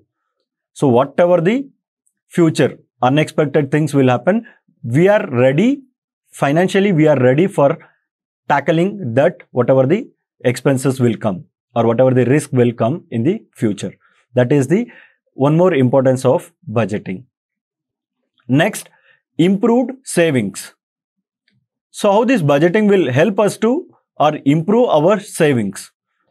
Because we have the estimation how much is required for household, how much is for grocery, entertainment, education, everything, correct? So the remaining money, if for example your income is 50,000 and all your expenses is 40,000 rupees. So remaining 10,000 is there, right? That is your savings. That you need to have a habit of keeping that money separately. That saving money, you can keep it in your home also for any emergency purposes. Okay. That is called improves the savings habit in the generally with the individuals. Next, reduced financial stress. The financial stress is like, for example, any unexpected thing happen. Okay. It may be for example, car insurance. Car insurance is going to expire for the next month. On that time, we require money to renew that car insurance. Correct? It may be 15,000, 20, 30, whatever the money. Okay. So for that, whatever the next month salary is there, in that we need to manage that next month expenses also. So on that time, whatever the money we have saved, that in emergency funds or it may be in savings. Okay. Earlier we have saved, right? That money we can use it for this other expenses. So that will reduce our financial stress. Otherwise, we are going to take so much of stress. So next month I'm going to get 50,000. So my savings is 10,000, expenses is 40,000. And this additionally, we have car insurance of 15,000 rupees. So where I need to get other 5,000 rupees. That financial stress will comes to our mind, correct? So on that scenario, if you have already saved the money, as in the form of emergency funds or savings in the past years or past months, okay, then you can utilize that money for the future, whatever the expected or unexpected expenses are there. So on that time, it will easily reduce your financial stress. That is the one more importance of this budgeting. Next, informed decision making. Informed decision making, already given one example of purchasing land and building after 10 years. So if you want to purchase after 10 years means the value you need to, or whatever the money you need to save every month from now onwards, correct? So that is called informed decision making. We have a formal decision making things. We know what we need to purchase after 10 years. So for that, I'm going to save this much of money every month. So after 10 years, without going for any loan or debt, we are easily purchasing that particular asset. That is called this informed decision making. So these are the few importance of budgeting, like financial awareness, control over finances, goal achievement, debt prevention and reduction, emergency preparedness, improved savings, reduce financial stress, informed decision making. Next topic is budget categories. Okay, so budget categories are very, very important because what are the different or various categories we have and we need to allocate the fund accordingly, correct? So first we'll look at the what are the different budget categories are available. So first one, housing. So this housing is nothing but for example, if you are there in a rented house, so you need to pay rent, you need to pay electricity, water charges or any other expenses related to the house. Okay, that is there. Or if you are there in the own house, so if you are taken a home loan, then you need to pay the EMI, electricity and water charges, that is remain same, correct? Like that, we have one category is called housing. Second one is transportation.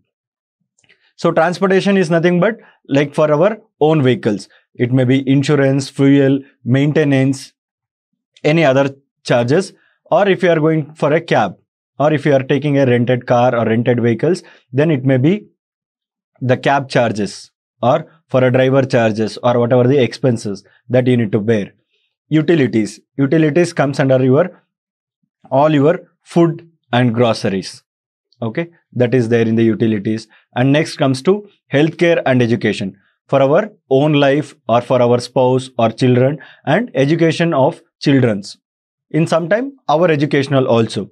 So if we are going to do the higher studies, then it is required for us also. Then next comes to debt payment category. So debt payment is nothing but the amount, okay, we need to repay.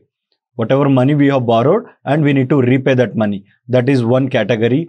And the last category is savings and investments. So we need to save the money for the purpose of investing in the other one. Okay, that is called savings and investment categories. Next, allocating funds. So we have already looked at the what are the different categories are available, correct? So next we need to allocate the fund according to the categories. So allocating funds to various budget categories involves determining how much of your income you will assign to each category. So we have saw almost 6 to 7 categories, correct? So in that 6 to 7 categories, how much money we need to assign or we need to allocate. Allocating is also plays a very crucial role in the budgeting. This requires prioritization based on your financial goals, needs and the lifestyle of your personal life. Okay, so the priority, like which one is the very priority or which one is the need and which one is the want for us, our personal life, all those things, categories we need to remind in our mind or remember in our mind, and then we need to prioritize the categories allocation of funds. See here also in the image it is shown as like in transportation, or it may be in the healthcare sector, for housing, for entertainment and savings also. Okay, so that all these things we need to keep it in mind and then we need to allocate the funds. Next, the various methods or budgeting methods we have, namely 50-30-20 rule, zero based budgeting, envelope system, percentage based budgeting and priority based budgeting. So these are the 5 major categories of or major methods of budgeting are there. So we'll see first one by one. The first one is 50-30-20 rule. What do you mean by this 50-30-20? So if you are, for example, if you are earning 100 rupees, so in this 100 rupees, like 50 rupees one category, 30 rupees one category and 20 rupees one category. So in the 50 category, we are going to spend that for household, food and entertainment. For these 3 categories, we are going to spend this 50 rupees. Okay. Next, when it comes to 30 rupees. So in this 30 rupees, we are going to for our healthcare or for our day-to-day expenses and for our any emergency funds or emergency requirements. For that, we are going to use this 30 and next 20. So in this category, we are going to use the 20% or 20 amount in the like debt repayment and the savings purpose. We are going to use this 20. So this 50 is household, this 30 is healthcare and other educational and other utilities, and this 20 rupees for debt repayment and the savings. So this is called 50-30-20 rule. So next point is zero based budgeting. What do you mean by this zero based budgeting? So if for example, in this, take this example only. In 100 rupees, we have used 50 rupees for household, 30 rupees for emergency, that is medical, education and other things. In 20 rupees, we have used 10 rupees for debt repayment and remaining 10 rupees is our savings. Correct? So in the next month, once we are starting the next month, what we need to do, the 10 rupees also we are not going to consider. So freshly we are going to start for the next month. That is from zero or from scratch we are going to start. So again that 10 rupees, that savings amount for the last month, we will keep it separately. And we are going to start with the whatever the income we have earned in that particular month. Okay. Again, we are going to start with this same 100 rupees for the next month. So this 10 rupees savings for the last month, that is we are going to keep a separate in account. Okay. And again, we are going to start spending that 100 rupees into 50 rupees, 30 rupees, 20 rupees. In 20, again, we are going to save with the 10 rupees. Okay. But that initially we need to start with the zero only. So whatever the amount spent or whatever the amount saved in the last month budget, that is entirely different. Again, we need to start this month freshly, that is from the zero. That is called zero-based budgeting. Next, envelope system. So for example, in envelope system, house, educational and medical, transportation and other utilities. Okay, these are the 4 categories. These 4 categories, just I have taken 4 categories. We have other few categories also. These 4 categories only we call it as envelopes. These different envelopes will be there. So we are going to allocate the fund, or an individual is going to allocate the fund as per this envelope. If for example, for this household, we are going to allocate 30 rupees. So after this 30 rupees completed, if for example, I have spent all 30 rupees, after that, I'm not going to allocate any money. If you are going to save in that 30 rupees only, yes, you can save. Otherwise, if you are going to spend all 30 rupees, that is also fine. After 30 rupees, we are not going to give any extra 1 rupee also for that particular envelope. So in general term, we call it as categories, but in this method, envelope system, each category we call it as envelopes. For that envelope, we are going to put some cash. Usually, this envelope system is also called as cash basis method. If for example, if I earn 100 rupees means that 100 rupees I'm going to withdraw from the bank and I'm going to get the cash to the home. For all this envelope, I'm going to keep the money. 30 rupees for household, 20 rupees for education or medical, 10 rupees for transportation and 10 rupees for other expenses. All these envelopes, we are going to put the cash.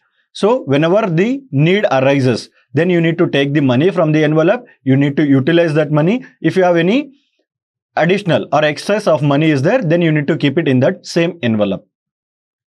So once that money is empty or in that envelope is empty, then there is no amount we are going to allocate for that particular envelope. That is called envelope system. Next, percentage based budgeting. So here we have taken as example of 50, 30, 20. But in the percentage basis, we are going to use it as 50%, 30%, 20%. So if you are earning 10 rupees or if you are earning 100 rupees, in that 50% for household, 30% for medical and other expenses and 20% for savings and the debt repayment. So percentage we are going to allocate the fund. That is called percentage based budgeting. And the last one, priority based budgeting. So as per the priority, which is the need and which is the want for that personal life.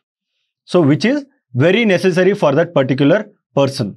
So based on that priority, they are going to allocate the funds for a individual in their budgeting system. These are the 5 major methods of budgetings are available for the personal budgeting. First one, 50, 30, 20 rule. Second one, zero based budgeting. Third one, envelope system. And the fourth one, percentage based budgeting. And the last one is priority based budgeting. These are the few methods of budgetings are available. Next, the types of financial goals. So usually we have 2 kinds or 2 different types of financial goals we have, correct? That is first one your short-term financial goal and second one is long-term financial goal. So short-term financial goal is nothing but it is less than 1 year. If for example, this year I am planning to purchase one refrigerator, or take an example of washing machine. I need to purchase one washing machine for my home. That is for my personal use, correct? So that is called short-term financial goals. So if you want to purchase one washing machine, so how much is required? So it may be 40,000, 50, 60,000, correct? So it is less than 1 lakh rupees, for example. So for that 1 lakh, we call it as short-term goal. If for example, take an example of long-term goal, if I want to purchase a land and building. For that purchasing land and building, we require near to crores only, correct? So for that 1 crore, okay, that is called long-term goal. And within 1 year or 2 years, we can't save that money or we can't adjust that money. So we require huge time. It's maybe 6 years, 10 years, 15 years or 20 years, correct? So that is called long-term financial goals. Not only this example. For example, in the short term, we can take an example of purchasing a vehicle, two-wheeler, or you can purchase the household equipments. It may be new furnitures, or it may be any other new things. Okay, that is within 1 year we can arrange that money and we can purchase, or we have the estimation of purchasing within an year. That is called short term.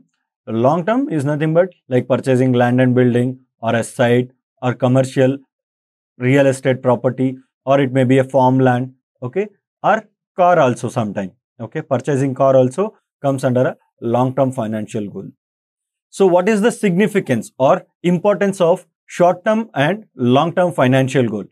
So first we will look at the short term financial goal. Okay, so in short term financial goals, I already explained you within 1 year or less than 1 year, the goal should be reached or it may be completed. Okay, so first one, this is immediate gratification.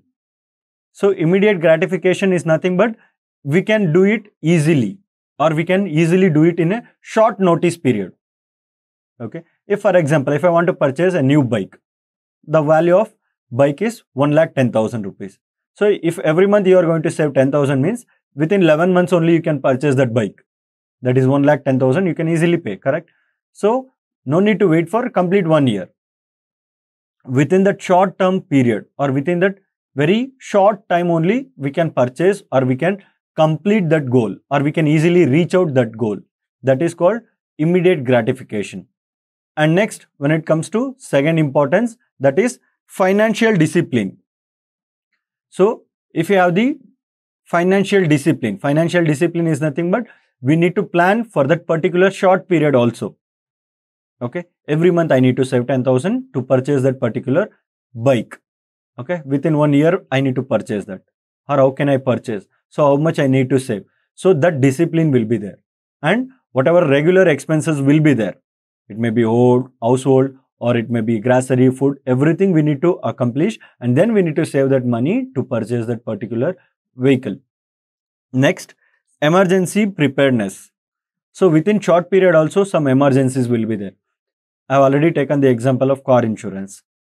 We have not remember next month I need to pay the car insurance. That car insurance, if it is expires, then we have other procedure only, correct? To renew that insurance policy.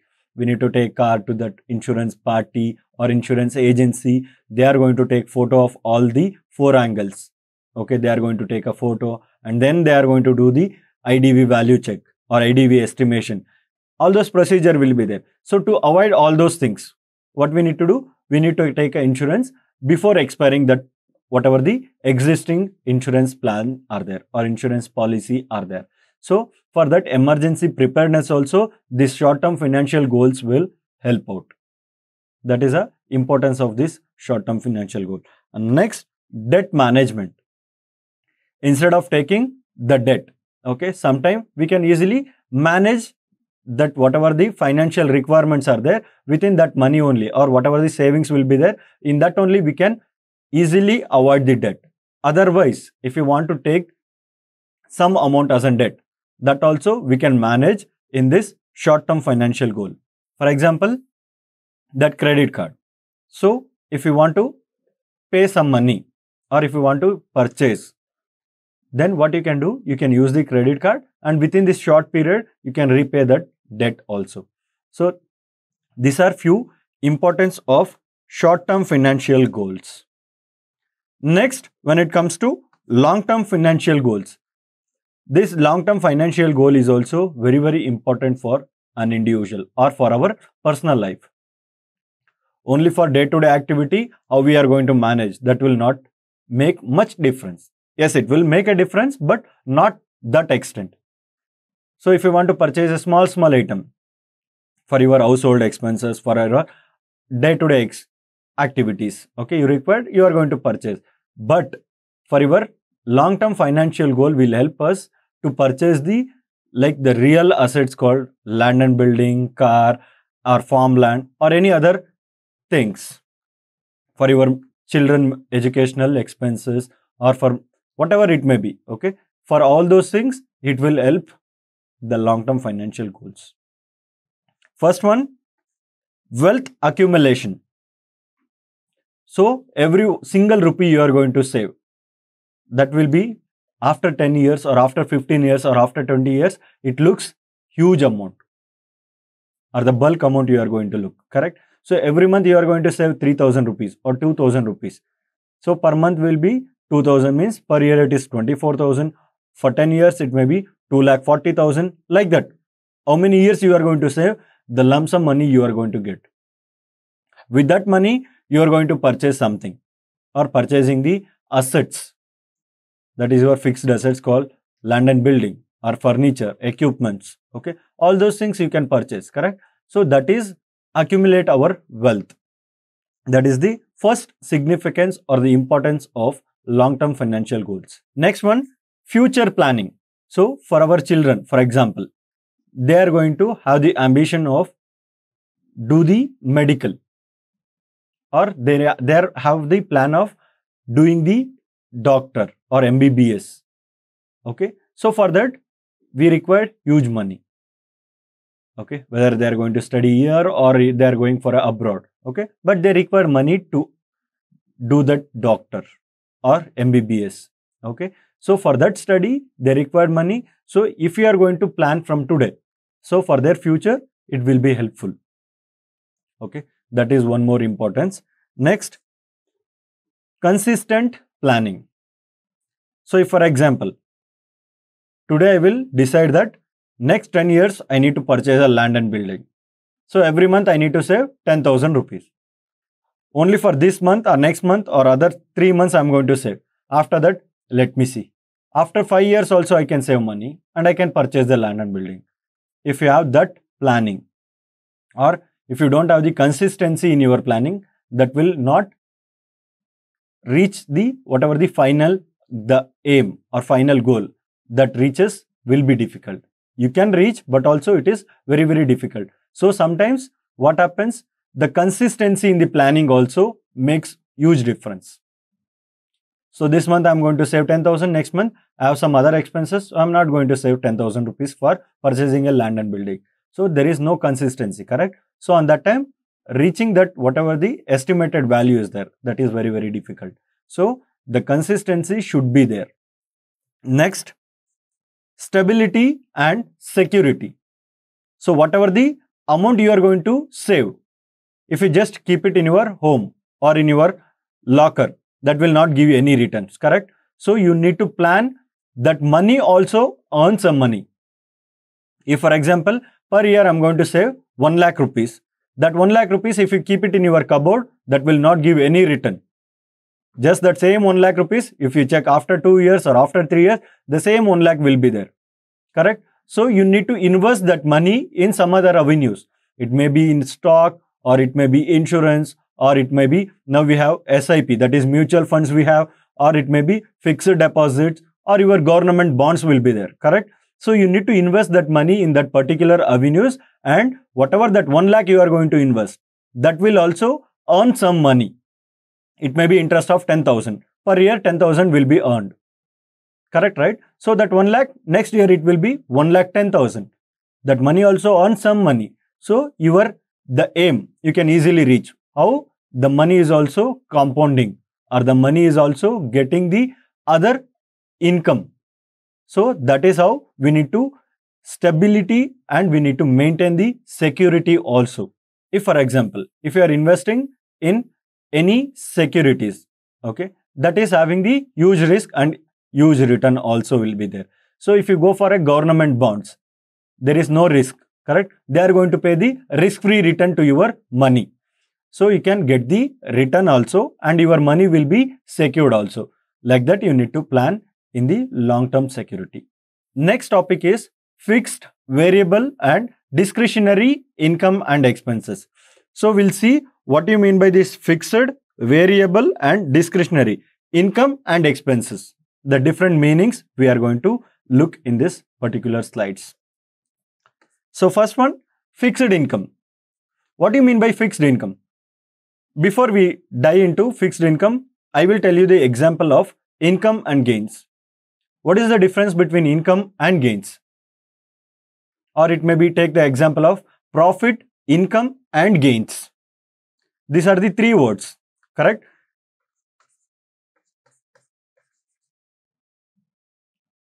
First, I will take an example of profit.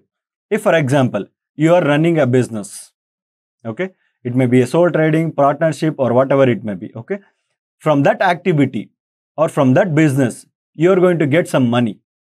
You have invested 10,000 rupees and every year you are going to get a profit of 5,000 rupees in that particular business.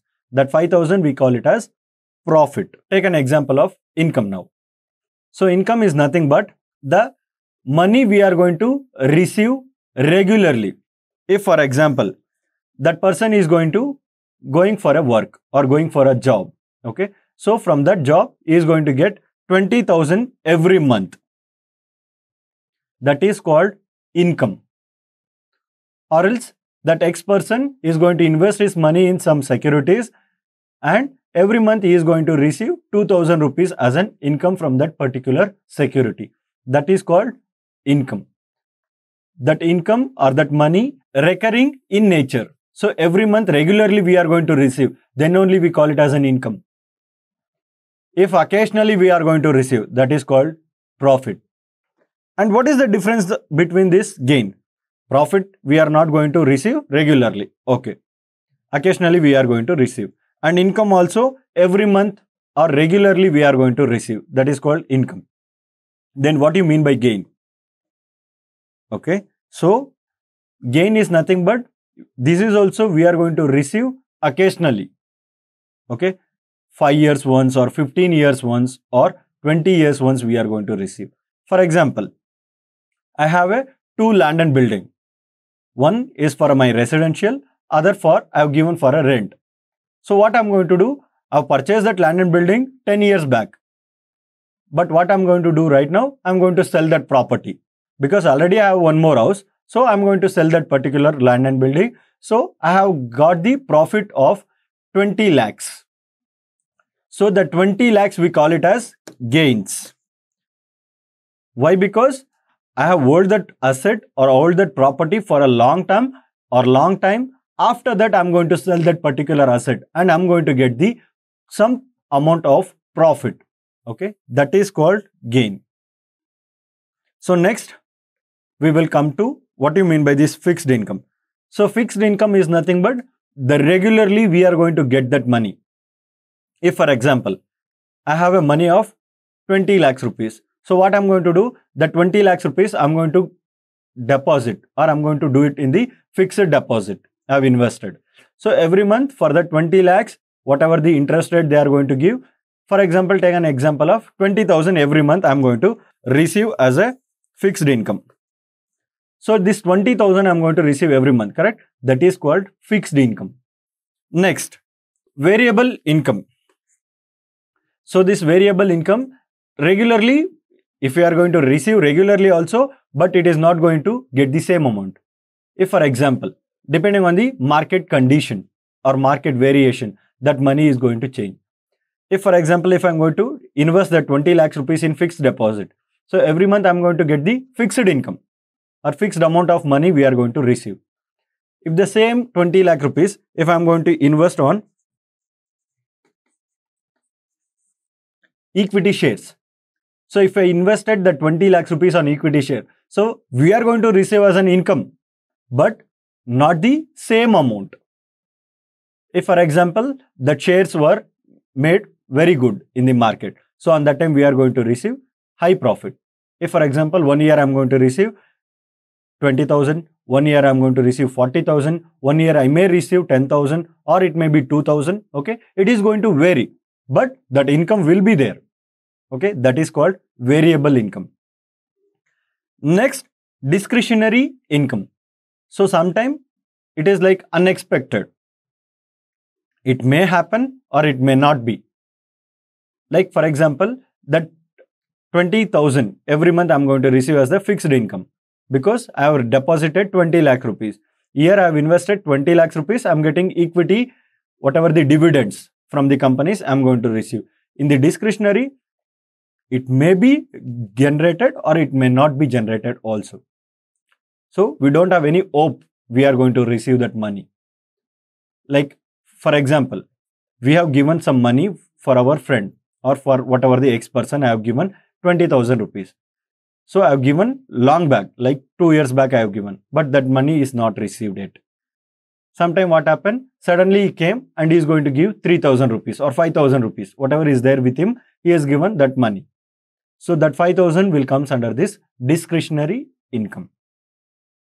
We don't have any hope that money will come. In business, we call it as doubtful debts.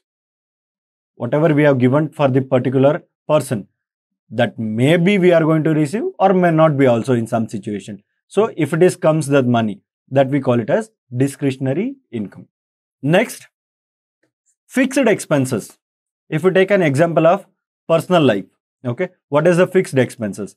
For example, rent, water, electricity charges, or it may be fuel, transportation, or any other expenses, okay, that regularly we are going to spend.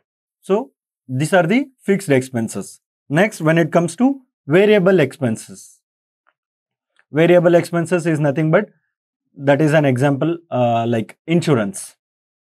Insurance, every month we are not going to pay, correct? So yearly once we are going to pay. If for example I have 2 bikes, okay, so for that 2 bike, every year I need to renew the insurance.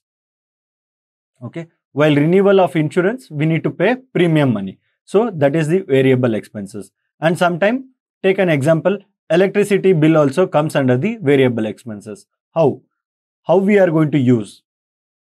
If for example, 1 month 500 rupees will be there, other month 700 rupees, some month 800 rupees, okay, that is also varying, not the fixed expenses, correct?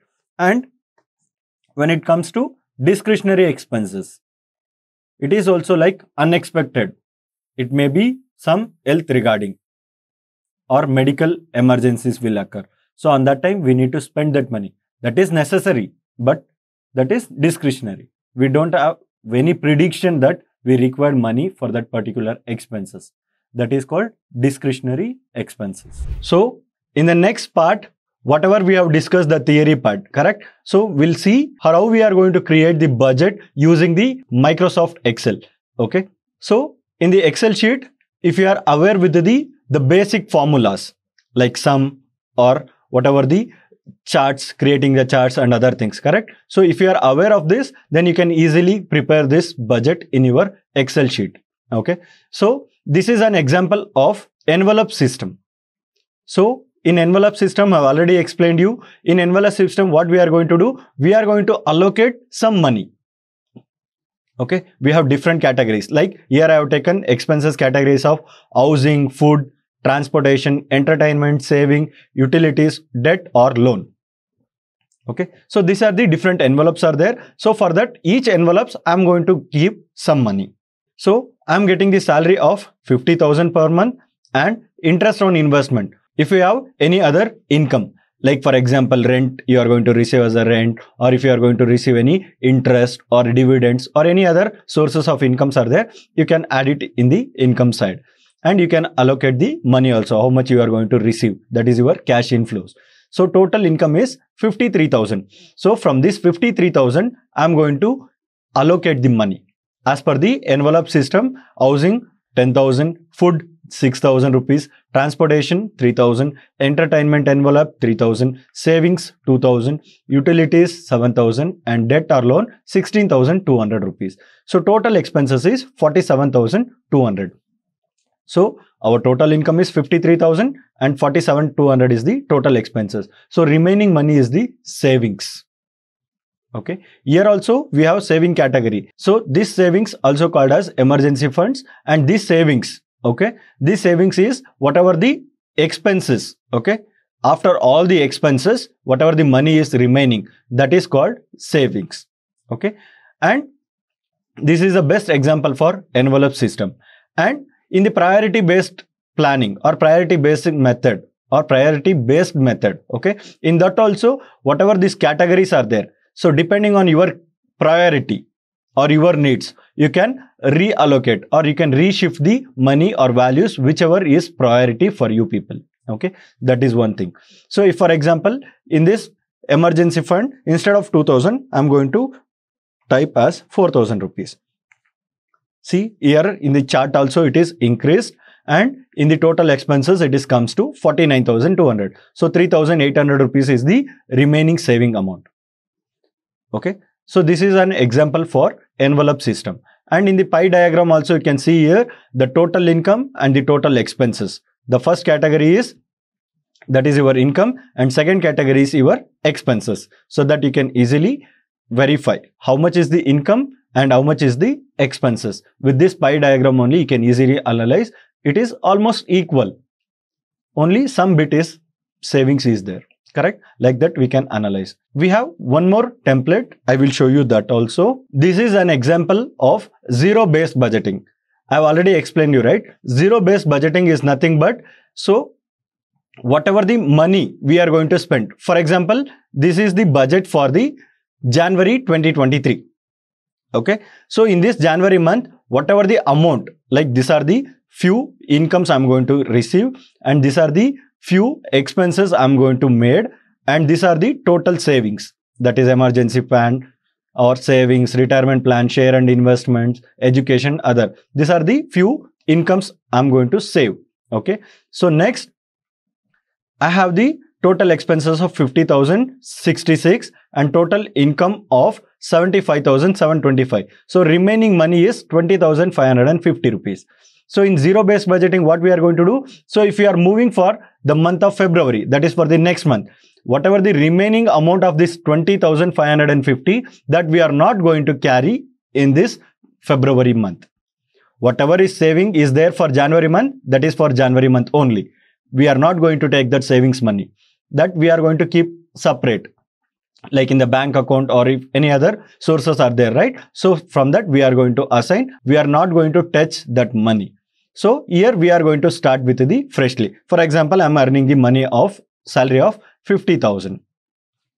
Next, interest on the income 5,000 rupees. Like that, whatever the incomes are there, just you need to enter. And here also expenses category, that is your insurance premium is 4,000. Next, when it comes to electricity charges, 500 rupees, and gas 1,200 rupees. And if it comes to water and other charges, 800 rupees. Like that, whatever the different categories are available, okay, we need to allocate the money. So your total income will come here, and total savings will come, whatever the amount you are going to save, and the whatever the total expenses you have made, that is available here. So like this, individually we need to maintain the all these categories of money. Okay. So the summary is total income 75,725, total savings 20,550, and the total expenses is 50,066 rupees. So additional savings according to this budget is 5,109 rupees we have saved additionally. Okay. This money we can use it for other purpose also. Here see this color is like total income. This is for total savings 14%, and this is called total expenses 34%. That is your percentage based method also. So 52% is your, in 100 rupees, 52 is our total income. In that we have spent 34%.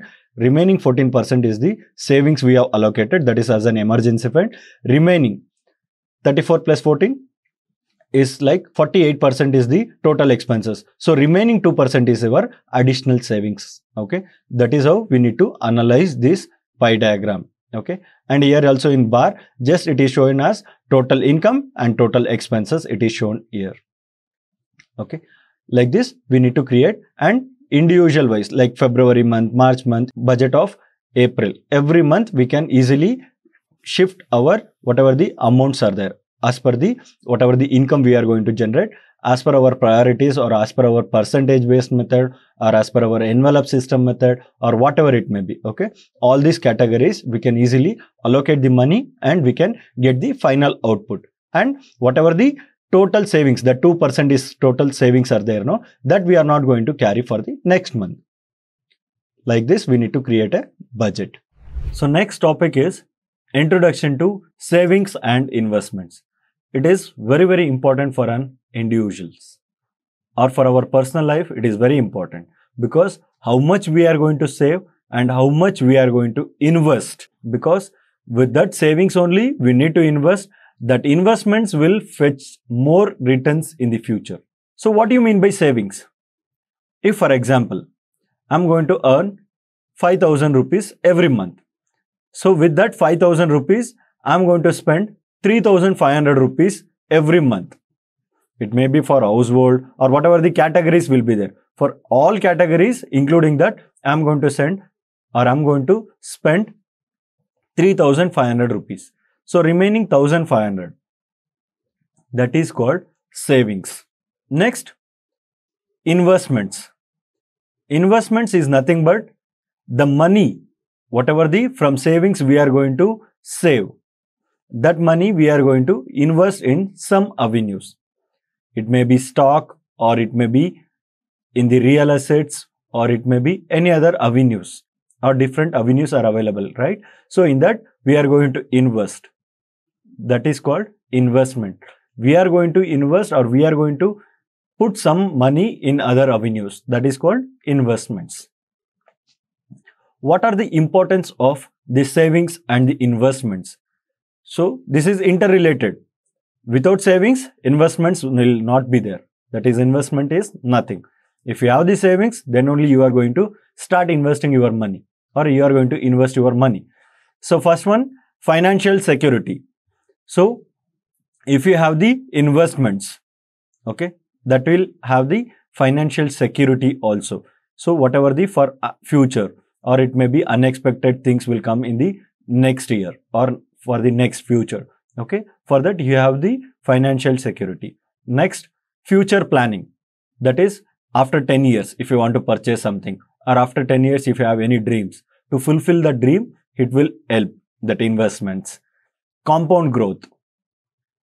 Okay, the money, whatever the single rupee you are going to earn today, that is the same value will not be there for tomorrow. That is the reason your money needs to earn some money. That is the reason we need to invest our money in the investments. So the 10 rupees, if you are going to invest, that will give 12 rupees in the next year, because the 2 rupees increased is income for your investments. Next, wealth building. Whatever the assets, it may be real assets, or it may be intangible assets, whatever it may be, okay, that assets wealth is going to increase. If for example, today I am going to purchase only one share of rupees 10 rupees. Tomorrow I can purchase 2 more shares, 3 more shares, 5 more shares. So that will create as a huge wealth. Okay. Next, retirement readiness. So after our retirement, we need to prepare for our retirement also. Correct? Because future is unexpected. After a retirement also, we require some money, or we require money for some expenses. It may be for medical, or for traveling, or transportation, any other things. Correct? So for that, we need to be prepared for our retirement age also. Financial goals. Financial goals in the sense, we can have the dream of purchasing a land and building, or purchasing a dream car, or it may be any other dreams also. Okay. So for that, reaching that goal, or to fulfill that goal, we require money. So through these investments, or with the savings, we can easily reach out that whatever the goals will be there. Reducing debt. Okay. Without going for a debt, or without going for any loan, okay, we can easily reach the whatever the goals will be there. Okay. With the help of this savings and investment, we can reach that. Flexibility and opportunities. So if you have started investing your money, you have lot of other opportunities will be there in the market. Okay. If you are, for example, I'm going to invest only my money in the debt security. We have other avenues also, like preference share is there, equity share is there, or government bonds will be there, mutual fund is there. So few others opportunity will be there. So you can easily explore that, and which is safe, and it is given good return also. You can invest your money in that. Next, peace of mind. So for a future, for example, what is going to happen next, or how much money is required next day, or for next month, or for the next year, that will have the financial stress in your mind. Correct? So if you have the investments, or if you have the savings, then you can easily reduce the burden, or reduce the financial stress in your mind. Next, that is legacy planning. For example, whatever my parents are following for the budget, okay, how much we need to spend, how much income is there, how much we need to save, all those things. Sometimes that legacy will continue for their children also. If for example, my parents are following some budgeting techniques, means I'm also following the same pattern, because that legacy will continue. Because how they are going to spend money, or how they are going to earn money, and they are going to allocate the money. That is very, very important. That legacy planning will be helpful. Next, what is the difference between savings and an investments? Savings for the short term. I've already told you, right? So savings we are going to make only for the short term period. That money we need to invest. Then that money is also earn some money. That is short term. Savings is for short term, and investment usually use it for the long term goals. With this short term only we need to save, and we need to invest on the long term funds. Next, ready access to cash, because whatever monthly we are going to save, that is there. Like usually we have the bank account, correct? We are going to keep the money in the bank account, or sometimes we are going to keep the ready cash in the house. So whatever the money is required, easily we can take that money, correct? That is the ready access to cash. But investment, longer wait to access invested fund. So if you are going to invest money, means we need to wait for other 5 years, 10 years, 15 years, whatever the maturity period is there, till the time we need to wait. Savings earns interest, because whatever the money we are going to keep it in the savings bank account. So we will get the minimum return or minimum interest we are going to get. When it comes to investment, earnings potential. So potential is nothing but how much it can be get. For example, if you are invested on the equity, high return, high risk. Like that, debt, we have a fixed income, correct? According to the potentiality or market and condition, so it is going to get the returns. And next, when it comes to savings, involves minimal risk. So because we are going to keep it in a savings bank account, or we are going to keep it in the home, correct? So we have very minimal risk. And when it comes to investment, it always involves risk. Because if you are invested your money in the stock market or real estate or any other assets, okay, you have a risk. Okay, always you have a risk in the investments. Next topic, tips to avoid debts. You all know, right? Debts is nothing but the loan or credit, or usually we call it as finance. Okay, so how to avoid this debt? How the budgeting helps to achieve financial goals and avoid debt. That is, we need to reach our financial goals also, and we need to reduce our, or we need to avoid our debts also. That is our loan. So the first one is clear prioritization. Each and every activity, if you take any activity or any task, okay, before we start that activity or task, first what we are going to do, we need to plan. Planning is the first step for all the activities, correct? Here also in the budgeting, we need to first do the planning, or we need to forecast for the future, correct? So for the forecast also, or for that forecasting also, we are going to plan. What is the expected expenses will be there? That is, few are in staggered, okay? That is like your rent, or it may be for your electricity bill, water charges, or monthly expenses for food, okay, or for transportation. That will be in staggered manner, correct? So every month it is required. It is like recurring in nature. But sometimes other expenses unexpectedly will come, irrecurring in nature. For example, yearly once or yearly twice it will come, correct? So for that, all those things we need to plan, and we need to prioritize. For example, our children education, okay? So for that school, we need to pay educational fees or tuition fees, correct? That is very, very important. That we need to prioritize. Other than that, any other like entertainment or for transportation or for service of our vehicles, all those things will be deprioritized, and we need to prioritize the children educational or tuition fees, correct? Like that, we need to take the prioritization, clear prioritization we need to make. That is the one formula to avoid our debt or going for a loan. Second, resource allocation. While allocating the fund, if for example, we have 50,000 of income every month. If you have any other income sources or any other sources also, you can club. You can take the total of that income. With that income only, you need to match with your expenses and you need to save some amount in that. Correct? Like that, if you are not going to save, if for example, I'm earning 50,000 and I'm spending all 50,000 rupees, then there is no use. We need to allocate the fund accurately and we need to keep some savings and emergency fund also. Then only you can avoid your debt. If for example, in the last example I have taken as the car insurance. Okay. Next month we need to renew the car insurance. That is the unexpected. We have regular expenses. In that it is irrecurring in nature, that car insurance. Correct. So for that, whatever 50,000 every month you are going to spend, for that paying 15,000 rupees of car insurance, what you are going to do? You need to use your credit card, or you need to go for a personal loan, or you need to take any other hands-on, like from others or third party, you need to take the money. Correct? That is a debt. Instead of going for that debt, every month 5,000 rupees or every month 2,000 rupees if you save. Okay? Last 10 months, if you save 2,000 rupees, 20,000. Almost your insurance was already paid in that money and you can save other 5,000 also. That is called resource allocation.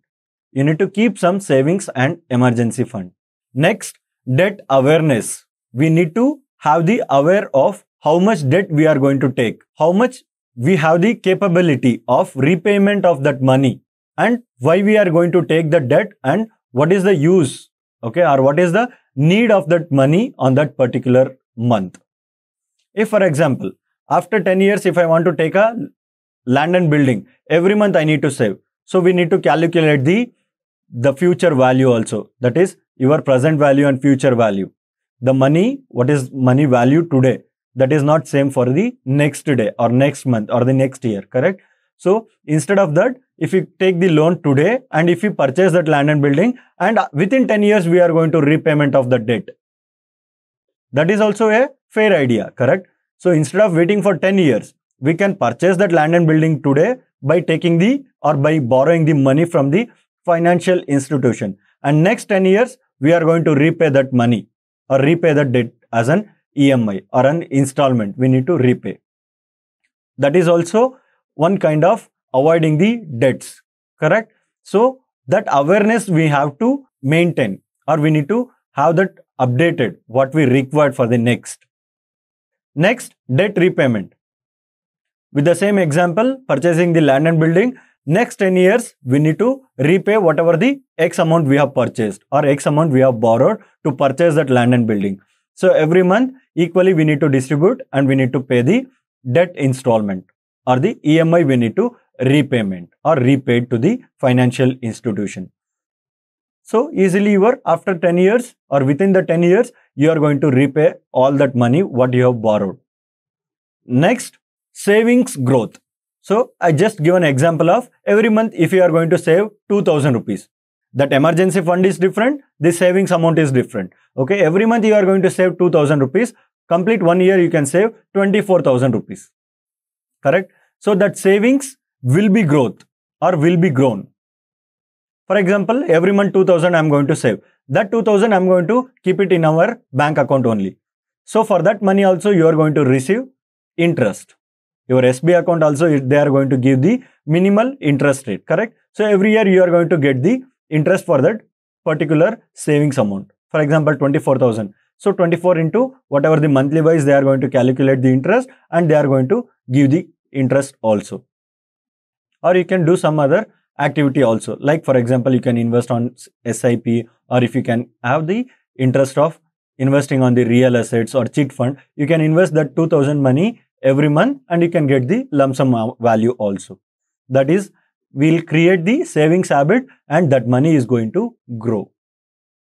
Or that money is going to earn some money. That is called savings growth. So that is the one more way to reduce or to avoid the debts. Next, emergency preparedness. So whatever the future that is unpredictable, correct? So for that future, we are going to be prepared. That is, preparedness is nothing but financially we are prepared to avoid or to tackle that risk or tackle that whatever the unexpected things will happen. So that is called emergency preparedness. And the last one, long-term planning. So we are going to borrow money and we are going to take the land and building, and within the 10 years, we are going to repay. That is the long-term plan. Or if you already have the own house, then we can plan it for next site, or maybe it may be farmland, or it may be any vehicles like car, some other things. Okay. So for that, long-term also we can plan. Not only for purchasing, if for example, you have a child, okay, for their educational or for their future, whatever the money is required for going for a higher education like medical, or it may be for engineering or any other things, or if you are going for study abroad also, for that you require money, right? So that planning also you can do using the budgeting, and that will avoid the debts. So after 18 years or after 20 years, if your child is going for studying abroad, on that time they require huge money, correct? So if you plan today and you are going to save next 18 years or next 20 years, then you can easily give that money to your children or child and they can go for abroad studies. Otherwise, what you can do, after 18 years, you are going to take a loan and you need to send your children to study in abroad and you need to repay all the debt. Correct? So instead of taking loan, you need to save from today and you can easily send your children or whatever their requirement or whatever their dreams are there, you can easily fulfill the dream. Okay. So this is one more way to avoid the debts. With budgeting mastered, it is time to explore how ChatGPT can further elevate your Excel skills. Learn how to use this AI tool streamline tasks, automate processes, and enhance your data analysis. Integrating ChatGPT with Excel will help you work smarter and unlock new capabilities in managing and interpreting your financial data. Please subscribe for more finance and Excel videos. Now in this module, let's try to understand what are the key components of artificial intelligence. What does the artificial intelligence world look like in the current scenario? So let's have a brief introduction to AI.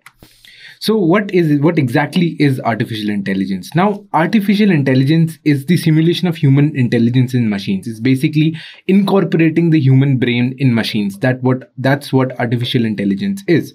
Now, AI involves the development of various algorithms and computer programs, right, that can perform a variety of different tasks such as natural language processing, recognizing objects and images, making some logical decisions, and solving various complex problems that are a bit difficult for humans to solve.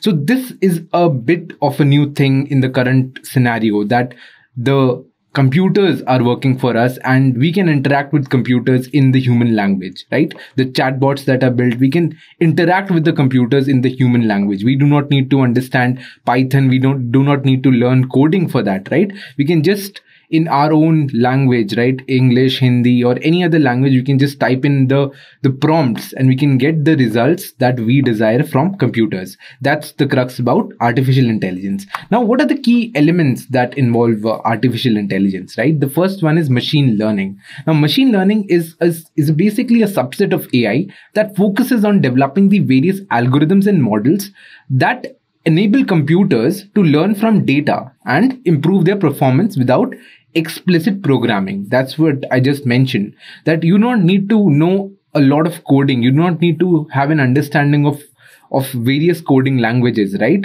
Be it Python, C++. You just need to know your basic language, be it English, be it any other language that you prefer, right? So machine learning involves tasks such as classification, regression. Now I won't get into deep into machine learning and all, but it just involves tasks like classification, regression, clustering, and reinforcement learning, right? So this is what machine learning is about. Now it's a subset of artificial intelligence. Then the next step to it comes, that is deep learning. Now deep learning is again a specialized field within machine learning that utilizes neural networks, right, with multiple layers to extract the complex patterns that are there, representations from tremendous large amount of data that is present. Now, data is being created on a day-to-day basis, right from you using your phones to generating using your laptops, computers. You're generating data on a minute-to-minute basis, right? So someone in the world needs to analyze that data, needs to find trends from that data and have logical solutions to the business problems or the problems that you are facing, right? You can have a logical answer to that. Now, deep learning has particularly been successful in areas like computer vision and natural language processing, right? These are the two areas in which it has been really significantly important for us to learn about it. Then now NLP is a branch of AI that deals with the interactions of computers and human language, right? This is the bridge. It just bridges the gap between the computers and human language. Now it involves tasks like language understanding, sentiment analysis, right? For example, you have a customer feedback. You're running a company. You want the feedback from your customers, right? So you can generate a customer feedback form. You can understand the sentiments, right? Now the sentiments would not be numerical, right? It would not be quantified. It would be a qualitative data. To understand the reasoning, the tonality of those feedbacks is sentiment analysis, right? Then machine translation, enabling the chatbots to understand what we are talking about, the tone in which we are talking, right? So NLP enables computers to process, analyze, and generate the human language. Now, the next part is computer vision. Now, computer vision focuses on enabling the computers to understand and interpret the visual information from images or videos. Now, it involves tasks like object recognition, right? If I just keep an egg in front of that, it just input an egg, right? It should understand that we're talking about an egg. It should not give it as a thing called as ball, right? So the recognition, the object recognition is the first part that comes under computer vision. Then image classification, segmenting those images, right? And facial recognition. Now, computer vision has applications in areas like autonomous driving. We all know about Tesla. Tesla is fully automated, right? You don't need a driver to drive it, essentially, right? In the US per se. So how are these things evolving? It is evolving through AI, right? The lane assistance, that which lane are you driving on, what is the speed limit that is there. So everything is captured, right, by the sensors on the car, on the vehicle, and that inputs that the network, the chipsets inside that vehicle would understand, okay, now this is the speed limit, we cannot go beyond this is the lane in which we need to keep, we have a right turn ahead, so we can't be standing in the middle of the road, right? We need to come to the right if we want to take a right turn, right? So all these human understanding is now done through computers, right? So computer vision has various applications in autonomous vehicles, surveillance, and augmented reality. Now, these are the key elements of artificial intelligence. Now, what we talk about, why is it important, right? What is the importance of artificial intelligence? Number one comes the automation and efficiency it provides, right? We can automate a lot of mundane tasks that we do on a day-to-day basis. For example, if my flight got cancelled and I want a refund, right? And the airline is not providing me the refund, so I would have to write an email to them, right? This can be done very easily if we have AI incorporated in our emails, right? We can just have a basic information given and they can generate an entire email asking for refund in a primary account. So these mundane tasks that you not require a lot of attention to, but you have to do it, can be done through computers. So that's the major advantage. That's the most important thing that we talk about in artificial intelligence. Now, AI enables automation of repetitive and mundane tasks, allowing human to focus on more complex and creative work. By automating processes, AI can improve efficiency, reduce a lot of errors that humans tend to make, and increase the productivity across various industries. The second part is data analysis and decision making. Now, a lot of companies have started in this sector of AI, in which so they have a lot of clients that have a lot of data that is being generated, and the work of those companies is to analyze that data, find the various trends, find the underlying trends that are there, so that the company can make sound business decisions for their future of the company, right? So decision making and data analysis. Now AI can analyze large volumes of data and extract valuable insights, patterns that are not easily identified by humans. The third aspect is personalization and customer experience. Now, AI-powered systems can analyze the user behavior, and also it can refer to the historical data to deliver the personalized experience, right? For example, you're using phone on a day-to-day basis, right? And you would have noticed that you've searched something on let's say Google, on something of that, some product you have searched. Now it continuously comes to your feed on different channels, right? Be it Insta, be it Facebook, be it any other medium, it would just pop up as an ad, right? So these are the AI underlying things that are happening behind machine learning, understanding what is happening, what are the personalized customer preferences. So a lot of these companies tend to make the customers more feel connected to the brand, right? So this is how personalization and customer experience AI is affecting in that regard. Now, improved efficiency in manufacturing. When we talk about a lot of big industries, be it steel plants, be it power plants, be it a lot of different other manufacturing processes of small or big industries, right? Now, AI-powered systems can optimize these manufacturing processes, predictive the maintenance and quality control that is there. Now, this would lead to the increased production efficiency, reduced downtime, and improved product quality, right? Now, the advancements in research and science. Now, AI is transforming this scientific research by accelerating the data analysis, simulations, and hypothesis testing. Now, it enables scientists to explore the complex problems that are there, make significant discoveries out of it, and develop the innovative solutions, right? In material science, climate, how it is affecting, how it's changing, how global warming is affecting. So all these patterns can be now analyzed by computers using artificial intelligence.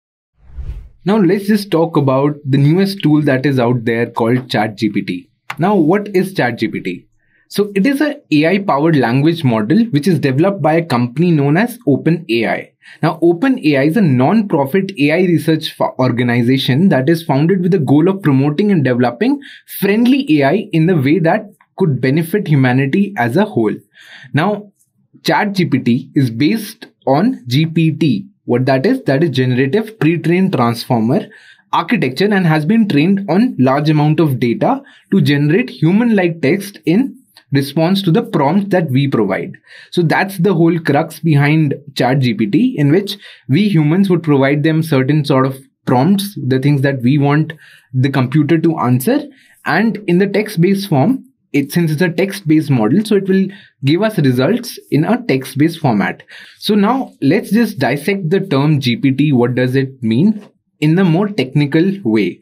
So now GPT stands for Generative Pre-trained Transformer, right? So it is a type of artificial intelligence that can generate a text. So it does this by being trained on massive amounts of data. So once it's trained, it can be used to generate new text by simply starting with the prompt and letting the model predict the next word. So I'll be giving you a hands-on of this tool, how it works in a more simplistic way so that you get more comfortable with using ChatGPT as a tool. So the examples of what it can do, it can generate poems, it can write codes, scripts, musical pieces, emails, letters, and much more, right? Now, it has a special ability to translate text from one language to the other, right? So, for example, if you're in a new country, you want it to give it in a way of the language in whichever country you are, right? So it can translate that text for you. Now, it can answer questions about a variety of topics. Now, this has been trained till September 2021. So all the amount of data or all the knowledge that it possesses is till September 2021. So after that, it has not been trained to that kind of data, right? What else it can do? It can summarize text that is there for you. Can rephrase various text in the tone you want. Like, for example, if you want a formal, polite tone of any of the sentences, it'll give you in that regard. It can rephrase your emails in a much more better, attractive looking way, in a more catchy way, right? So all these things a GPT model can do, right? So now when we talk about GPT, right, let's just dissect these words: generative, pre-trained, and transformers. What does this mean? Now, generative means it create new information for you. That's generative. Pre-trained means that initially the models undergo an unsupervised pre-training phase where they're exposed to vast amount of data, right? Now, it is just given a random sort of data is given to it. Now, the model would then divide it into segments, understand it in its own way. For example, if I just give a data that has like a set of fruits, like a lot of fruits in a bowl, right? Now I just tell it to identify what they are, right? So how it would do that? It would not know what is an apple, what is an orange. It would just divide it first with the shape, then the color. So it will have its own steps of understanding, right? So that is how it would be, right? Then transformer. Now, deep learning models such as transformer utilize a technique called tracking relationships in sequential data to learn the context of how it is done. Now, in this case of GPTs, they observe words or tokens within a sentence and make predictions about the following word. Now, ChatGPT does not understand like how we count words. So it count words in a form of tokens, right? So it has a set format, set transaction. Like for example, $1 is 82 rupees, right? Similarly, one word is equivalent to X amount of tokens, right? This is GPT understands in a token way, right? So what does ChatGPT mean? What is the rationale behind introducing this transformer, and what are the steps in which it trains, right? How does it evolve, right? What are the steps involved in which it understands what we are talking about, right? So the first part is training GPT. Now GPT is trained using a process called generative pre-training. So what happens in this is, in generative pre-training, the model is given large corpus of text and is asked to predict the next word in the sequence, right? So Ram is going to do dash. So now it has to predict what it is, right? So this is how it works. Next word prediction comes the first step in training the GPT, right? So now this process is repeated a lot of times, over and over again, right? In the sentences that we give them, as we are generating a lot of data that is all over on the internet, right? So it trains on those data sets that are there, right? So the model learns to predict the next word with increasing accuracy. Now it takes a lot of time for it to understand, to get trained, but once it gets trained, it's very less to making errors in that regard. Then is splitting the data set. Now the data set is split into two parts. Number one is the training data set. Number two is the test data set. Now the training data set is used to train the GPT model, and the test data set is used to evaluate the GPT model. The test set is not used to train the model, so it can be used to measure the model's accuracy on the data that it has not seen. Something that new comes up, it gets used to that. The third step is training the GPT model, right? So now the GPT model is trained using a technique called supervised learning. So in supervised learning, the model is given a set of input data and set of output data. So the model learns to map the input data to the output data. So in case of GPT, the input data is a sequence of words, and the output data is the next word in that sequence, right? So this is how it develops itself. This is how it grows itself. Now, evaluating the GPT model. Now, this step, the GPT model is evaluated on the test set. The accuracy of the model is measured by the percentage of times the model has predicted the correct next word in the sequence. Now, then comes the fine tuning of the GPT, right? So the GPT model can be fine tuned on a specific task. The fine tuning is a process of adjusting the model's parameters to improve its performance on a specific task. For example, GPT can fine tune to generate text, fine tune to translate the languages, and answer some very generic questions that it can get from a day-to-day basis. Now, the GPT model can be used to generate text, translate languages, answer the various questions, and perform certain tasks, right? So the model can be used to generate the human-like text, translate text from one language to the other, answer various questions about a variety of topics, and summarize those texts. So this is what GPT actually means. What are the steps involved in its learning? So this is what we have learned. So now in this module, let's start by understanding Excel using ChatGPT. Now before that, as we all know that Excel is the most popular tool when it comes to data analysis or just creating something out of data in a more quantitative manner. Microsoft Excel is the tool that we all go to, right? Now, how is it possible that we can integrate ChatGPT in understanding Excel in a very layman's term, right? If I do not know how to do complex operations on Excel, how can ChatGPT help me and make my life easier, right? I can consider ChatGPT as my AI assistant, and it can help me reduce a lot of mundane tasks, ease my process, and improve my productivity, right? If you are at office or if you have your own business starting in, Excel and ChatGPT, right, integrated in Excel can ease out a lot of your work. So let's just have a quick overview of the dashboard that Excel has. Then let's switch on to ChatGPT and understand using various case studies, right? So I'll start off by opening up Excel, starting with a blank sheet and making you understand the different things that are there in the dashboard, and then switch on to ChatGPT. So I'll go to new and then I'll open Excel, right? Microsoft Excel, right? I don't need to name it. I'll just open, right? So a blank Excel worksheet comes into play, right? So what this is, these are rows numbered from 1 to n, and from A to n number, that is what a column is, right?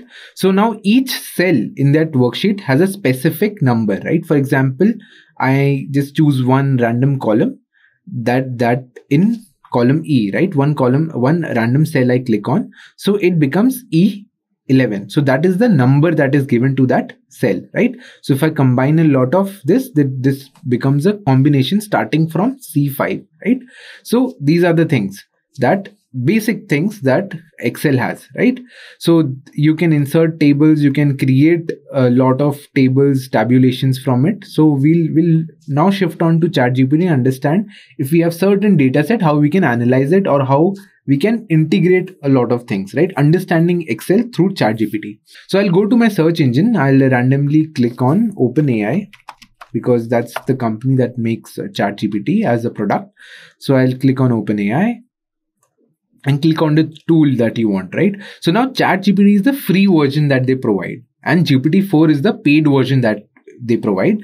So today, for understanding both 3.5 and the 4 model, the ChatGPT and GPT-4 model, I'll go for the paid version, that is GPT-4, right? So let's just try ChatGPT Plus, that is GPT-4. So I have already logged in. So basically you have to log in, yes, and then pay X amount, certain amount, and then be a premium customer to ChatGPT, right? So I'll start with clicking on the new chat option. So now, as you can see in this dashboard, that there are 2 models that it shows up, that is GPT 3.5 and GPT-4. So now what is the difference between the two? So the basic difference is that GPT-4 has a higher order thinking. It has a higher order logical reasoning to it, right? We can see in the company's this website, you can see how advanced this is, right?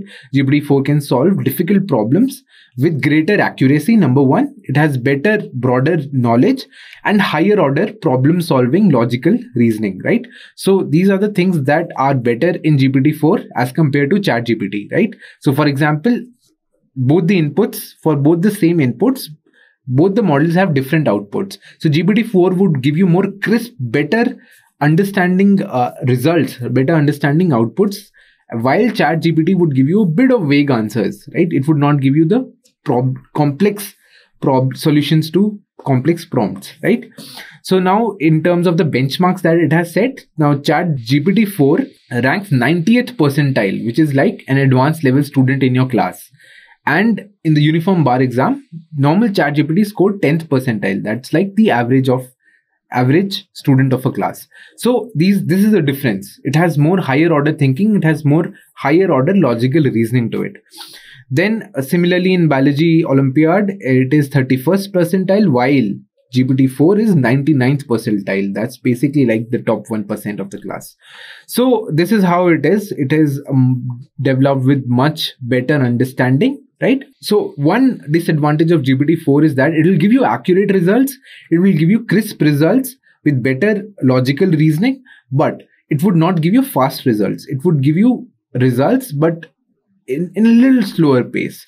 While GPT 3.5 would give you, it's a fast model, it will give you instant results, right? Quick results. So ChatGPT 4, since it's paid, right? But it has a cap of 25 messages in every 3 hours. So that's like a demerit that you can, if you're paid, you cannot use it a number of times. For a 3-hour period, you can only get in 25 prompts, right? So these are the differences between the two models. So let's just, for us Excel, we do not need that kind of higher order thinking. So we'll start with GPT 3.5, right? So now I'll just ask GPT 3.5 to generate me a table, right? Because Excel understands the language of tables. So we'll have tables of, we will have 3 or 4 columns and we'll have n number of rows. So what can be the prompt that I can give, right? So I'll just give it a random command that generate me a list of, what do we say, 100 movies, 100 movies rated by, let's just take IMDb, right? I am rated by IMDb in a table form, right? Now it will give me 100 movies in a table form. But now if I just give it this prompt, it will just give me one column with 100 movies. But what do we want? We want 3 columns, right? So I would give them a specific prompt, right? Specific prompt. Creating first column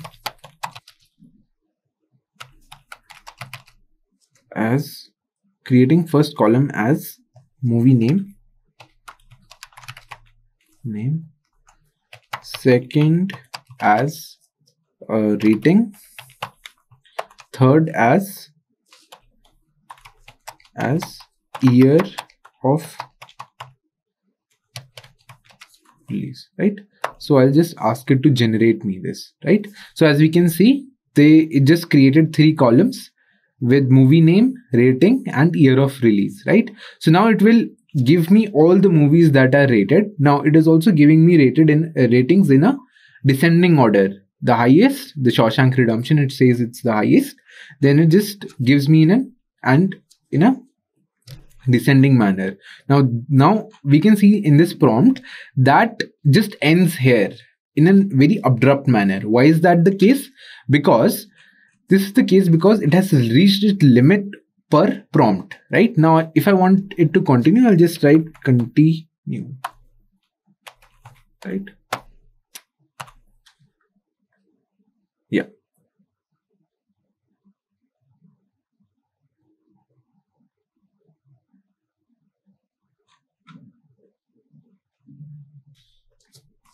Just go on. It will just keep on generating me the results that we asked for. So now what we can do is we can just go and just copy this table right there, right? Either we can copy it from here or we can just, randomly take this input, Control C, go to our Excel worksheet and paste it, right?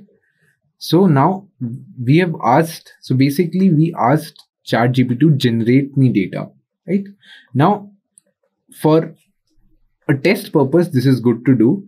But when you are considering a much more serious way for analyzing any data that is there for your company, you cannot just rely on ChatGPT to give you data. You need to have your own sources, your trustworthy sources of data, right, to analyze, because this may not be as accurate as it seems. So it can have a lot of errors in play, because it will take a lot of time to develop that kind of model that would give you peer reviewed results. But till the time it is there, have the data that is trustworthy, right?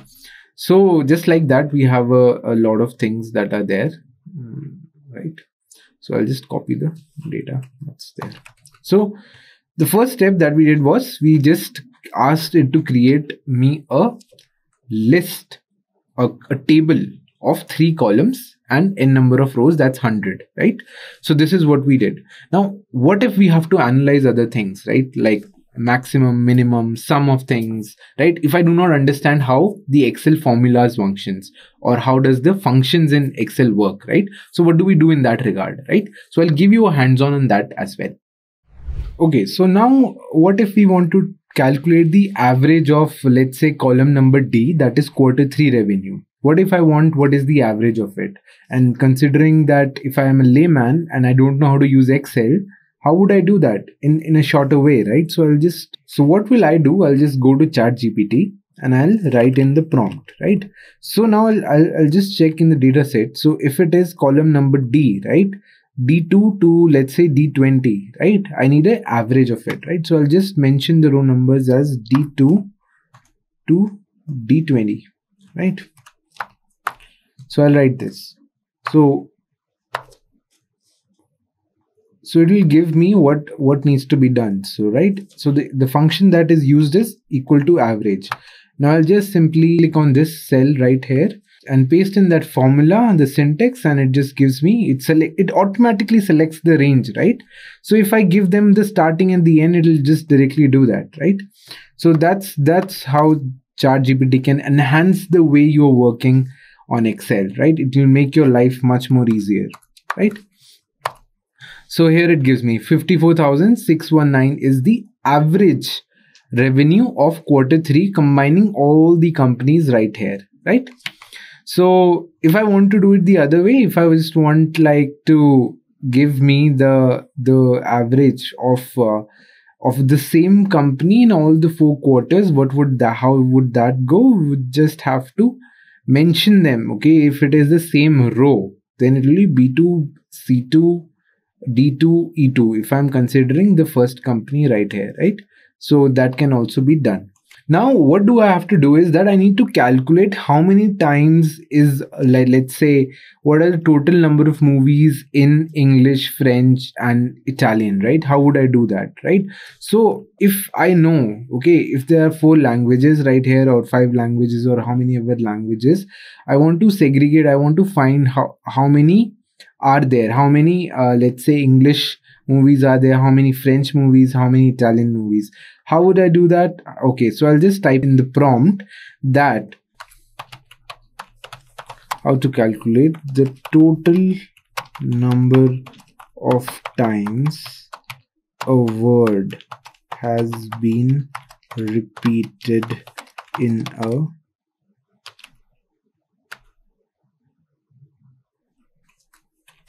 column. Okay, write a syntax for the same in Excel, right? So it tells me that the function that I am going to use is countf, right? So in the previous module, when I talked about a generalized bit of key functions that are important, I talked about countf, right? To count the number of times a certain thing has come up, right? So the same thing is what is mentioned over here, right? It's just that I gave you that reference so that you would have an idea of it. If I was a layman, if I was just starting out, I definitely would not know what countf is. Now, in a very simplest of the terms, what I did, I just added a prompt here to ask GPT, the computer, how to calculate the total number of times a word has been repeated in a column.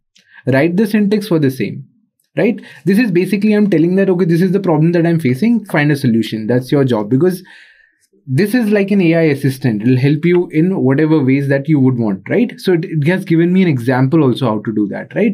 So I'll just copy this right here. It has given me an option. So let's just put it over here, right? So it will give me 0 because nothing is there. So I'll just edit it out. The range, right? Now I'll just remove the range section. I'll just drag and drop all this entire range from B2 to B22. Right? Then what are the criteria I'm looking for? For English, I'm looking for English, right? So I'll write English, right? So I'll just print and enter, right? So now it has given me the exact number of counts that English is repeated in column B, right? So if you want to check it, if you want to cross check 1, 2, 3, 4, and 5. So that's accurate. So similarly, if I have to find how many times the word French has repeated in column B, how would I do that? I'll just copy the same syntax that ChatGPT provided me, change the range from A to B, then A20 to B22, right?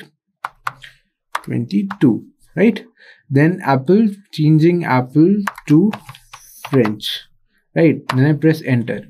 So now the French has also been repeated 5 times. Similar thing I have to do for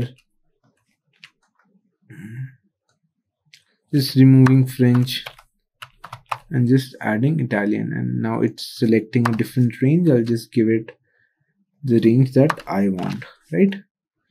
And I'll just press enter. So 6 is the number of time Italian is repeated in column number B. So we can state in general, if we have a problem statement, how many movies are in English? 5 in the entire data set. How many are in French? 5. How many are in Italian? 6. So we'll get a generalized way. So I did not do anything on my own. I just asked ChatGPT as an AI assistant that, okay, help me solve this part. So it did, right? The second thing that we talked about was trim, right? So I'll just ask ChatGPT if there are unwanted spaces, right? I'll just ask if there are unwanted space in a cell at the start, what syntax should I use, right? I'll just type it out and let's see what it has to say, right? So it gives me the exact command that I was referring to. It gives me that, okay, it knows you want to use trim because this is how you would get rid of the unwanted spaces that are there, right? It just mentions and gives me a exact thing how to do it. So I'll just copy this. I'll just create another column right here, right? And I'll just write that thing here, right? So trim this, right?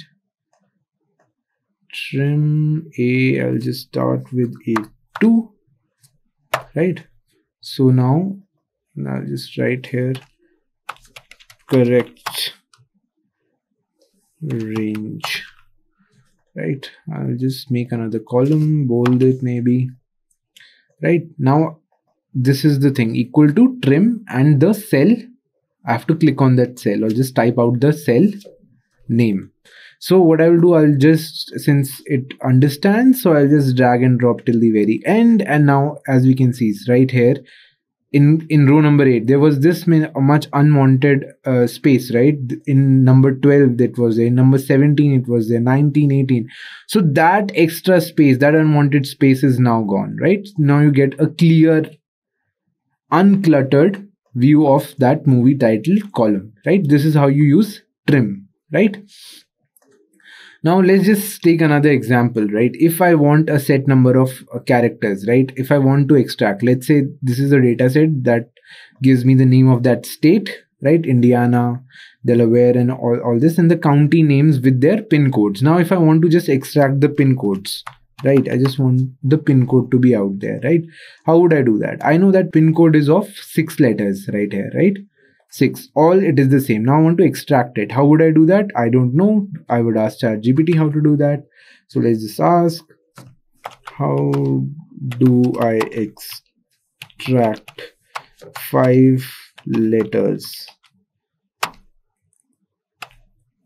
in the left of a cell and add the same in a new column,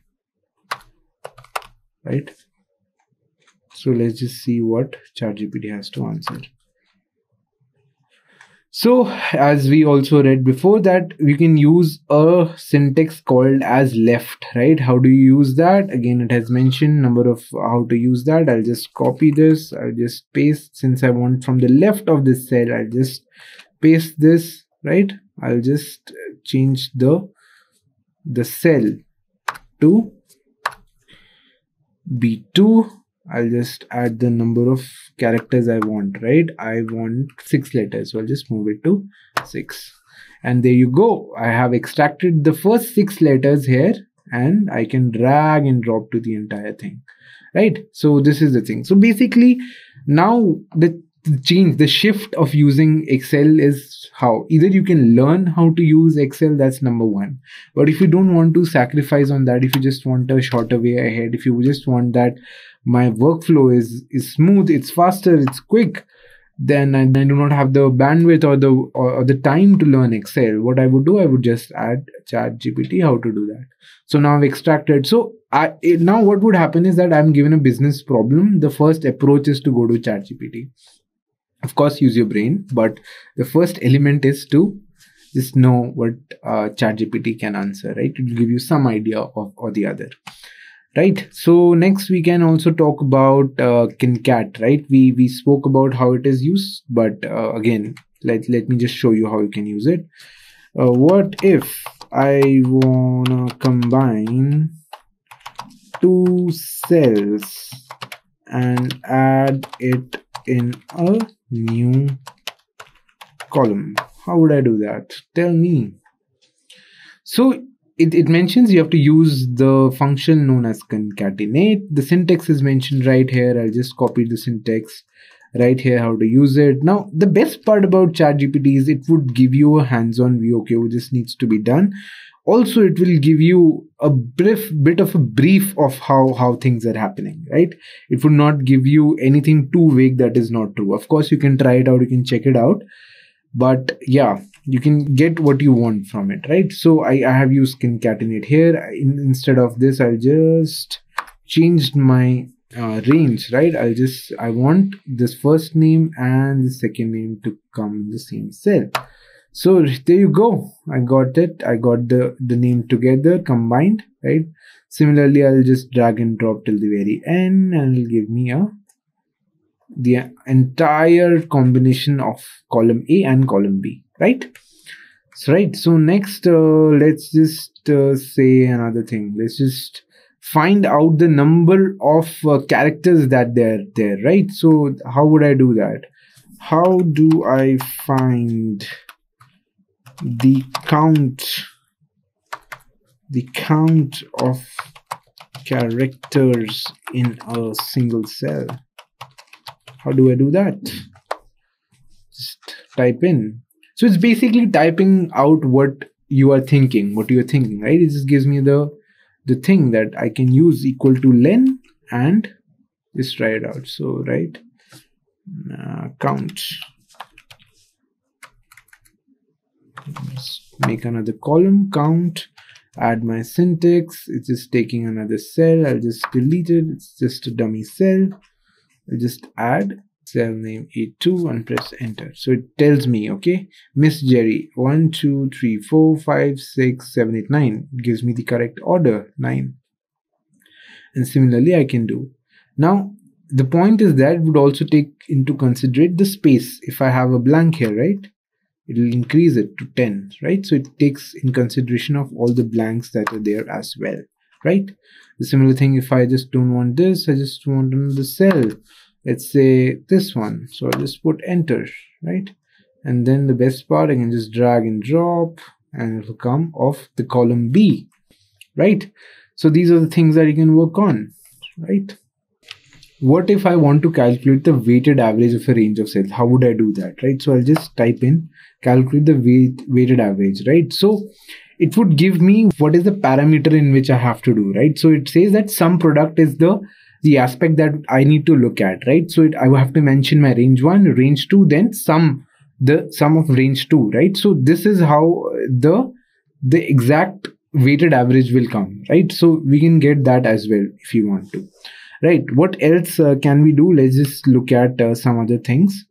What if I want to create a drop down list of a cell, right? Of a range of a column, right? So how would I do that? How would I create a drop down list, right? So I would ask it to tell me how it is. Now, one thing that you have to know about it is that the things that are here, right? It in a single thread, it has its own memory, right? So if I'm just writing it down in a single, I don't have to mention that, okay, tell me in Excel in every prompt.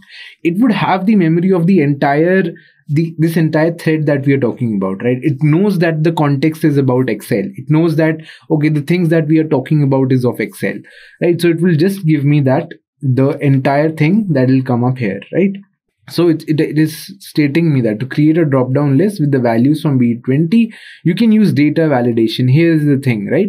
Select the range of cells you want to drop down list. For example, assume that you want to create, go to the data tab in the Excel, click on data validation dialog box, open settings tab, allow drop down choose list. So you can do it in this regard. So anything that you have in your mind that is even a wild thought that, okay, this is the things that we can change in Excel, right? But you have no clue how to do that. You can just type it out in Excel. It would definitely have some or the other way to assist you on what you want to do, right? This was about general basic prompts in which you can know what is happening, how it is happening, right? Hello everyone. So in this session, we are going to discuss about Excel using ChatGPT. So in Excel, how we are going to use financial statements. If, for example, if you have a very good knowledge on finance and accounts or on the financial statements, then you know everything on the financial statement, how it will be look like and what you mean by that: assets, liabilities, current liability, long-term liability, correct? So if you are not knowing anything, then how the ChatGPT will guide you through the financial statement? Let's begin. So we'll see. I will give one prompt to the ChatGPT. So ChatGPT is an expert, correct? So it is known all the financial statement or all the finance accounts, all terms that known by ChatGPT. So we'll ask ChatGPT how it can be assist us regarding these financial statements. So firstly, the step-by-step process we are going to follow for preparation of financial statements, correct? So in general also, the process of preparing financial statements is, first, whatever the transaction, day-to-day transactions, the books they are going to maintain in the accounts or in the company, correct? So with that information only we are going to start, correct? So first we will pass the journal entry. That is our primary books of records.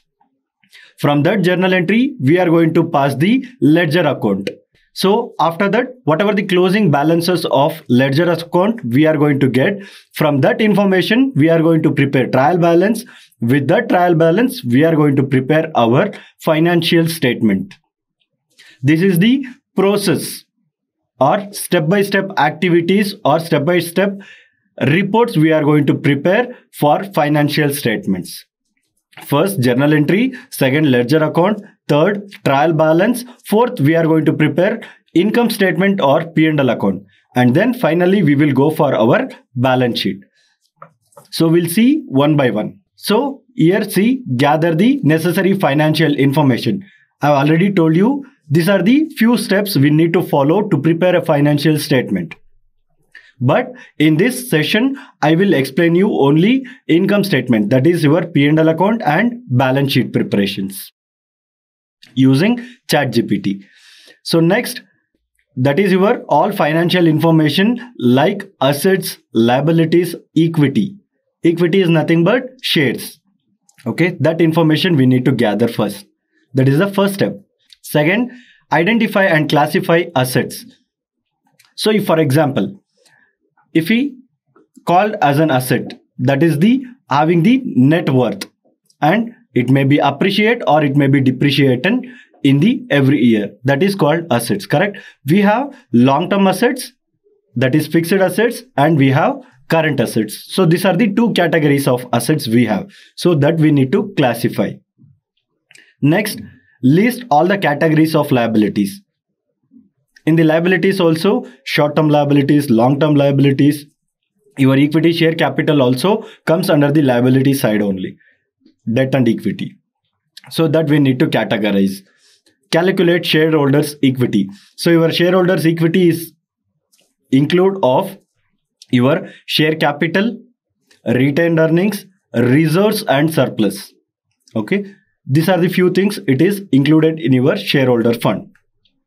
Arrange the balance sheet format. So I will explain you what is the balance sheet format. So first we'll look at the what is the format for balance sheet.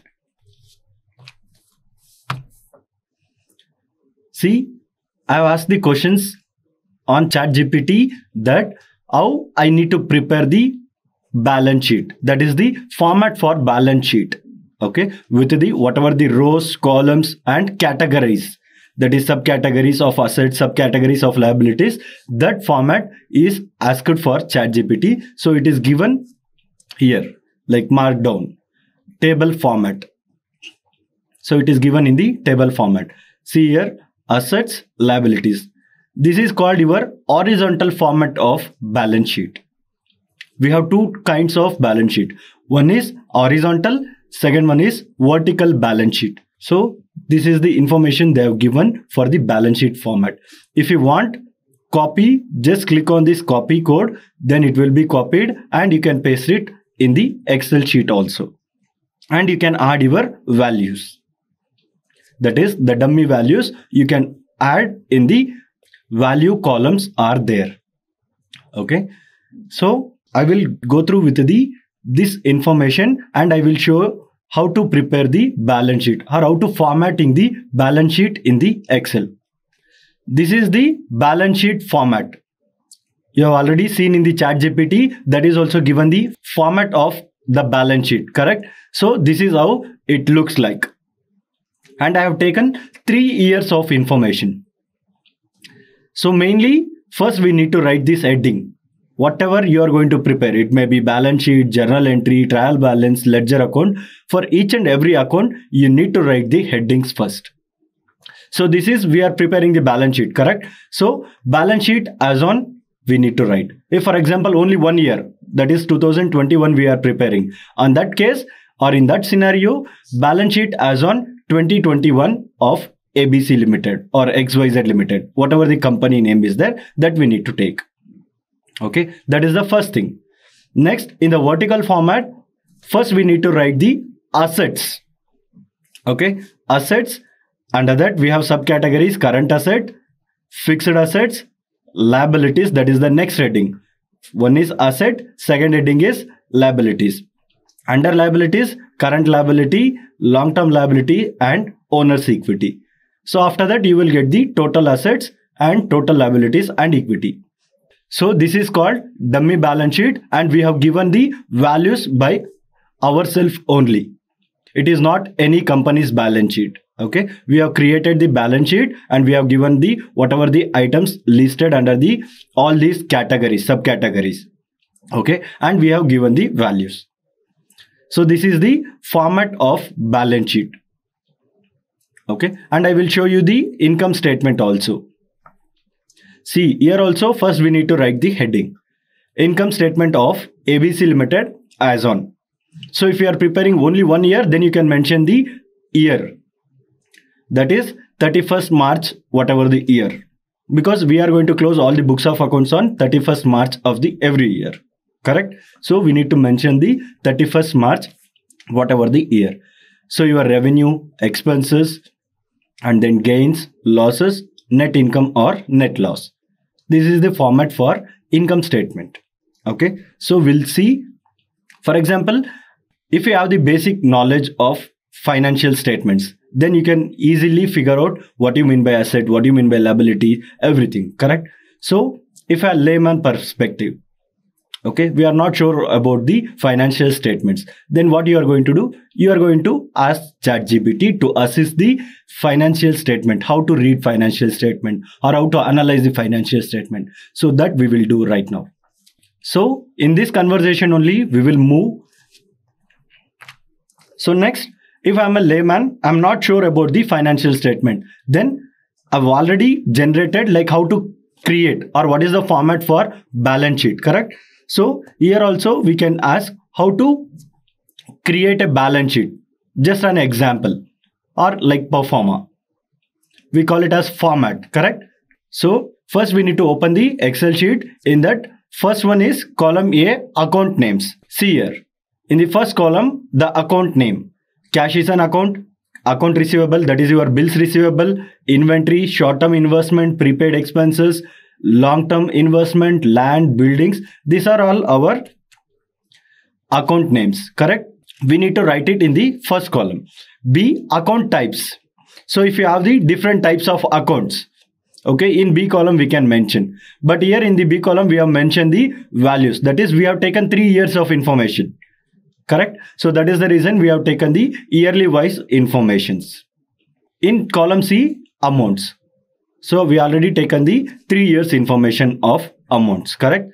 So next, in column A, list all the account names in your financial data. This would include both assets and liabilities. That is example, cash, accounts, inventory, accounts payable, long-term debt, retained, common stock. So I've already shown you, right? So these are the assets and these are all the liabilities we have already taken down or list down in the balance sheet. Okay. So next, in column B, classify each account as either an asset or liability to enter the amount. So we have already segregated and we have classified and we have given the amount for each assets and liabilities. Correct? So finally, as per this, if we prepare, then cell A14, enter shareholders equity. In cell 14, subtract the total liabilities, cell C12, from the assets. So from your total equity, you need to deduct the total current liabilities, then you will get one value. That value should be matched with your total assets. Okay, this is the first thing. See here also, this is your total current assets, total fixed assets. Okay, these two total we have taken as total assets and total liabilities and equity. So your total current liabilities, total long-term liability plus owner equity. That should be the 3,19,200. So these two will be matching. This we call it as tallied. Okay, if both assets and liabilities are tallied, then only your balance sheet or financial statements are correct. If it is not tallied, then you have missed some transaction in between of the accounts. Okay, so once we know how to prepare this balance sheet, what are the items are there in the balance sheet, next question is,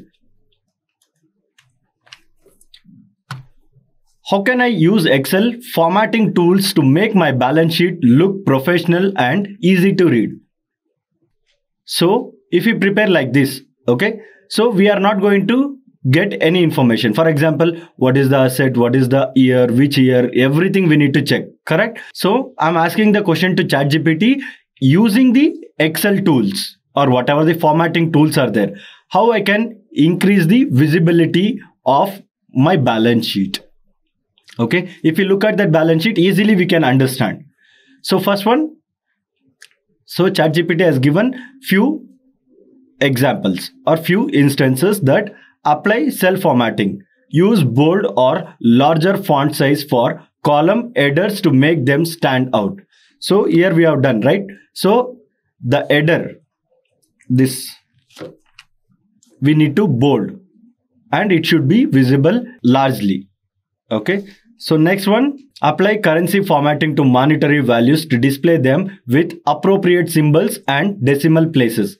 If for example, in Indian, we are going to use as a Indian rupee symbol, correct? So in balance sheet of US, so what they are going to use? Dollar symbol.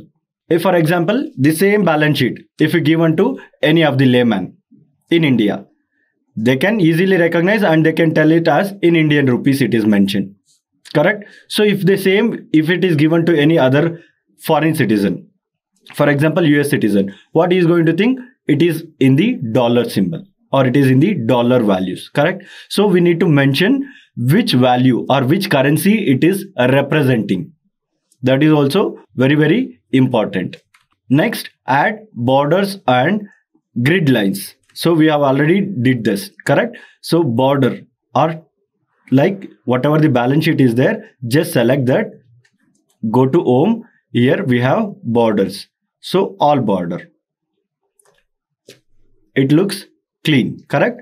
So use conditional formatting, apply conditional formatting to highlight specific values based on certain condition. For example, you can highlight negative amounts in red or use color scales to represent varying magnitudes. So if for example, I used green color, that is light green color for assets, that is total of assets, not all the values, correct? So this we can easily recognize, oh, asset total. This is total fixed assets. If you want, you can give different colors also. Current assets different and total fixed assets, that is also you can give it in the different color. And liabilities, long-term, current and owner's equity in the one color. And these two are in one color. So if you are highlighting these colors, then you can easily understand, oh, that is very important point. See why I have here light gray color I have made is, so this two needs to be matched or it two needs to be total or tallied. That is the reason. Adjust column width, modify the columns. Okay, so if for example,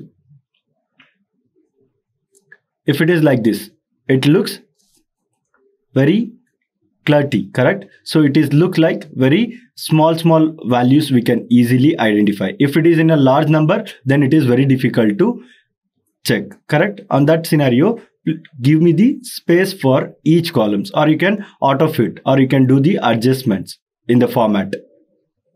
Okay, cell merging. Okay, if you want to do, you can cell merge and freeze pane.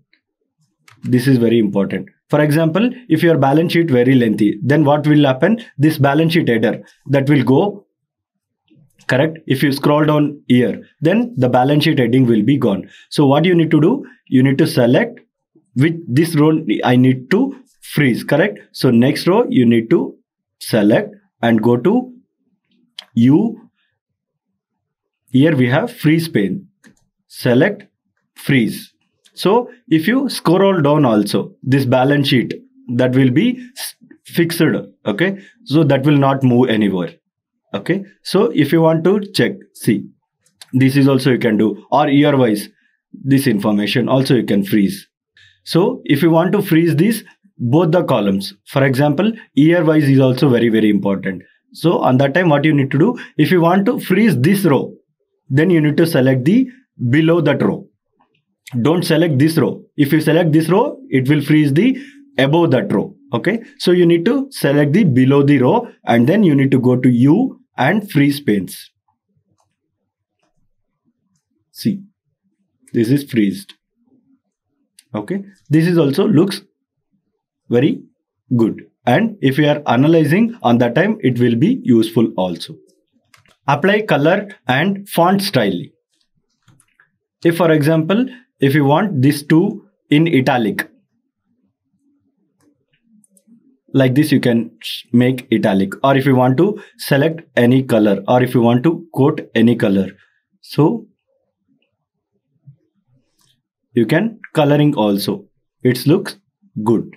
So next, after preparing the balance sheet, we need to analyze the data, correct? So how to prepare the chart or graph? Okay, if for example, I need to prepare a graph for this total current assets and total fixed assets. So if you want to insert a graph, so go to insert. So here, if I want to create a graph for total current assets and total fixed assets, okay, so for that 3 years, I need to prepare a graph. So for this, we need to go to insert, and here we have best suitable for all this comparison. You need to go for bar diagram. See, the total fixed assets is high comparing to current assets. So if I want to compare for this 3 years information, then how to do it? So let's see. I need to select the entire values and then I need to go for insert and go to bar diagram. So this is how we need to create the bar diagram to analyze the financial statement.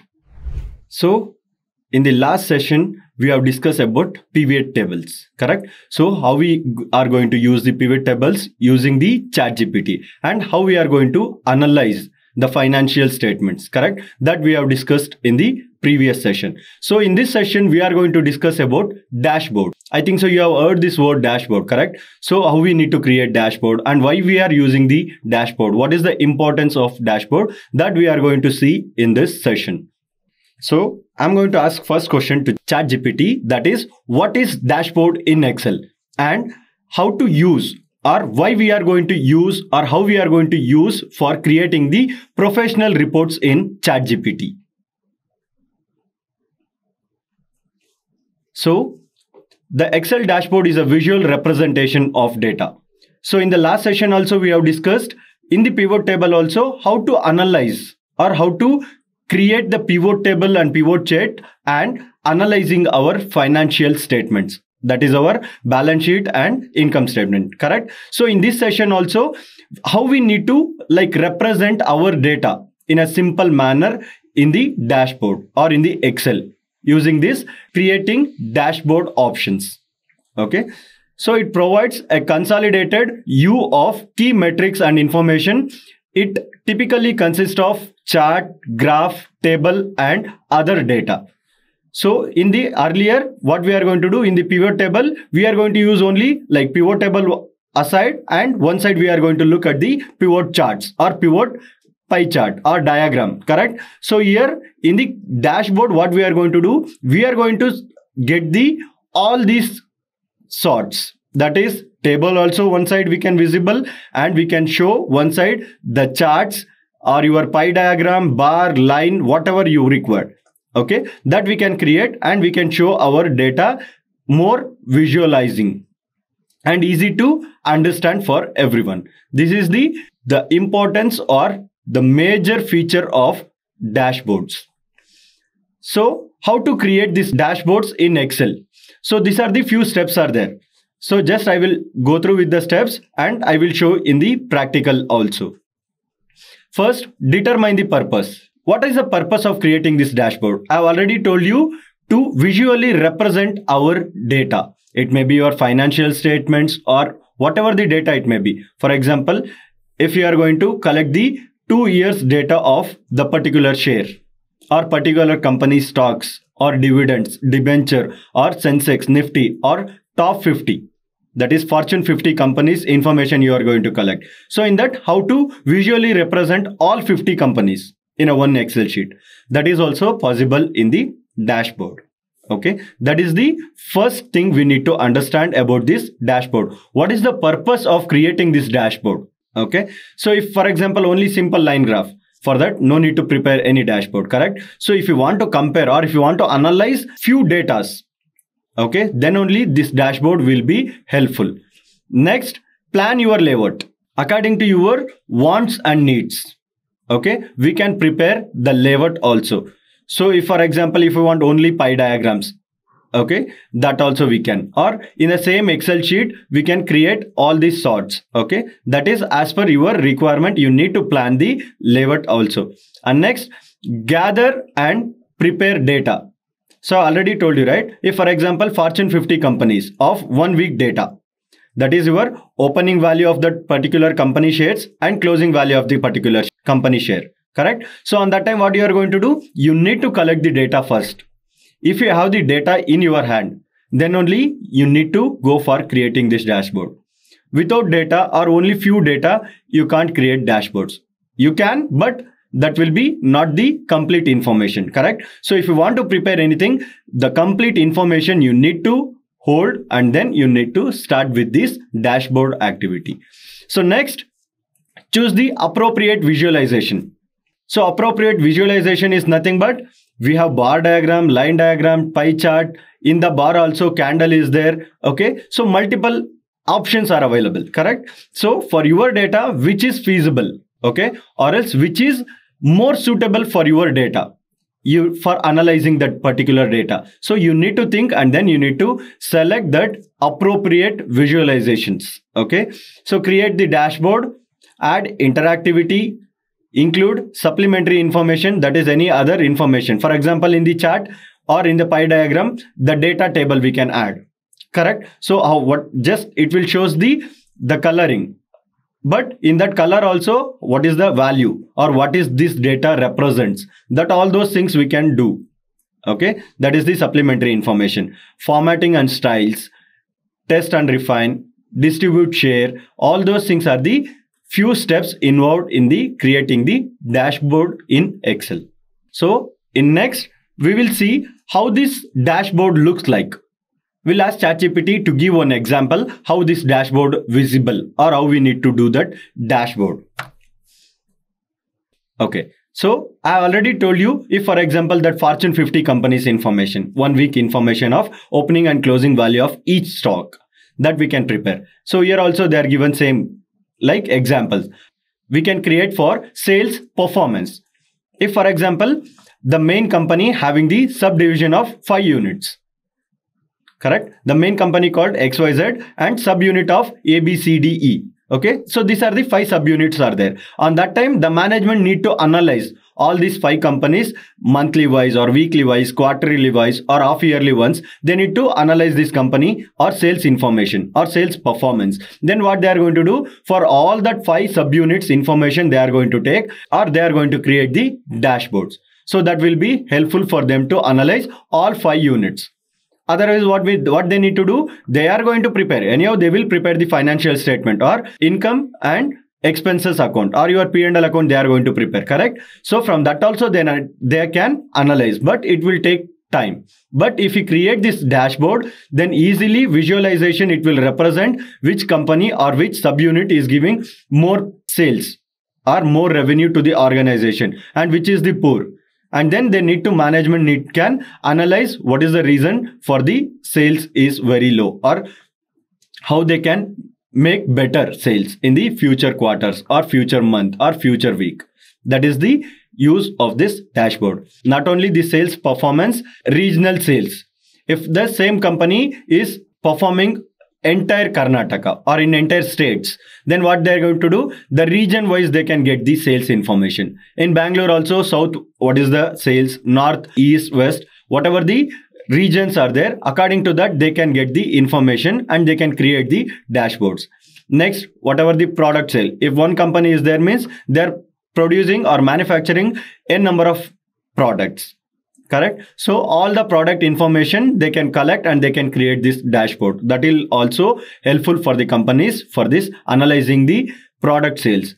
Monthly performance, it may be employees or it may be whatever the transportation, whatever the product, services, sales, everything. Monthly wise also the company can use these dashboards and they can analyze and visually they can represent the data. Last, sales by channel. So the channel of sales, you know, right? Manufacturer to dealer, dealer to wholesaler, wholesaler to retailer, agents, correct? So that channels also we can easily analyze through these dashboards. So these are the like theory part of dashboards. So we'll go to Excel sheet and we'll show you how this dashboard looks like and how we need to create the dashboard in Excel. So in the earlier session also, we have created pivot tables, pivot charts, and we have how to analyze the financial statement through this balance sheet and income statement only we have done, correct? So now also we can do this same. So next, we need to select whichever the data you are going to take for the dashboards or you are going to analyze the data. So I'm going to take this income statement from revenues to whatever the 2020-21 information. So next, we need to go to data. In that, we need to go for from table or range. We need to select this. It will show which column to which column, which row to which row. So we need to click OK. So if we create the filters, correct? So it is visible in the all these tables. That is the first step. Next, we need to create the pivot tables, correct? So we need to select all this data. So creating pivot table or pivot charts, the shortcut key is Ctrl+N+T+V.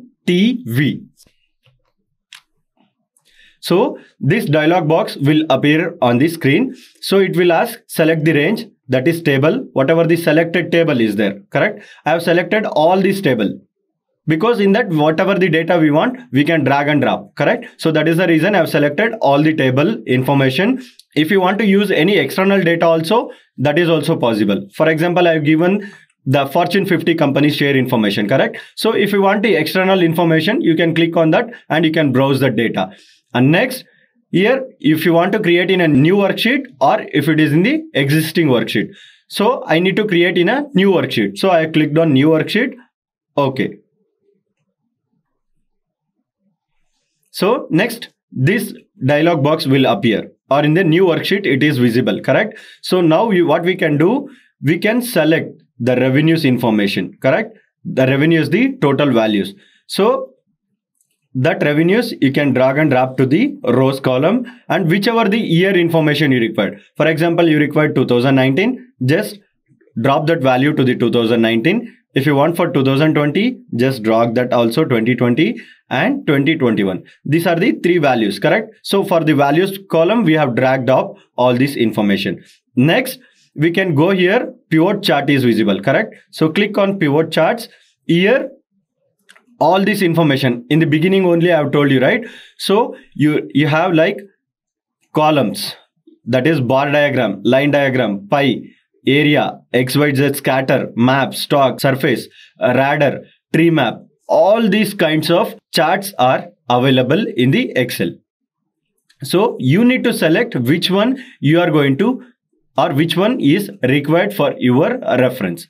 So now I'm taking all these 3 years information, correct? So on that time, I can use the bar diagram. If for example, I'm selecting only 2019, removing all the other information, that is 2021 and 2020 I have removed, only 2019 information I have taken. So only for this I can select the bar diagram or I can select the pie chart, correct? So I can go to pivot chart, pie chart.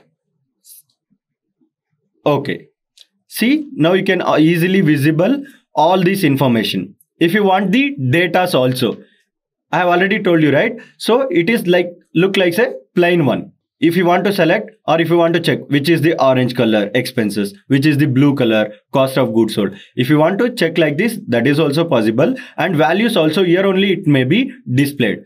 For example, go to add. So here it is there, data labels, legend and chart title. So if you want to give chart title, that also we can give, or else see, that is the, I can give 2019 income statement. So this is the title of the pie diagram. And then if you want the data label, see, I've already told you, right? So whatever the required information you want, that maybe you can. Okay, so here see, if you want the values also visible here, if you want the values or if you want the which is this, that is also we can type, whatever is your comfortability, okay, to analyze the data, that you can create like this. Okay, this is I've created for 2019. If you want to create for 2020, removing the 2019, see, the 2020 information is available and we need to change the title. Because earlier we have done for 2019, now we are doing for 2020. Okay, so this is how we need to create the diagrams. Okay, this is the just one example. Next, like this, you need to create individual, like 2019 one pie diagram, 2020 one pie diagram, 2021 one pie diagram. You can select and you can paste it in the new sheet. If you want to create for 2019, see, this is for 2021, same copy paste for, so 2019 is there, 2020 is there, 2021 is there. So we can prepare it for 2019 also. So now you got an idea, correct? So all this information we can create like this, okay, and we can put it in one sheet. So in this sheet also we can remove this grid line and whatever the layout you require according to your needs, okay, and whatever the requirements that we can prepare here. So next, how to create the bar diagram horizontally. Okay, so if for example bar diagram means only the candle one it will be looks like, correct? So area also we can select all those things. Just click here, so it will comes. You can go for this revenues, that is the heading. This is a base here, correct? So here we can select. First you need to unselect. The main information in the income statement is what is the total expenses, total gains, total losses and total revenues. These are the four major information we require, correct? So that we can click OK. So it will be visible here. The total expenses, total gain, total losses, total revenues, correct? So for this, which year you required? 2019, 20, 2021. So for this, we can go and we can create the pivot charts. Here, the pivot charts are there. So in the analyze column, we can see the pivot chart. There we can go for bar, that is clustered bar diagram. So, or if you can go for area also, area not looks good for this information. So we can go for bar diagram and click OK. So look at the information here. So 2019, 2020, 21. That is sum of. Sum of is nothing but the total. Sum, you know, right? The formula to calculate sum is equal to, that is equal to sum, open the bracket, which row to which row you need to take the total and close the bracket, that is called sum. So here we have taken sum 2019, 2020 and 2020-21. The total revenues are there, total losses, total gains, total expenses.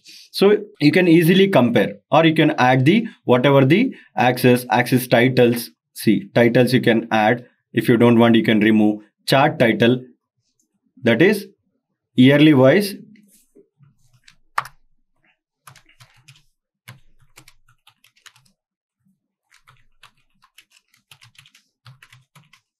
yearly wise income statement, correct? So like this. And then if you want the data labels, so values, what is the values? Just now you can see only the coloring of the bar diagram, correct? So if you want the label also, you can add, or data tables. So whatever data table is visible, the same table you can click on here also. That will be visible here. Error in bars, okay, legend, the trend line, or whatever the information you want. Just I will click on data labels because it is useful for ours analyze the income statement. So this is how we need to create the bar diagram, and that also we can copy, we can paste it here. So you can ask one question here, or if you have the clarity, then well and good. So I will give you clarity here. So here we have taken like 2020, 2021 and 2019 information. If you want, you can add the pie diagram. So if you look at the pie diagram, okay, what is the income statement? So your income statement, that is total expenses, yellow is total revenues, correct? So if you want to look at this 2020 information, the total expenses more than your total revenues, correct? So revenues minus expenses, what you will get? You will get the profit. Almost similar here also in 2020. There is no major difference, correct? So here also expenses, okay, around in 50%, around it is 45% of expenses is there. Here also around 45 to 46% of expenses is covered in this pie diagram. So remaining is your income. That is your, if you are going to deduct your revenue with your expenses, whatever these remaining part is visible, correct, in the white color, that is your profit. So easily you can analyze 2020 and 2021 information. So here, why this bar diagram we have created yearly wise means easily we can recognize or we can interpret, see in the total revenues. The gray color is visible 2021, red is 2020 and blue is 2019, correct? So comparatively yearly wise, the revenue of this whatever ABC company is there, see, gradually it is increasing year by year. Here we can easily recognize that particular year, how much is the expenses, how much part is the revenue, correct? But if you see, look at the here, you can easily analyze, see 1,60,000, 1,95,000 and 2,30,000. So gradually it is increasing yearly wise, correct? So this is how we need to create all these pie diagrams or whatever the bar diagram, everything we need to create, and we can do it here. And here also we can do, if you go for here, so in the view axis or in the view tab, so you can visible all these grid lines, right? You can remove or how you can require. For example, the companies, what they are going to do after analyzing each statement, they are going to take the printout and they will make it in the file, or they are going to make a file, correct? So for the future reference also they require. And that time how it will be looks like when they go for printing. All these informations you can easily create and you can easily do in the dashboards. And in the balance sheet also we can create. For example, so we can select and go to data, format table or range. So we have selected only this information, correct? You can give the information here like balance sheet.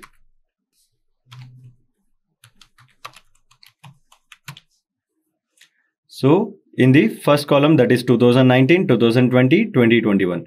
You can give the year also 2019, 2020 and 2021. So, and then you can go for creating the here also you can create the pivot table or pivot charts, whatever the required for you people. So we need to select all these data and then go to insert, click on pivot charts.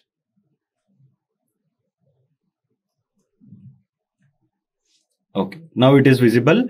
Click on the balance sheet or whatever the information. Earlier also we have discussed that we required only, for example, the total assets, total current assets, total current liability, total fixed assets, total liabilities and total long-term liability and total owner's equity. So just click on OK. So select, it will be visible 2019, 20, 2021. we can easily, like if you compare with the earlier image or earlier bar diagram, we have created in the horizontal format, correct? So it is in the vertical format. So it is very easily we can recognize which is feasible for our company, or to analyze the bar diagram or analyze the horizontal or vertical bar diagrams. Here also, whatever the required, you can give the chart title or data labels or data table, error based, whatever you required, you can just click on this, you will get it. Okay. So, and then you can copy paste this also in the whatever the we created for analyzing the data. Just you can click here. This is your yearly wise income statement and this is your yearly wise balance sheet. So, and then we can create the dashboards, or in the one sheet we can use this all this information, visually represented data, and we can easily analyze the financial statements and we can easily interpret the future data also. Thank you. So in this particular video, we will look at the what are the ratios. Okay. So we have so much varieties of ratios are there, and we can easily analyze our financial data through these ratios.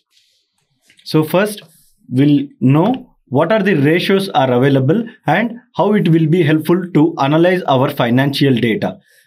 So our ratios, first they are going to give us the performance evaluation. So how the company performance is, or how the company's net worth is going on. So in this data, we have taken 3 years information, correct? So in that 3 years, how it will be reflecting, or how it will be the growth, or it may be declining or fluctuating, variation, that we can easily evaluate through these financial ratios. Profitability analysis. So current year, we have 45% of gross profit and 30% of net profit for this current year. And we can compare with the past data. So in the same last year, how much we have got the gross profit, net profit, that to last year, how much we have got. So using this financial statement or financial ratios, okay, in that financial statement and analysis, we can easily find out the profitability analysis, liquidity and assessment, efficiency and asset utilization. So if proper utilization of assets and liabilities in the organization, then only you can get the more profit, or you can get the good profit, correct? So if not, then you're not going to get the good profit also. Debt and solvency analysis. The major portion or more interesting part in the financial statement is debt and equity.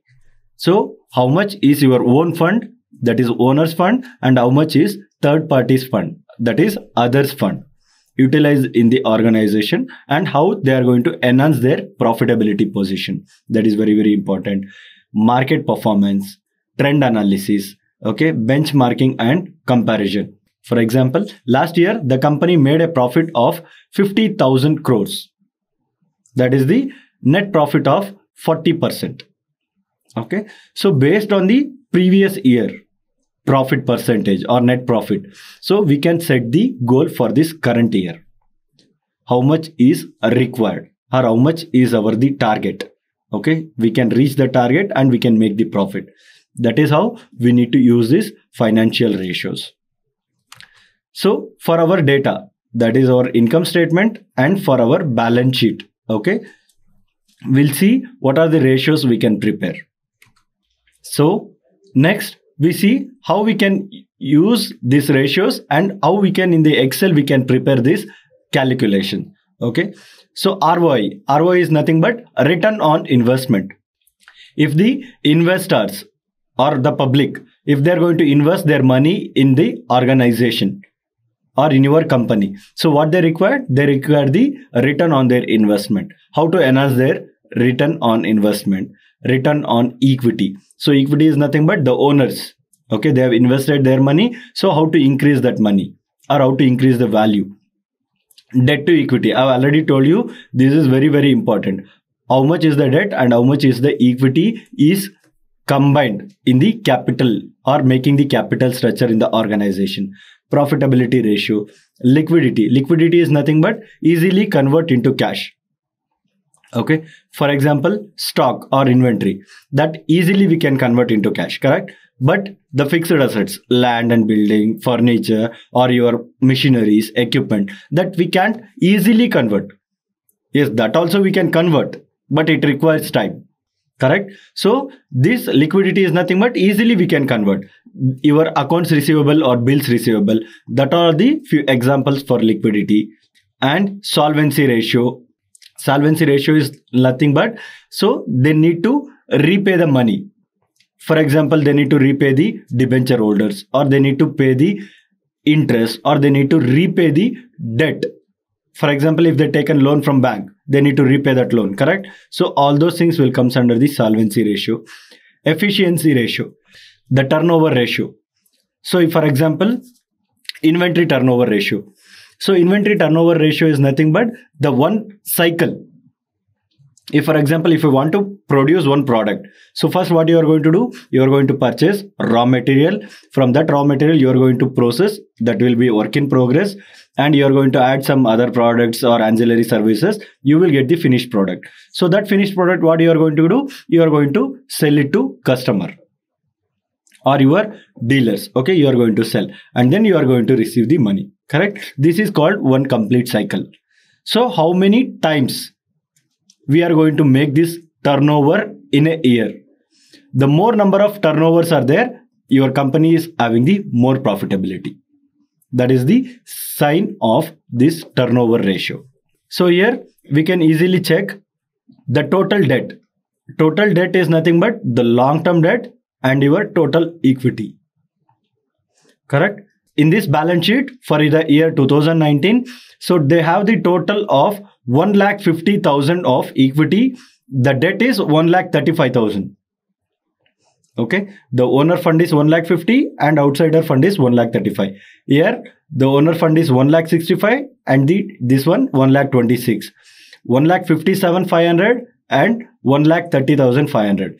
So yearly wise it is like decreasing, and in the last year it is increased. So the balance, so first year it is 1,35,000 and the second year it is comes to 1,26,000. So 9,000 value. Okay, that is they have repaid. Okay, that we need to check. And current ratios. Current ratios is nothing but the current assets divided by current liability. Total of your current assets, just an example here, your current ratio. Current ratio is equal to current assets divided by current liability. Your current assets total is 41,200 divided by current liabilities is 1,06,200. So into 100. So 38.794%. So your current ratios for the 2019 is 38%. So if you compare with the next year, that is 2020, 46,800 divided by 1,16,800 into 100, 40%. And the last year, that is 2020-21, current assets divided by your current liabilities into 100.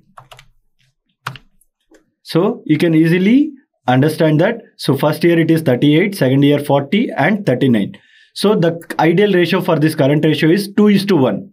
If your current assets is 2, your current liabilities should be 1. So in this case, 41,200 is the current assets and the current liabilities is 1,06,200. So more than current assets, current liabilities are there. So this company needs to work, or they need to focus on this current assets, because ideal ratio is 2:1. Asset should be 2, liability should be 1. But in this scenario, it is vice versa. Correct? So here assets is 41,200 and liability is 1,06,000. So 60,000, approximately 60,000 is the difference. Correct? So it is more than 3. Correct? Current liabilities is 3, current assets is 1. But ideal ratio 2:1. Asset should be 2, liability should be 1. So this company needs to take care of this current assets and liabilities. Their current ratio is very poor. So like this, we need to compare and we need to check the information. So next, debt equity ratio. For example, debt equity ratio. The formula is equal to debt divided by equity into 100. So your debt is 1,35,000 divided by your total equity is this value into 100. 90%. So because your total equity is more than your debt, you use the owner's fund more and you use the debt outsider fund is very less. So like this, we need to calculate the ratios and we need to check. So now, nice basic level tip that I'm going to tell is go ahead and click on the corner of the tip and then click any of the column that you want to get it aligned. See, now the entire column gets aligned properly and now you can read the entire columns perfectly. So now we have to calculate the discount. So in order to calculate the discount, let's put in the formula. So equal to, I'll put in a bracket. So the number of quantity of items into the price of the item, and then I'll put in the discount percentage. Yeah, now I'll go ahead and hit enter. Now you just have to select the range of data that you want to remove duplicate from. Now go to data and then you have an option of here that is remove duplicates.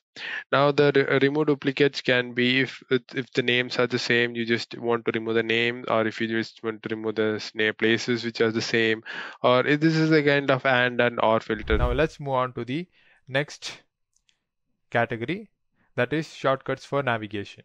So under this category, I've listed down the shortcut keys that are used for the navigation purpose on the Excel workbook, and on the right side I have given the theoretical explanations for the roles of each key that it performs. Next we have the shortcut keys that are control page up and control page down. These keys are used to switch between sheets inside a workbook. So basically, control page up moves to the previous sheet and control page down moves to the next sheet. So basically the F2 key is used to edit any pre-existing content in a cell.